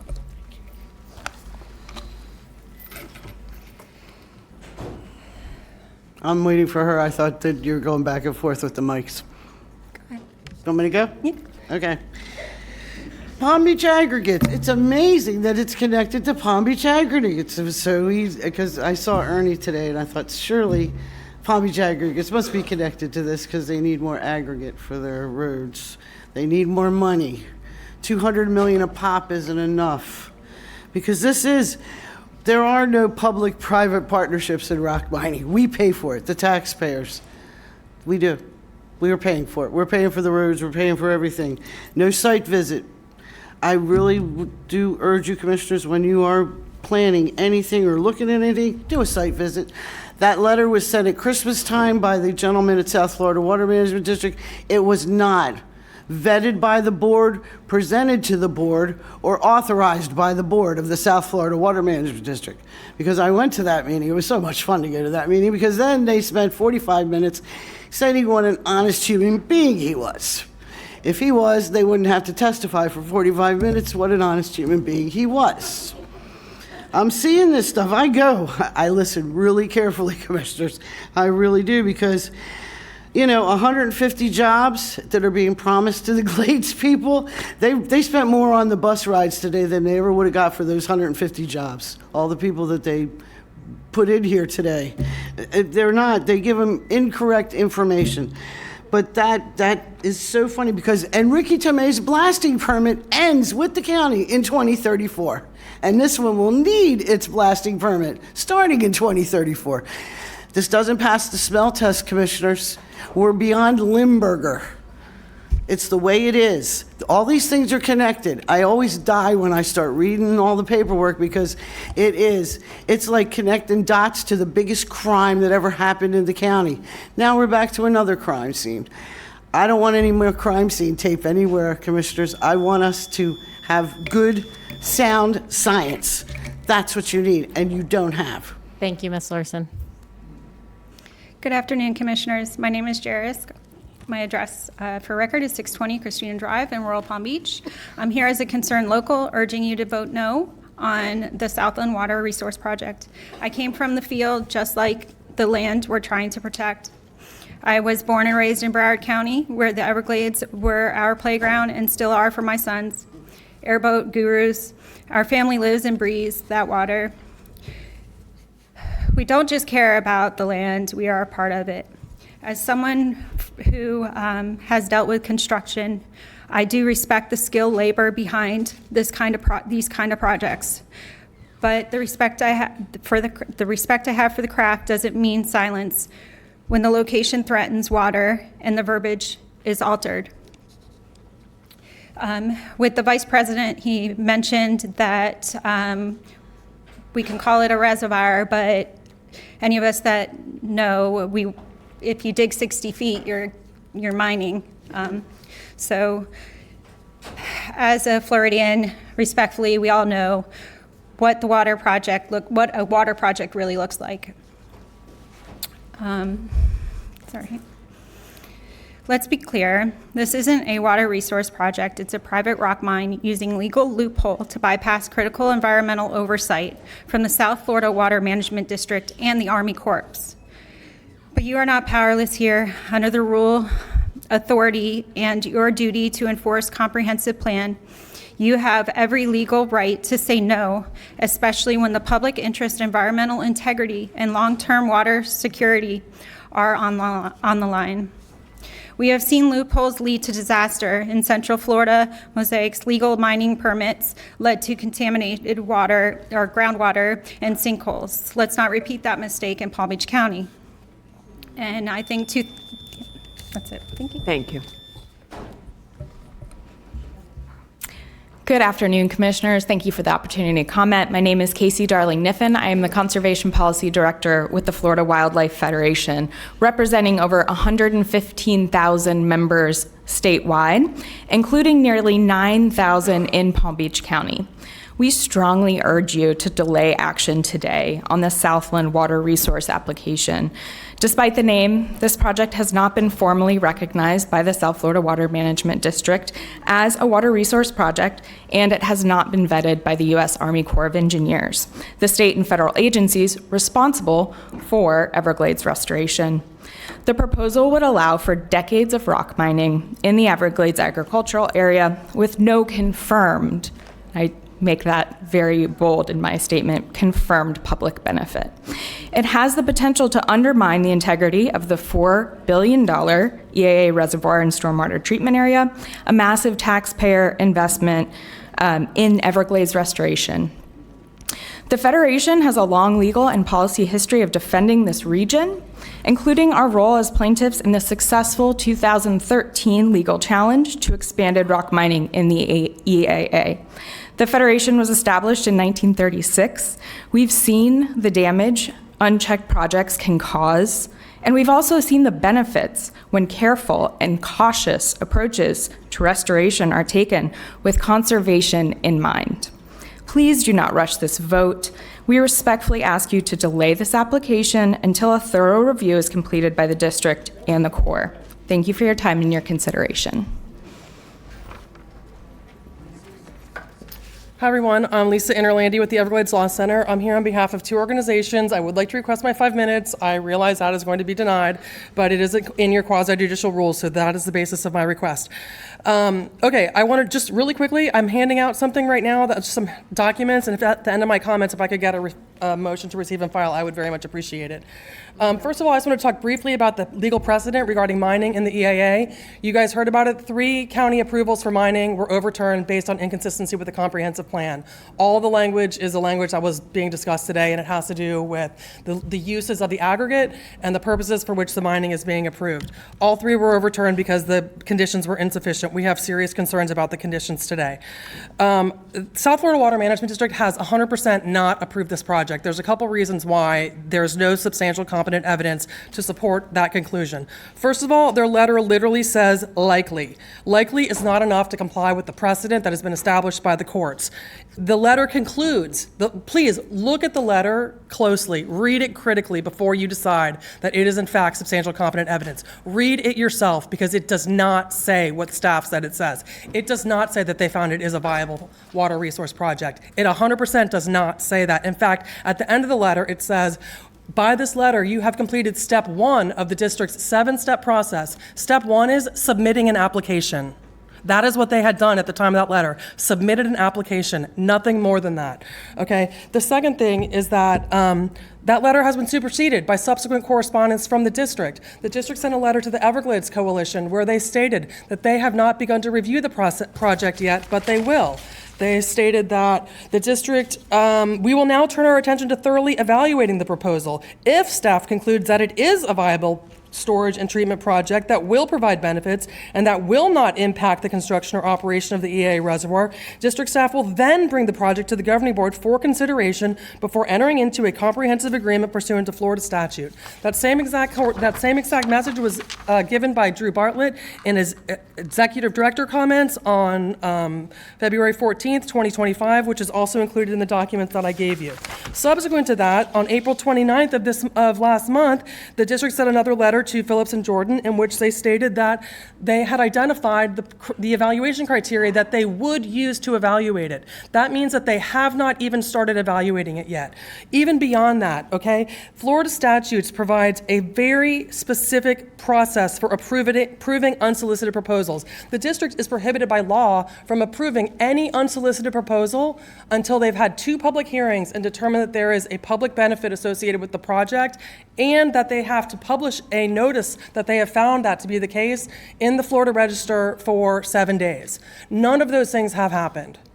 There is not substantial competent evidence to find that the South Florida Water Management District has identified this project. The evidence before you clearly demonstrates that that is not the case. Okay, I only have 10 seconds. I have so much more to say about the conditions and the failures in your guys' conditions. I wish that someone would ask me about them so that I could have an opportunity, even just a minute, to explain.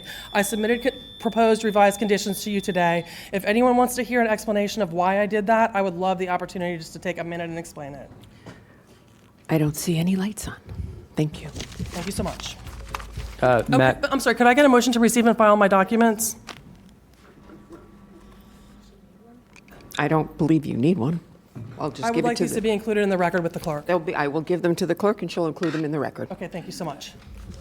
sure. You can just receive it without objection. I did want to touch, because this is the second time somebody's brought up the time limits.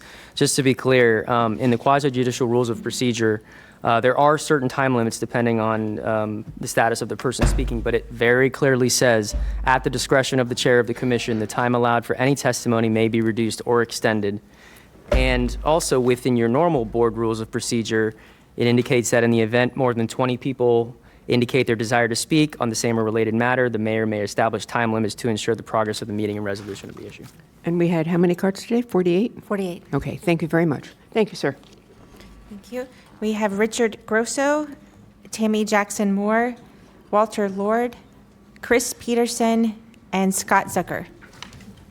Hi, thank you, Madam Mayor, members of the Commission. I'm Richard Grosso. I'm an attorney representing Friends of the Everglades. I would request 5 minutes. I have a letter of authorization from them. You're shaking your head no. I will move on. Thank you. This project is premature. There is no reason why for any other state process to move forward, why this commission has to approve its local permit. I've not heard a reason, as a matter of law, you do not need to say yes before they can move forward with any of their other projects. You do not have competent, substantial evidence. The burden is on the applicant to demonstrate compliance with your code and plan. Land Development Code, page 614 of 1,221, has the exact same language as the future land use element policy. This project, by the evidence, has not been shown to be associated with an ecosystem restoration process identified, past tense, by the Water Management District or the Army Corps of Engineers.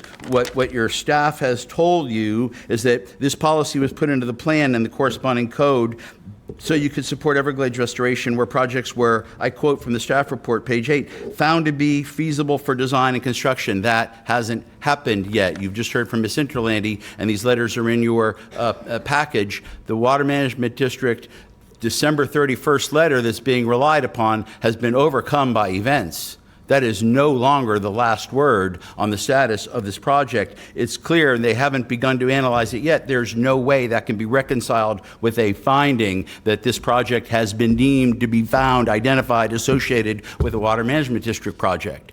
It can't be true if they haven't begun to do the analysis yet. But the staff report tells you on page 6, right, is the applicant is committed to seeking an operation agreement, maybe with the Corps, maybe with the district, maybe with a nonprofit.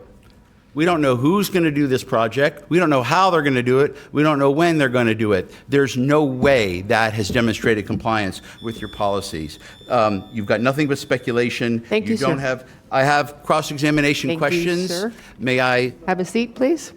I would like to, through the chair, through the mayor, cross-examination questions pursuant to your rules. Madam Mayor, there is a provision in the rules for that, but it occurs after public comment is over. Thank you. Please sit down. But can I give them to you now so I don't have to stand up again? Okay. You can hand them to our attorney since he knows. He's the attorney.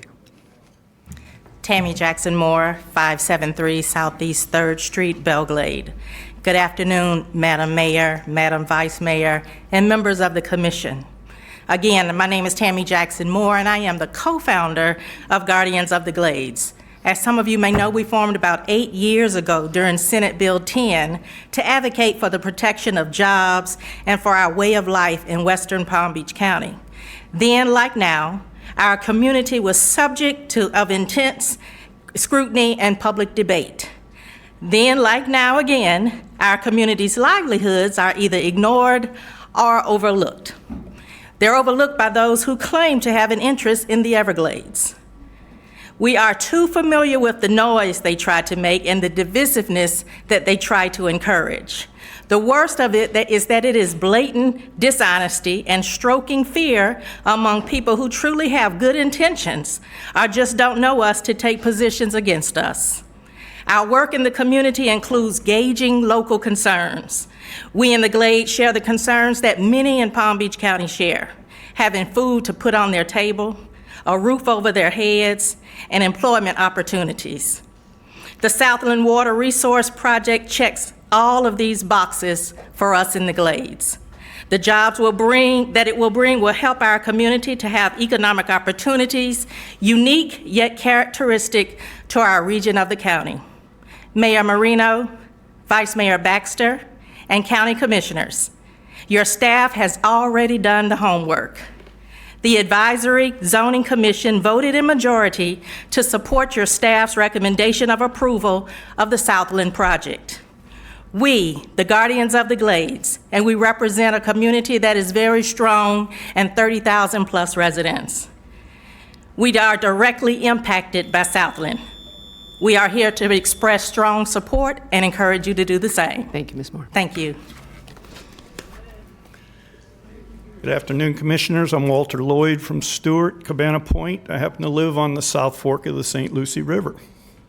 So I'm glad I got to follow this young lady, because from what I've heard from mayors and locals that live around this project, I've heard that they're looking at good potentials for jobs, that their farming is responsible, that all that they're doing over there is well within their right. But on the other hand, like I would point out, I live on the St. Lucie, there's a broader impact by your decision. And the impact is in evidence by Everglades destruction, the lake destruction, the St. Lucie destruction, and Loxahatchee destruction, and more. But this is why it's very important for you all to hear. You're limited by the process itself. Your staff gets input from a developer's experts. All that you heard from them came from a developer's experts. Today is the first time you're hearing expert testimony. And now your staff's hearing it. So you are required now or expected to make a decision based on spur of the moment expert testimony. I'm asking you today to postpone for further consideration in the evidence and the expert testimony that you've heard today, and you've heard it loud and clear. You should hear from the South Florida Water Management District. You should hear from Army Corps. And before you make any decisions that impact all of us, not just the people that live locally, we need you. You're not just making a Palm Beach County decision. You're making a decision that affects many of us in Florida. Thank you, sir. Good afternoon. Thank you for the opportunity to speak. I'm Scott Zucker of Wellington, Florida, unpaid president of Audubon Everglades, and represent approximately 2,200 chapter members in Palm Beach County. As our name, Audubon Everglades, might suggest, we are deeply committed to the best possible outcomes for the Greater Everglades. We have supported the implementation of SERP since its origin and have supported water storage in the EAA. We are deeply concerned why the Southland project, which is almost the size of Boynton Beach, by the way, and below ground level is being proposed with no complementary STA or surrounding wetland filters to clean the water stored, is situated adjacent to the $4 billion EAA STA and your other expensive and important Everglades restoration projects designed to clean and send water south, which we, the taxpayers, are paying for, and which is being considered here today before we clearly understand what impacts it will have on the surrounding SERP projects, exactly what benefits will be derived, and what additional potential long-term costs we, the taxpayer, may incur. When asked by Florida Weekly on March 20, 2025, what is the viability of water sometime in the future, even distant future, years or decades in the future, in a used mine with no surrounding wetland filters to clean it? Chauncey Goss, South Florida Water Management District Chairman, said, I don't know what to think of the Southland project yet because it's still in its infancy from a South Florida water management standpoint. It wasn't our project, but an unsolicited project brought to us by Phillips and Jordan, presumably on behalf of the property owners who I believe to be U.S. Sugar and Florida Crystals. Our staff is still in the early assessment of the project, which we need to determine is compatible with all the progress we have been making on the comprehensive Everglades restoration plan. Anyway, I'm asking you to bring the same wisdom to bear when you vote today and deny or delay this project until a transparent and comprehensive review process is conducted by the appropriate agencies. Thank you very much. Thank you very much. My name is Chris Peterson. I'm 1520 Chaffee Drive, Titusville, Florida. I am a boat manufacturer. My business depends on clean water, good fishing, so I've spent decades advocating for the clean water process. What I see here today is that people over and over again have asked you guys to just delay this decision. And I think it's a really good idea to delay it until the South Florida Water Management District does a complete workup and decides if they want to accept this as a project. If you read the letter, they have not. If you look and listen to the comments of the Water Management District Governing Board, they're concerned about the letter, and they're concerned that they have not yet evaluated it, and it's a long process. This is not a project that's in the Everglades Restoration Plan, but it could be. You know, the water management districts, they have a delicate dance of almost like playing three-dimensional chess to make sure we have the right water in the right times, in the right places, and the right quality of water. And they've got staffs that evaluate this, and this has not yet been evaluated by them. So the question becomes, what happens today if you approve this project thinking that it might be a water resource project, and they don't accept it? Then what you have is they can still move forward with a rock mine and selling this rock to FDOT. And a rock mine, a strip mine, right in the middle of America's largest and most expensive ecological resource and rehabilitation project that we've ever undertaken. So I'd ask you, just wait. Thank you.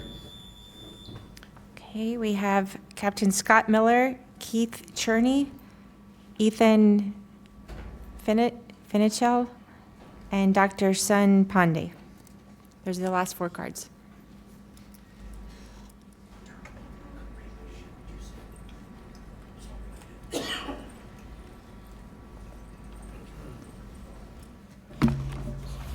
Hello, my name is Dr. Sun Pandey. I'm from Lantana, Florida, and I am not paid to be here. In fact, I'm sacrificing my income to stand here and say this to you today.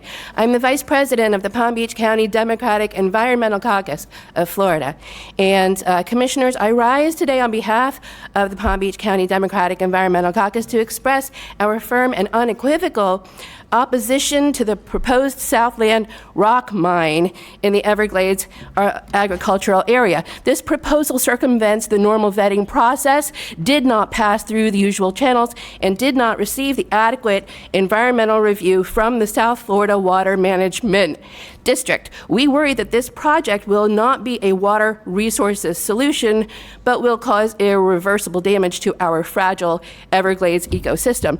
If this is really an infrastructure and restoration project and not a land grab designed to line the pockets of U.S. Sugar, Florida Crystals, and the engineering partners, then wait for it to go through the normal vetting process. Failure to follow the normal process would be failing to fulfill your roles as commissioners, instead making you colluders. Our concern stems from the fact that the proposed site lies within land that is absolutely critical to the future of Everglades restoration, land that should be rehydrated, rewilded, and returned to its rightful ecological function. Mining 8,600 acres of this land for limestone should require extensive evidence of benefit, particularly as sea levels rise, toxic algae blooms, and freshwater scarcity continues to threaten the very habitability of South Florida. I'm going to put the rest of this letter, since I can't finish it, into record, please and thank you. And I want to champion everything that Christopher McVoy said earlier. That's my time. Thank you very much.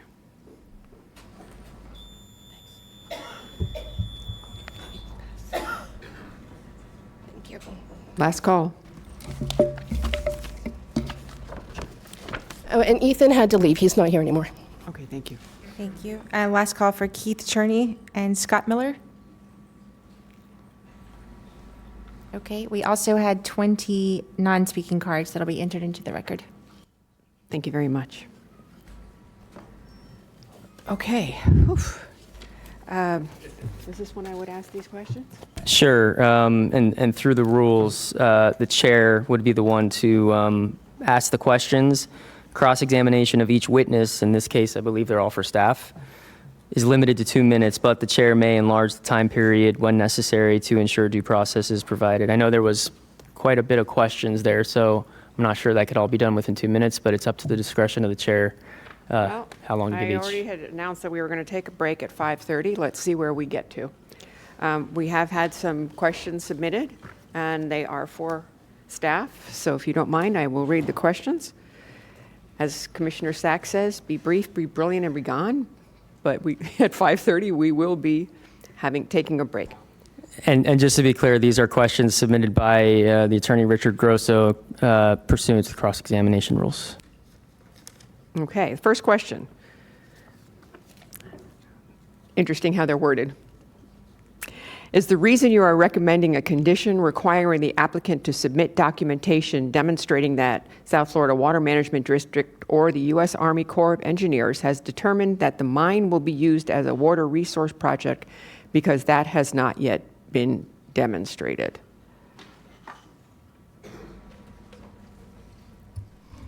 Brian Davis, for the record. It was, the language is put in there to make it very clear that it's grounded in the policy. Say that again, please. The language selected was to ground the reason for the condition in the policy, that it wasn't an arbitrary selection of words, that it was to mimic and to indicate compliance with the policy itself. Thank you. Has the South Florida Water Management District or the U.S. Army Corps of Engineers determined that this excavation will provide viable alternative technologies for water management associated with ecosystem restoration, regional water supply, or flood protection on a site identified by either of those agencies? The December 31st letter indicates that they feel that it has, from the letter from the executive director. From South Florida Water Management? From South Florida, thank you. Okay, and since it says or, we'll go with that. Thank you. Has anyone on county staff with the necessary expertise made an independent determination that the excavation is feasible for design, construction, and operation as a water resource project associated with ecosystem restoration, regional water supply, or flood protection? Mr. Linton, I'm thinking he's looking at you. So there's a lot in that question. Of course, it's from an attorney. And so is it going to solve everything that ever needs and every needs of the Everglades and restoration? No. Is it a potential reservoir that can be a valuable tool in that? Yes. You've heard comments about, hey, it would be better with an SDA. Well, I'm not going to disagree with that. But it is a reservoir and it provides storage, which would allow you to slow down the movement of water through the SDAs. That would be a help. So did I take a look at it? And I found no obvious fatal flaws in terms of the spacing and the side slopes and stuff like that. It's how it's best integrated into the SERP is a much more complex, and longer process. Thank you. Is the letter dated April 29, 2025 from South Florida Water Management to Phillips and Jordan stating that the district will evaluate Phillips and Jordan's unsolicited proposal to use the mine as part of a water resource project, a reliable statement of the status of the district's process and the latest information available to you regarding that process? Who's taking this one? Oh, we're giving you your 2 minutes. We're timing all of these. Well, that's one way to ensure we'll be brief.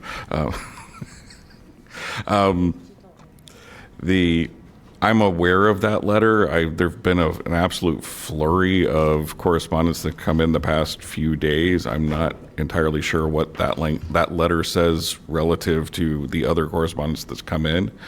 To me, at this point, it was just we're here, the staff report reflects what the staff report reflects. The staff report was written 2+ weeks ago, so that's really where we are. We're trying to explain the staff report. Thank you. And I would add, from a legal perspective, the letter should stand for itself, in my opinion. Thank you. Okay. Before the mine would be turned over to South Florida Water Management, would any of the mined aggregate be sold for potential uses other than road building or South Florida Water Management, U.S. Army Corps of Engineer water management projects? The intent of the conditions are that if they go down the public roadway path, there is a limitation that they can that aggregate can only be used for public roadway material or product development. That's the only intended other use that's allowable. We've seen information in the initial application, and until relatively recently, it said it was going to be both. They're preserving the concept of both, but they seem to be leaning more and more towards it's not for road production, and so that's why we're all the conditions but one are intended for it to be a water resources project. Thank you. If this project is proceeding as a water resource project, do the proposed conditions of approval limit the sale or end use of the aggregate, or can it be sold for any purpose? That's a redundant question. So I'm going to strike that question because it was the same as the first one, the one previous. The staff report for today's meeting states that the applicant has not provided any documentation that the FDOT has any interest in the aggregate. Is that reference to... Really? I feel like that's not an opinion. Is that reference to the Florida Department of Transportation? Has any such documentation been supplied since the staff report was issued? Has the applicant supplied any documentation from any public road building agency, for example, city or county or FDOT, confirming that the agency has determined that the aggregate from this mine meets their road building specifications and the agency has contracted with the applicant to purchase any amount of the excavated material? That was a lot of questions. I'm just reading the questions. The staff report indicated that we do not have anything as of now. There is also a statutory requirement that FDOT has to be consulted per to a zoning decision, but FDOT does not have to respond. My understanding of process is usually you actually have to produce aggregate for FDOT to analyze it to see if it's of a suitable quality for them. So I think there's, again, a chicken and egg issue. You actually have to get approved to be a mine to do the thing, to do the extraction, so you can pull it out and see if FDOT likes it. Thank or you. will accept it. Okay. Last question. What would happen to any aggregate that is determined not to meet the FDOT or any county requirements for use on roadway projects? It is my understanding that the aggregate would stay on site. The applicant has said that to us. I'm trying to recall if it's actually said in the application materials. So if it's said there, then I defer to whatever was said in the application materials. But the intent is it cannot leave the site. Okay. All right, that is all of the questions that were submitted for cross-examination. I'll submit a copy of these to the clerk.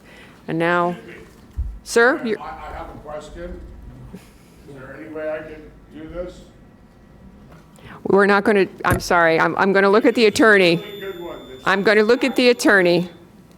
Sir? Well, hold on. No. You need to submit it in writing. Okay. And it needs to be now.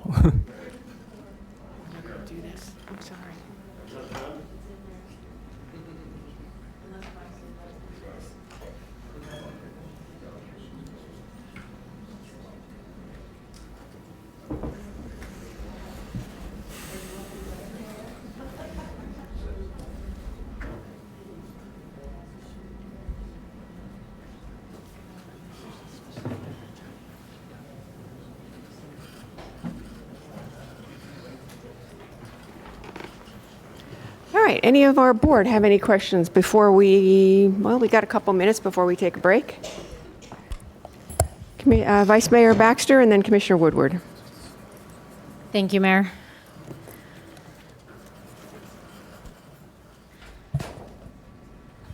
A few questions for staff, maybe Paul, actually, more specifically. Actually, Madam Mayor, I'm sorry to interrupt you, Vice Mayor.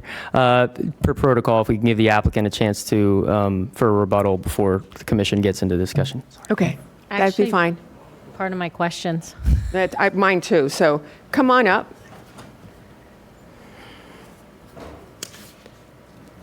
Hello again, Ernie Cox. I had one clarification that I wanted to make. I misspoke earlier. I wanted to be perfectly clear. We were talking about we have consulted with both tribes, both the Seminole tribe and the Miccosukee tribe. We have not gotten any decision at all from the Miccosukee to the extent that I indicated that they had provided input one way or the other. I want to clarify that they have not. And then a second thing, there was a question that came up about the difference between the 87,000 acre feet of storage versus the 120,000 acre feet of storage. And I wanted to clarify that, just like in the adjacent EAA reservoir, a portion of that storage will be below ground. And so in this circumstance, approximately 87,000 acre feet of the storage will be below ground level. And then because it is a low hazard reservoir, which means that the water does not go more than 4 feet above ground, the balance of the storage would be above ground. And then Matt Edson wanted to just clarify one thing, and we're certainly here to answer any questions that you all may have. Thank you. I just wanted to go through a couple of things that we talked about today about this being kind of fast-tracked and short and in the way we've gone. And I can promise you that almost 3 years of my life has gone into this, and it has not been fast-tracked. The professionals that we hired are the same professionals, as I said before, that worked on the adjacent projects, and we did that for a reason. We wanted to make sure that we didn't have any issues going forward with these other projects, and they were compatible, so they are credible, responsible professionals that we would use. The third thing that we have to talk about here is this is a public-private partnership with us. We are investing the money to open this project. We have paid nearly $18 million for the engineering for a water resource project and a reservoir. None of that has been tax dollars. When we talk about tax dollars, there are no appropriations requested today for this project. And going forward in the future, once we work out the details with the district of what they want for attributes to make the project function, tax dollars, we will request appropriations for the function to use that project, such as pump stations, canals, water control structures, whatever the district desires that they need. The next thing I want to touch on is we have committed that we will continue to work with all of these agencies, and we have to continue to work with all of these agencies. We know that we have to continue to work with the district. We know that we have to continue to work with the Army Corps of Engineers. In front of the commission today is merely a step to get us to the next step to continue to work with those professionals, and that's what we'll continue to do. It's not like the approval today would lead us to blasting on Monday. We have a long way to go between here and there in satisfying these conditions, the other state agencies that go along with this, and making sure that we are compliant with all of them going forward, and that's what we will do. There's a lot of time between now and then. So I welcome any questions you may have. So thank you. Well, please don't sit. Can you pull up your slide that shows the I'm elevation? sorry, this is not, Matt, you come up, sir, you sit down. This is not a cross-examination of this gentleman by you. So, Matt, the vice mayor has some questions. A few questions.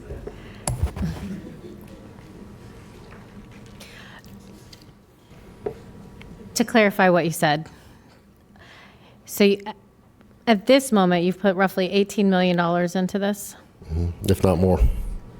And when you do reach the point of being somewhere where this is functioning as a water reservoir, you plan to maybe at some point go to the state and ask for appropriations? We'll have to spend about another $200 million to get to that point. And That's once, what my next question was. You jumped ahead. and once we work out those details, we don't know what the district's going to build. We don't know what size CFS pump station, and they're very expensive. We don't know what that is yet, so I don't have a number to go to the state to ask for anything. That's years from now. And we know that none of that is coming out of SERP or Everglades Restoration or anything else. That's the same thing we do on every other project that we have around the state, that we work with them to get to a point where they identify either their budget or our budget, and we're not You're there yet. estimating to put approximately $200 million of We'll your have over own. $200 million invested by the time we put the first bucket in the ground. And we've heard some concerns today about aggregate. Would you like to address those? Have you reached out to FDOT? Have you reached So out to I think roads? there's some misinformation or misunderstanding on the use of the aggregate for this project. We are a water resource project. That $18 million was spent to ensure that we are a water resource project. We have to build a reservoir no matter what, no matter if the district says yes or no, if they allow us to move forward, we have to build that reservoir. As a water resource project, we can do whatever we want to move that aggregate off that site, whether it be FDOT or not. About half that aggregate will stay on site to help build the reservoir. The other half that we will process will go off the site to help the rest of the state with their aggregate burden. If we were simply an FDOT project, and that's all we were going to get out of this project, we would have been digging a year ago. Because all we have to do is go to FDOT, and the crisis that we're in, they would likely give us a letter and say, yes, we are in a major aggregate shortage in this state, and we need this aggregate. We wouldn't be here. We'd already be digging in the Everglades. Phillips and Jordan is a water resource contractor in this state. We are the largest water resource contractor in this state. We do nothing else. We have other districts, other disciplines, but this is our major business. What's another project that you guys have constructed of a water resource? For water resource projects, we're the design builder on the Lake Okeechobee STA. C51 is one of those. The other projects we have are those that are issued in the open bid market for the South Florida Water Management District. So most of our major water resource projects, I think we have if not all, I think we have about 10 contracts right now with the district. We're the largest. for water resource projects. Mm-hmm. So this would be another water resource project? This is another water resource project. I'm just looking through my questions to make sure I haven't missed any before I move on. Oh, timing. Yes, it was brought up about acre feet of storage. What are, it says approximately 20,000, I believe it was, within the first 5 years? 20,000, as we talked about earlier in those first three phases. That's why we did that, because the pump station construction is about a 2.5-year project. That's why that smaller center phase is done first, so we can start that pump station to deliver that water. And then while we're building the pump station, we get the other two cells done. They equated to 20,000 acre feet. And that's within the first 5 years, but what's the total? 120,000 acre feet. And so the idea that this is going to take 20 years to 70 years, I think somebody said, 59. or 59 years, all right, almost 60 if we're rounding. But it's not going to be unused or No. there's not going to be, it's not just going to be sitting there in construction for 59 No, years. no. There will be parts of it, I'm assuming from what we've heard, We that will were turn usable over in another. certain timelines? Yes, ma'am. We will turn over another cell every 3 to 5 years, which will add another 8,000-ish acre feet every time we turn one over. So to put that in perspective, the EAA reservoir, I If we think, could pull up that slide, please, I'd appreciate it. The timeline. I don't have the remote. The timeline from Brian's. Well, you had, there was a slide that showed, Oh, in the conditions? chart in the report. Either way, so I just wanted to make that clear. So water resource, and it's going to be usable, but you won't be able to start it tomorrow. Now, something else I wanted to address, Is this going before the South Florida Water Management District next week? Yes. It's going in a public meeting next week. Or to a public Our meeting first there? public meeting next week. Okay. And so then it is going through that process? Yes. With the South Florida Water Management District? That's what I was looking for. Thank you. That's correct. And so even if we approve this today, it's still going through that process? I still have to go through that process. I still have to finish with FDEP, and I still have to consult with Army Corps.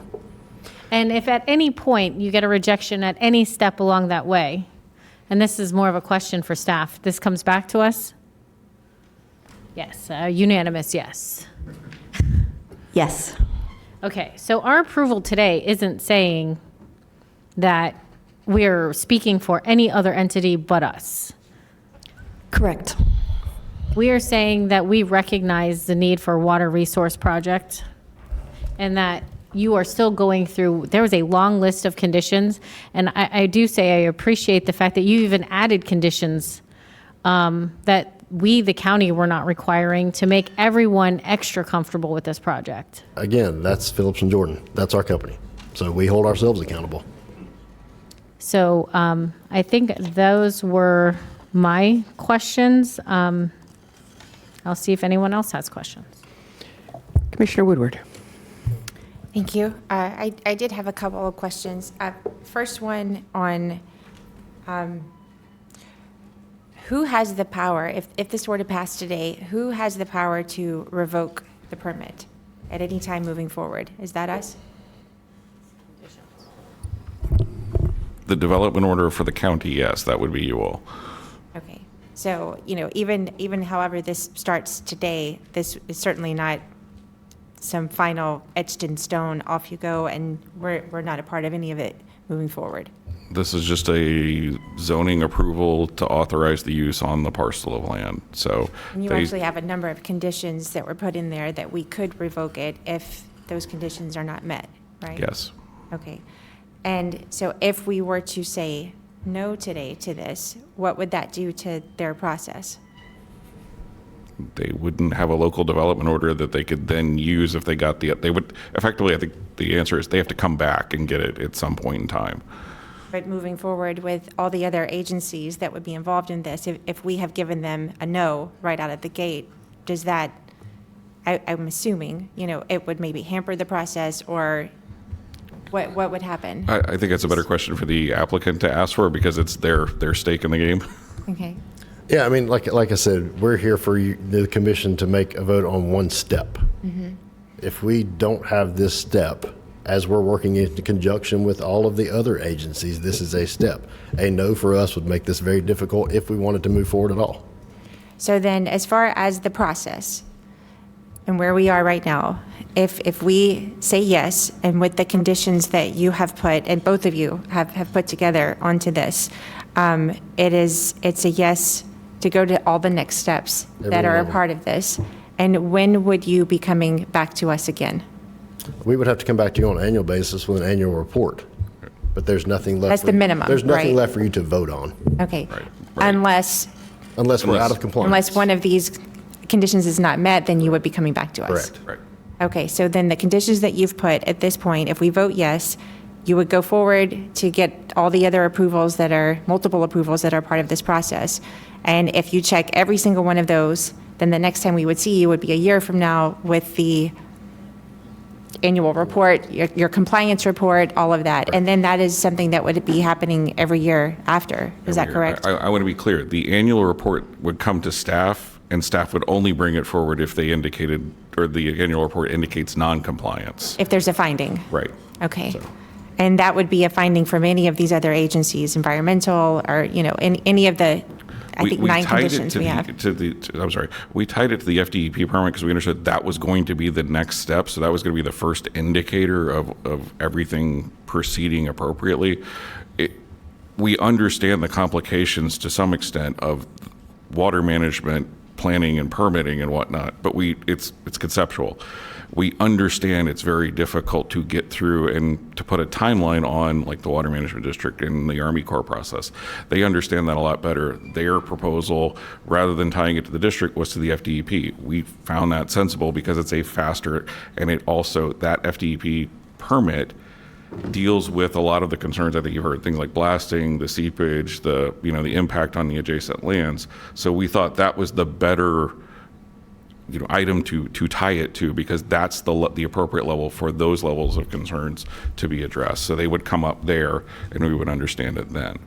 Okay, and then if any of those conditions weren't met, they would inform you, and then you would tell us. And or even if they are met, I'm assuming you will let us.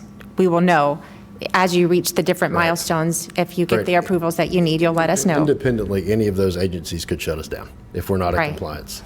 Okay. A little bit different with this one is we conditioned it with the county that we have to report all of those agencies to you to make sure we stay in compliance. Okay, because I heard it, I think, a couple of times that this is early, this is in its infancy and all of this, but I mean, I do kind of agree. We're, at this instance, almost kind of giving birth to this, and it is very early. Yes, ma'am. And there's a lot of conditions that are tied to this. And I hear the concerns that a lot of people have, but I feel that you have worked hard to put a number of conditions in that will keep this process moving, but also have additional checks that maybe wouldn't have been part of this, but they are, and you're going to report those back to us. Yes. So I feel very comfortable. I apologize. I think I came into your agenda review yesterday morning because I was first, and I think I made everybody late. But this was a long discussion that we had.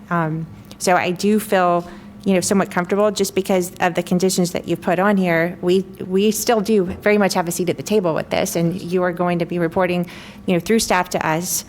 So I'm comfortable with what's been put forward, but I'd like to hear what everyone else has to say. Thank you. And Matt, since you're up, the question that got submitted was regarding the elevation cross-section slide from you. Mm-hmm. Hazardous versus non-hazardous. The EAA reservoir slide shows the water being held above ground. The project slide shows water being held below ground.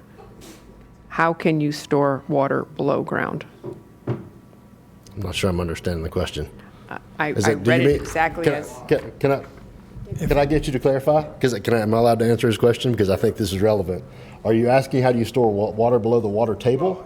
If we could see the slide that showed We don't need to crosstalk. I think if there's a way to pull up the slide, that might I don't have help. the control of the slide.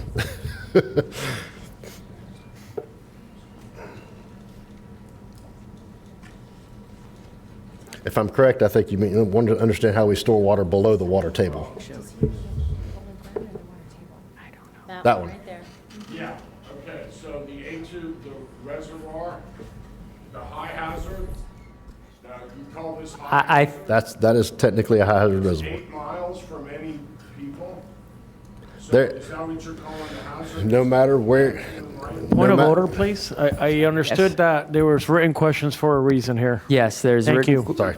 Any clarifications should have been written within the question. If the question isn't understandable, then we can consider it outside the scope of the testimony.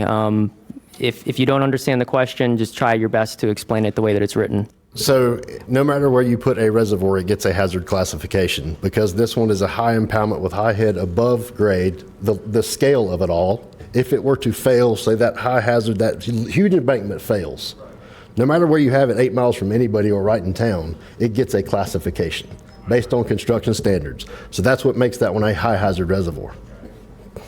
That's No. Sorry, no, sorry, sir. sorry. No. That's enough. Sorry. Just for clarification, Commissioner Flores, your light is still on. Do you have a? Okay. Just for clarification, the high hazard has nothing to do with your project. no, absolutely not. Thank you. Okay. Madam Mayor, if we could just have the name of the person that... Mr. Rufus Wakeman. Thank you. You're welcome, and I will give the question to the clerk. Commissioner Weiss. Are we having a break? We are going to take a break. Right, well, we're 7 minutes over where we said we were going to. So, no, I'd actually like to take the break if we could. And we will be back at 6 o'clock. Thank you.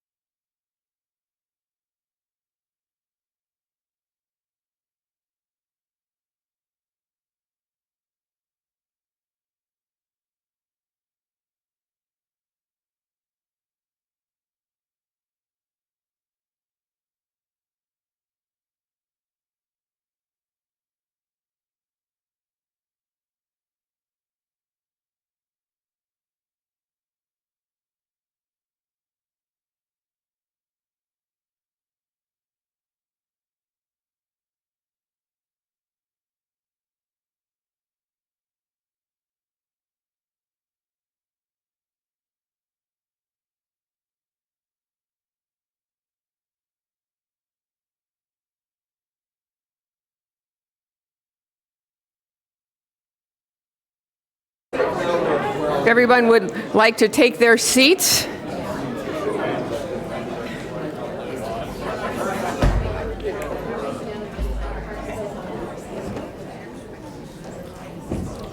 All right, I have several lights on. And I have all the staff here to listen to our questions. Commissioner Flores, before we left, your light went on first, so why don't you get the ball rolling? All right, staff, let's bring this home, please. Can we go back to the slides of the conditional The conditions? the conditions of approval? And can you once again do a recap on those?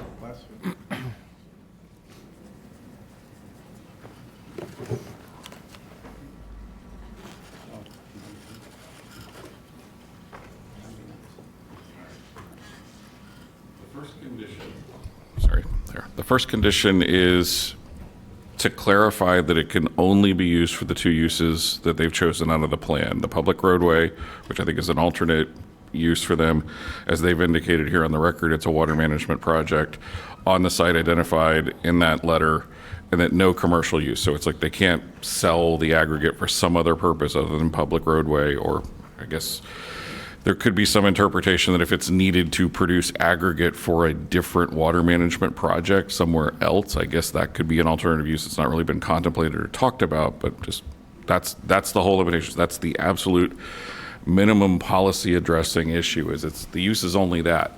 And the reason that condition is written that way is a type 3B excavation is a commercial mining approval, but we're saying, yes, that's the big scope, but it's appropriate to make it consistent with the plan to limit it down to only these two purposes. So I want to clarify that. The second condition says they must come back with the FDEP environmental resources permit within a year. That's then the first check-in. If we don't have that, that's the one that's a guarantee back within a year if they do not have that.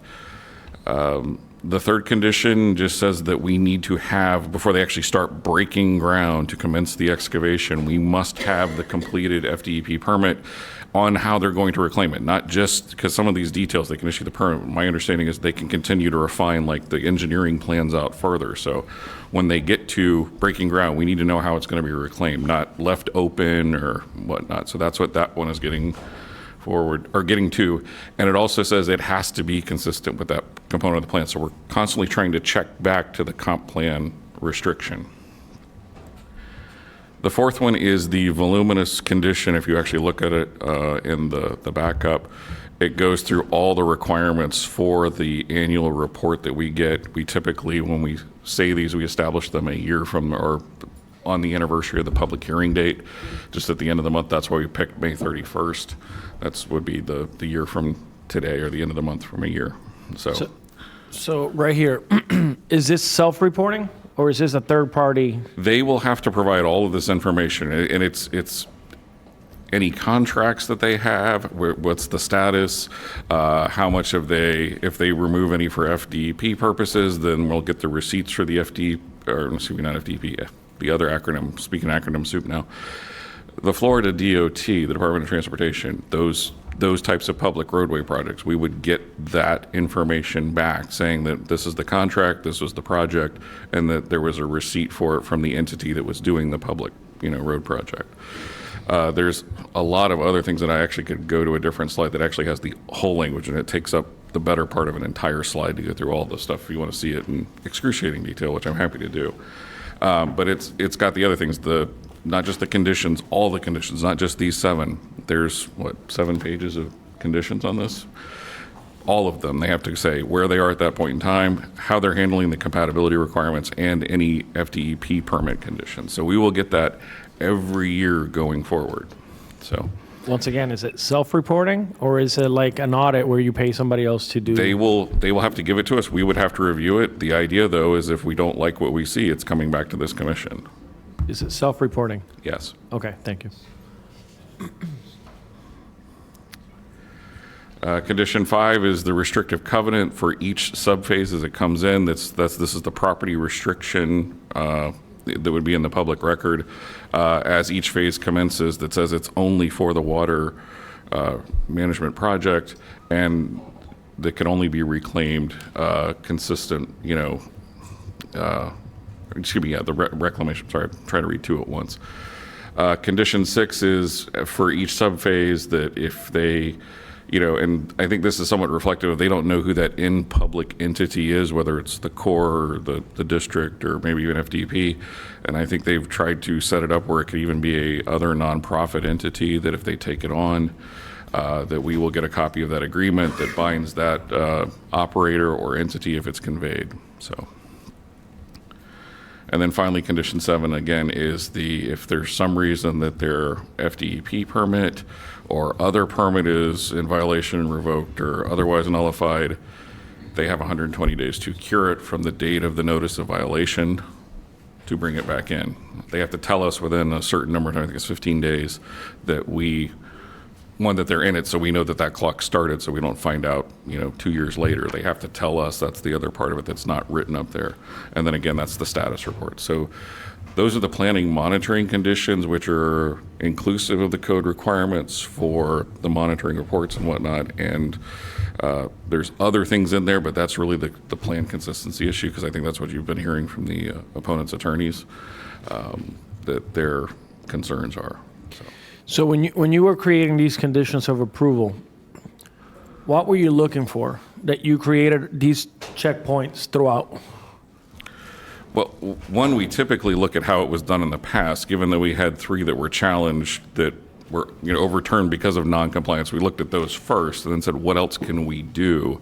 And what was the direction or the guidance from the appeal that we can go forward with? And we tried to shut those down. In other words, say, okay, if that's where the mistake was made, if it was not absolutely clear it was not for any sort of commercial mine, then we need to make sure it's clear that it can't be a commercial mining operation.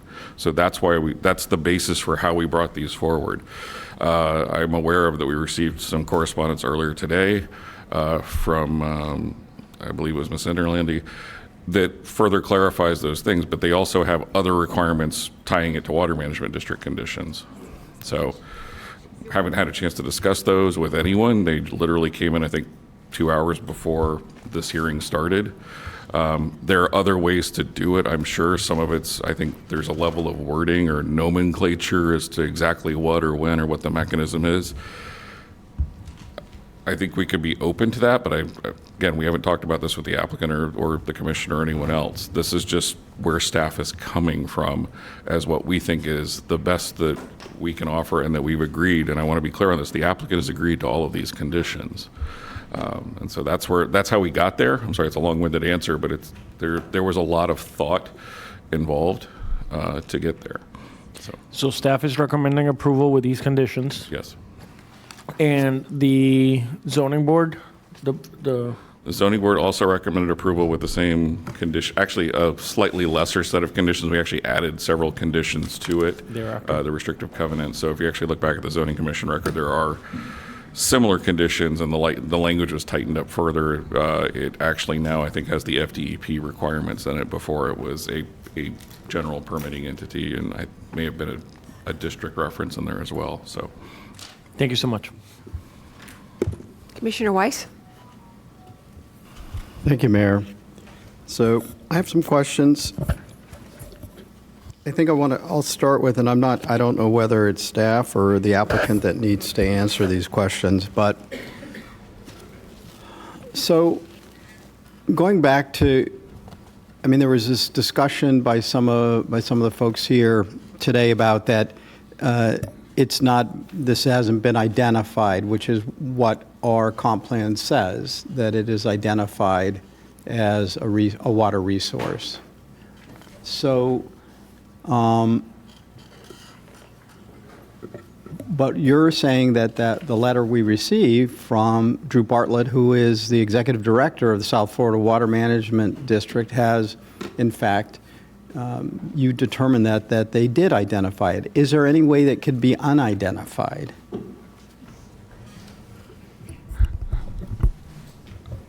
The short answer is I don't know. I can expound upon that, but the problem we have is the policy language is it was written at a point in time where the concept was all of this is coming through a government process. We actually asked the applicant, but as this was a very early, in the zoning process, maybe you should consider asking to amend the comp plan to maybe expand the policy language to better address something like this. Let the board have it under a legislative, determine if you want to make a different policy, and also maybe change it from the very restrictive nature and say, maybe we want to go back and say, what does viable alternative technologies mean, or something like that. I mean, there's some room to improve the policy. That's the problem we have, is it was written at a point in time early in SERP. This is not SERP, but this is the only real guidance we have, and we have case law. I don't normally come before you would say, hey, we've got case law on this policy. It's like, we have case law on this concept. That's usually, or there's this other ruling that we're bound by, but it's not usually explicit to a policy that's an active policy. Okay. I wanted to say all that just to get to, we don't have I don't know how they unidentify it. I think the assumption is they just don't get further in the other process, and then the monitoring provisions bring it back to, Right. So that's the cow doesn't get too far away from the barn, so to speak. Yep. Okay. Also, people brought up, well, the South Florida Water Management District hasn't approved this, but our comp plan doesn't identify that as something. Identified as the word specifically. Right. It doesn't say who, it doesn't say after it's completed the comprehensive agreement, the unsolicited bid process. Those are all things other people are putting into the reading of the policy. And, the planning director interprets it. You all as the board set the policy. You all are the ultimate interpreters of the policy of the plan. I think that's the direction this winds up going down, is that there's a lot of desires in the law, but the law says what the law says. The plan says what the plan says. Do we have any other instances in the county where we've excavated out aggregate and then stored water? Yes, the Palm Beach Aggregates Project. There is, what is it? Here, let me handle that. Okay. The original, what is now the L8 FEB, which is a fancy name for a surge tank for the STAs, that was envisioned in the SERP as a reservoir, as part of SERP, but then they needed that for the water quality enhancement of helping the STAs, so the district just took that over and said, we're going to use this for the restoration strategies, which is the water quality improvement. So that's about 48,000 acre feet. And it exists and is operational right now. Subsequent to that, there is a pure water storage, which is a C51 Phase 1, which is about 9,000 acre feet, and it's active right now. It's pretty much full, but it is connected to the FEB, and they will eventually open the gates and move together. And then right now, under construction is cell 12 and 13 of the C51 Phase 2. So we have in the county, we have water being stored in sites that have been excavated. Correct. And just to clarify on the L8, the L8 was originally supposed to be for our local needs of water. Correct. It was there to offset for sending more water from Lake Okeechobee to the Everglades, and then giving an offset to Palm Beach County and having water supply be met by that, and to harvest the water to go into tide to reduce the damaging flows to the Lake Worth Lagoon, and then use that for water supply for both the Northwest Fork and just general water recharge for well fields. And that was taken away from us. That was redirected. Okay, you can use that language if you want. That's a nicer way of saying, but they took it away. So in reading policy 2.3-E, within the agricultural production future land use designation, mining may be permitted only to support public roadway projects or agricultural activities or water management projects associated with ecosystem restoration, regional water supply, or flood protection. The one area we haven't talked about is regional water supply. So it's my understanding that with the original plan for SERP, there was supposed to be regional water supply as part of it, as well as Everglades restoration. Can you expound on that for me? Yeah, if I remember correctly, component G was about 360,000 acre feet. It consisted of 3 cells, 120 each. 240 of that was dedicated for flows to the Everglades, and the 120 was then going to be used for water supply to the south end of the EA, offsetting some of the needs for the north. And just to put in that perspective, 120,000 acre feet would be about 2 years of the full demands in the LA Canal, which would be both the city of West Palm Beach and Cypress Grove's agriculture area. So it's a meaningful volume, and also having that storage down there, even though it's not going to the Everglades, is helping trim off that really high flows that result in undesirably high levels in conservation area 3A, and make the better timing as you know, as you've heard this before, quality, quantity, timing, and distribution. And so in essence, as you say, use as an offset, but could the water actually be moved? It would take a lot of effort, and it'd have to be a very fairly slow amount, and it would require pumping at S5A to lift it to us. Probably they would 99% of the time try to do an offset and take it from somewhere else. But I know, we've had water shortages in the city of West Palm Beach, water shortages up at the Locks River, shortages that we see in the Lake Worth drainage district canals, and they're not getting enough flows at times to keep water levels high enough to push out the salt water coming in. And just so for that case, the offset would be, typically you release water out of 352 for Everglades demand, but when we get in droughts, they'll pump that open 352, release water from Lake Okeechobee, and lift it with S5A into the C51, where it's available either to the LA Canal or to all of eastern Palm Beach County. And then there was a question that came up, and when I looked at there was somebody made a comment that it was 60 feet below ground, but when I looked at the documentation and this may be for the applicant, the excavation for this water storage is 15 feet below ground. Did I read that correctly? I think when I said 16 feet, she misheard that as 60 feet. Okay. Because when I said you were standing on the field today as where it is, you'll look at a 16-foot hole. I think she misheard me and said 60 feet. Thank you, Matt. You're standing here. Let me ask you I had a couple questions specifically for you. So how long have you been working on this project? Because people said almost 3 years now. Popped up. Almost 3 years now. 3 years. And did you reach out to any of these interested parties and Yes. talk to them? Yes, we did. When we first started this project, we reached out to every entity or organization we could. The Everglades Foundation, the Everglades Trust, Coastal Conservation Association, anybody that would be actively involved in water in South Florida. Yes, we did. And what was the reaction that you got? The first year or so, we provided them with the concept that we had. We actually had a meeting with Eric Eichenberg, Steve Davis, and Anna Upton on our first call with the Everglades Foundation. And at that time, we didn't have any issues at all with them. There was no pushback on the project. It was just, let's see where it goes and move forward. At any time, did they indicate support for what you were offering? They never had any written support. It was just, there was no negativity towards the project. It was all, we like the concept so far and keep moving. Okay. All right. All right. That's all the questions I have. Thank you. Thank you. Thank you. Commissioner Powell. Thank you, Mayor. I guess one of the questions would be for maybe Matt. The question I have regarding the storage. One of the speakers had indicated that the water being stored wouldn't be cleaned, and it would have residue from salt, and it wouldn't be able to be used for anything. Is that the case? No.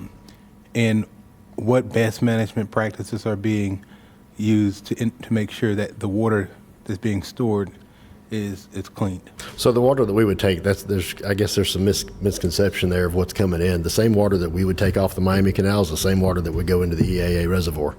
Once it leaves these reservoirs, it would have to go back. It would go a route to STA 56, A2 STA, or wherever they saw fit. It's the same water that would go into the EAA that would come into ours. It all comes from Okeechobee, Miami Canal into the projects. Thank you for that. The other question, and this could be for staff, it could be for you, where we indicate the number of years that this would take for completion. And I understand the challenge because this is not something that you do overnight. Yes, sir. Someone indicated that they would be 70 when this project is completed. If the project is never started, they're going to be 70 at some point anyways. But we're hoping that if this project is successful, it will provide the additional water storage and water quality measures that are necessary. Is that problematic? Because that speaker had indicated that perhaps we could shorten the time frame. What would be the result of shortening the time frame? So the reason that we have the 70-year timeline is today we have to give you our best estimate of what it would take at current pace, construction, and other areas to achieve that goal. We have to give you the best knowledge that we can. That can be accelerated. That's the reason we've done it in cells and phases, so that we can finish a phase and turn that over and have water storage there. But that is a reasonable assumption of that time frame. And to put that in perspective, I mean, like I said, the EAA reservoir, when it's from start of first discussion to the time it's done, would be approximately 40 years. Thank you. So this, just for clarification, this won't be salt water that will be stored? There's no salt water coming into this reservoir. Thank you. I think those are the bulk of my questions. I think that's the bulk of my questions for you. Thank you. Matt. Thank you. Staff, with regard to the conditions of approval, I see that the conditions of approval, especially and other commissioners went through the conditions related to planning and monitoring, so I don't want to revisit that. And there are, just so people are aware, additional conditions that are far outside of what planning and monitoring. One of the things I see is under reclamation. Prior to the final approval by the Development Review Officer, the site reclamation plan shall be submitted and approved. That's when it goes to DRO phase. So even after today, this still has to go to DRO, and they have to have an approved site reclamation plan before this could ever be implemented. Is that correct? Correct. And then in here, I also see a number of other provisions and conditions that are required before they could get started. I understand the applicant had indicated that they can't just start tomorrow. This would be a step, and it would be similar to any other type. This is a different type of project, but when we approve site plans, those still have building permit and everything else that they would have to go through DRO before they complete the project. This wouldn't be any different, correct?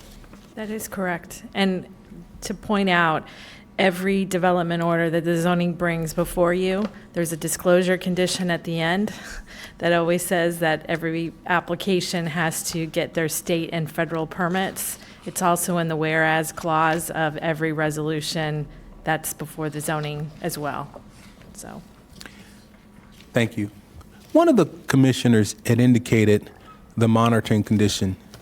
Are you at all concerned that this annual, is it an annual report that they will have to do in terms of monitoring what is here? Are you at all concerned that because they would be self-monitoring, that there'd be any challenges or any issues there?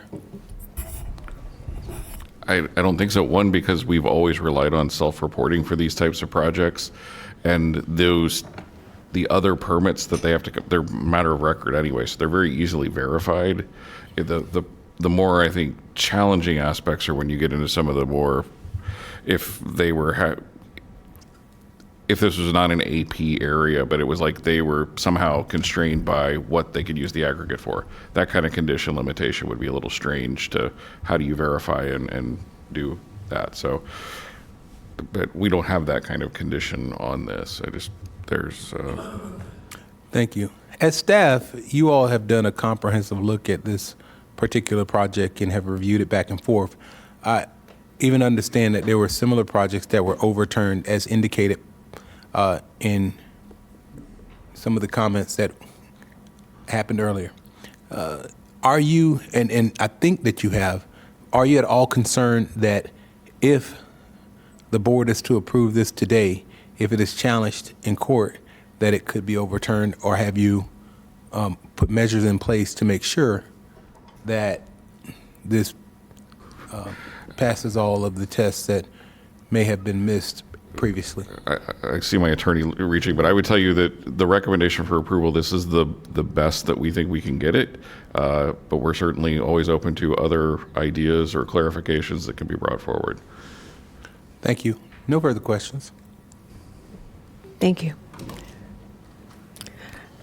All right, so maybe I can bring it home, and then we can have a motion of some kind. Just a comment. If I were South Florida Water Management District, I wouldn't even be looking at this if it didn't have the approval of the county, because why spend all those resources to figure something out if the county's not going to approve it? So for me, this is a first step in a very long process that's going to have a lot of checks and balances on it. You all can shake your heads, it's okay, if you disagree with me. But again, if I were another governmental agency, I would say if the county doesn't approve it, why would we spin our wheels? And as you heard, there are many steps that will have to be taken in order for this project to move forward. While the applicant has said they've spent $18 million in 3 years on this, I haven't seen your receipts. I have no idea if you spent $18 million or what. But regardless, you have put in 3 years so far in trying to get this done.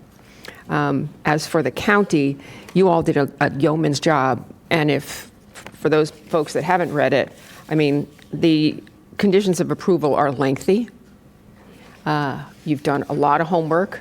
The applicant put in additional approvals so that there would be a lot of checks and balances in place. Commissioner, Vice Mayor Baxter? No, when you're done. No, I'm going to go last. Go right ahead. I don't have comments. I'm going to make. Cool. I like that. All right. So the fact that we are here today, I appreciate everyone that has come.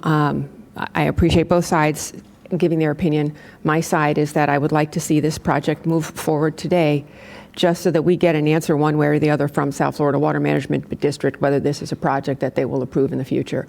Again, if I were a governmental body and the first approval had to come from us, I wouldn't be doing anything unless the approval came. So I have no more comments on that. So Vice Mayor Baxter? Thank you, Madam Mayor. I move to approve item number 14, CA 2023-01791, Southland Water Resource. I have a motion from Vice Mayor Baxter. I have a second from Commissioner Woodward. All in favor? Aye. All opposed? See that motion carries 6-0. We will look for follow-up from all of you, and don't make it a year. All righty. This has been a long day. We actually are at the end of our regular agenda. County Attorney, Planning Director, Zoning Director. No comment. Hold on. I was going to back up for a second and take a moment of personal privilege. This is my swan song before you as a planning representative on zoning. Excuse me. I know you all want to chat. Can you take it outside? Because we actually have still a little bit of a meeting left to do. So I'd appreciate it if you could quietly exit if you don't want to stay for the rest of the meeting. Thank you. So this is my swan song before you in a zoning authority, or sitting as the planning representative at the zoning hearings. I will still be at the county. I will be on staff. I'm just stepping away. You have a very capable and up-and-coming replacement, Travis Goodson. You've seen him in land use amendments. He's been here for zoning previously as well. He will be taking over that function. I will be retreating more to the background to do more deep dives and studies and so forth. I'm getting repurposed to historic preservation, public outreach, and some special projects. So since we have a evaluation appraisal coming up in a couple of years for the comp plan, we'll be digging into all of those things and updating the plan and whatnot. So all of those functions will be where I'm going. So I'll still be around, but this is the end of 15 years of having sat at these hearings. So what a way to go out. Commissioner Weiss. Hi, Brian. I want to say I will miss you. You're just a wealth of knowledge, and your ability to take questions from so many different directions and being able to answer those questions in a, at least for me, a very understandable way on some really complex issues. Something certainly going to miss. I'm sure Travis is going to do an excellent job, but I just want to thank you. You have made these last few years for me much more, I think, productive and effective in making proper decisions. So thank you very much. Thank you. I appreciate that. Commissioner Woodward. Just wanted to echo, and I thought you were going to say you were gone, so I'm glad that you're still with us, and we'll miss you here, but thank you for everything you've done. I actually get to work on one of your projects, the Maloney Park National Register nomination, so. So we're going to get to be better friends after this, okay. We'll be good friends. Brian, it's been a joy. Thank you very much. Your knowledge, it's hard when folks with knowledge move off of the position that they're in, that we got used to seeing them in. But as you said, you're not going away, which is good. So thank you. And thank you for, hanging out with us today. Where was I? PZB Executive Director. Yes, actually, I'll go ahead and echo your comments.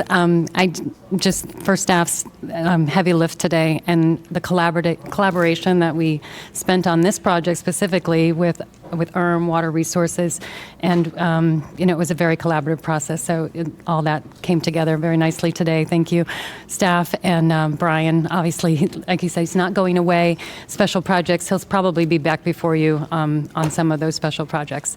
And then just wanted to also take a moment just to thank our county administrator, because this is our last meeting before she is officially retired. So PZB just appreciates her guidance and support through the years, and we just want to publicly thank her for that. And we've given we've done something privately, and but we just want to say something publicly that we really appreciated her all these years. So thank you. Thank you. Deputy County Administrator. Just a quick thank you, kind of echoing Whitney's words, but Paul, Deb, and I met with the applicant a year ago, February, the first time on this project. And this board has seen a number of development projects and density increases and things like that. This one was so unique. It veered into different areas, and dragging Paul, Deb, and others into this world, along with planning and zoning staff, there was a lot of work these past 4 or 5 months. So thank you, appreciate it, and for all being together as we took on new things and worked our way through this. My appreciation. Thank you. We're at that part in our agenda. Does anybody have any board direction? I do. Okay. Does anyone else? You want to go first? Sure. Please. So, thank you, Mayor. I'd like to ask that I get permission to work with staff. I'd like to bring back a resolution condemning what happened in Washington, D.C., and also we've had some incidents happen around here in Florida, anti-Semitic, so just condemning what was done and the hateful language that's being used, unfortunately, too often. Do you just need direction for this? It's not a motion, right? I think I just... I think without objection from the board, I think that would be fine. And then I can bring back a resolution, and if everybody approves it, that's okay. Perfect. Vice Mayor? Thank you, Mayor. I had sent a memo to everyone yesterday, so just following up with that, I'd like to give board direction without objection to request staff to draft a resolution renaming portions of Southern Boulevard in anticipation of House Bill 987 being signed into law.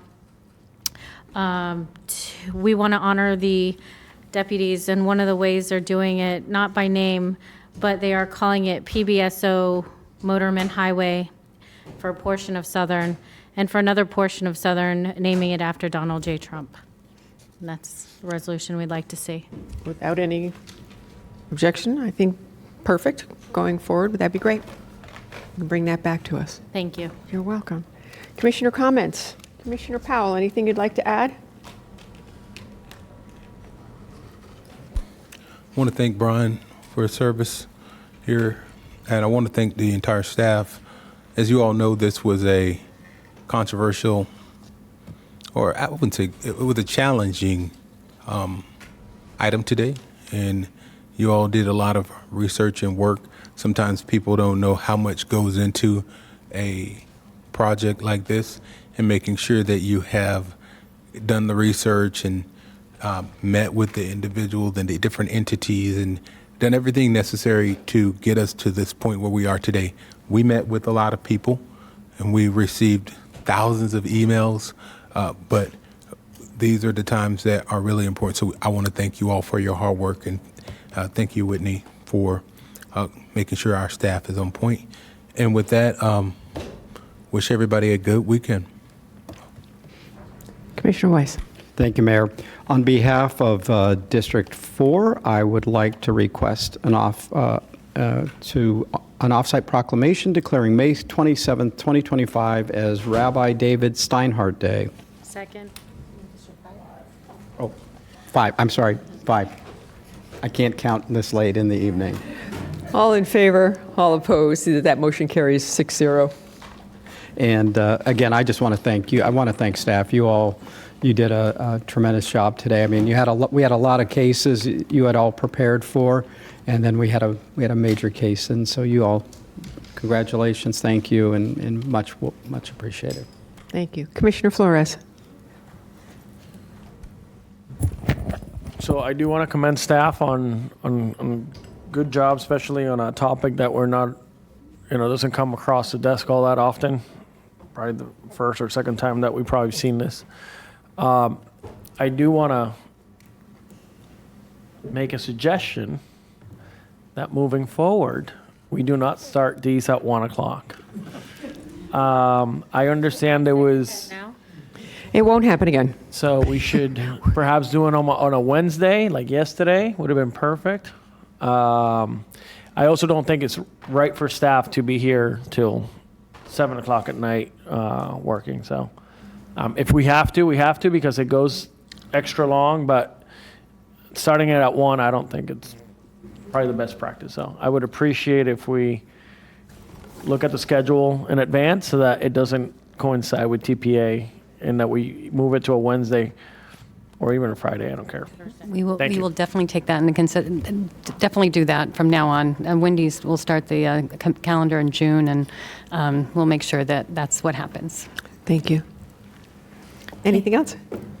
I'm done. Okay, thank you. Commissioner Woodward. Thank you. And thank you, Commissioner Flores. And I'd like to just put TPA could help us out a little bit too. There's 5 of us on their board, and if they want county participation, maybe they don't have their meetings on our zoning days. There's shared calls here. But I agree, we should have these meetings earlier. Thank you all. I echo what everyone's already said for the work that went into this today and our history lessons that we all got to learn a lot of good things on this.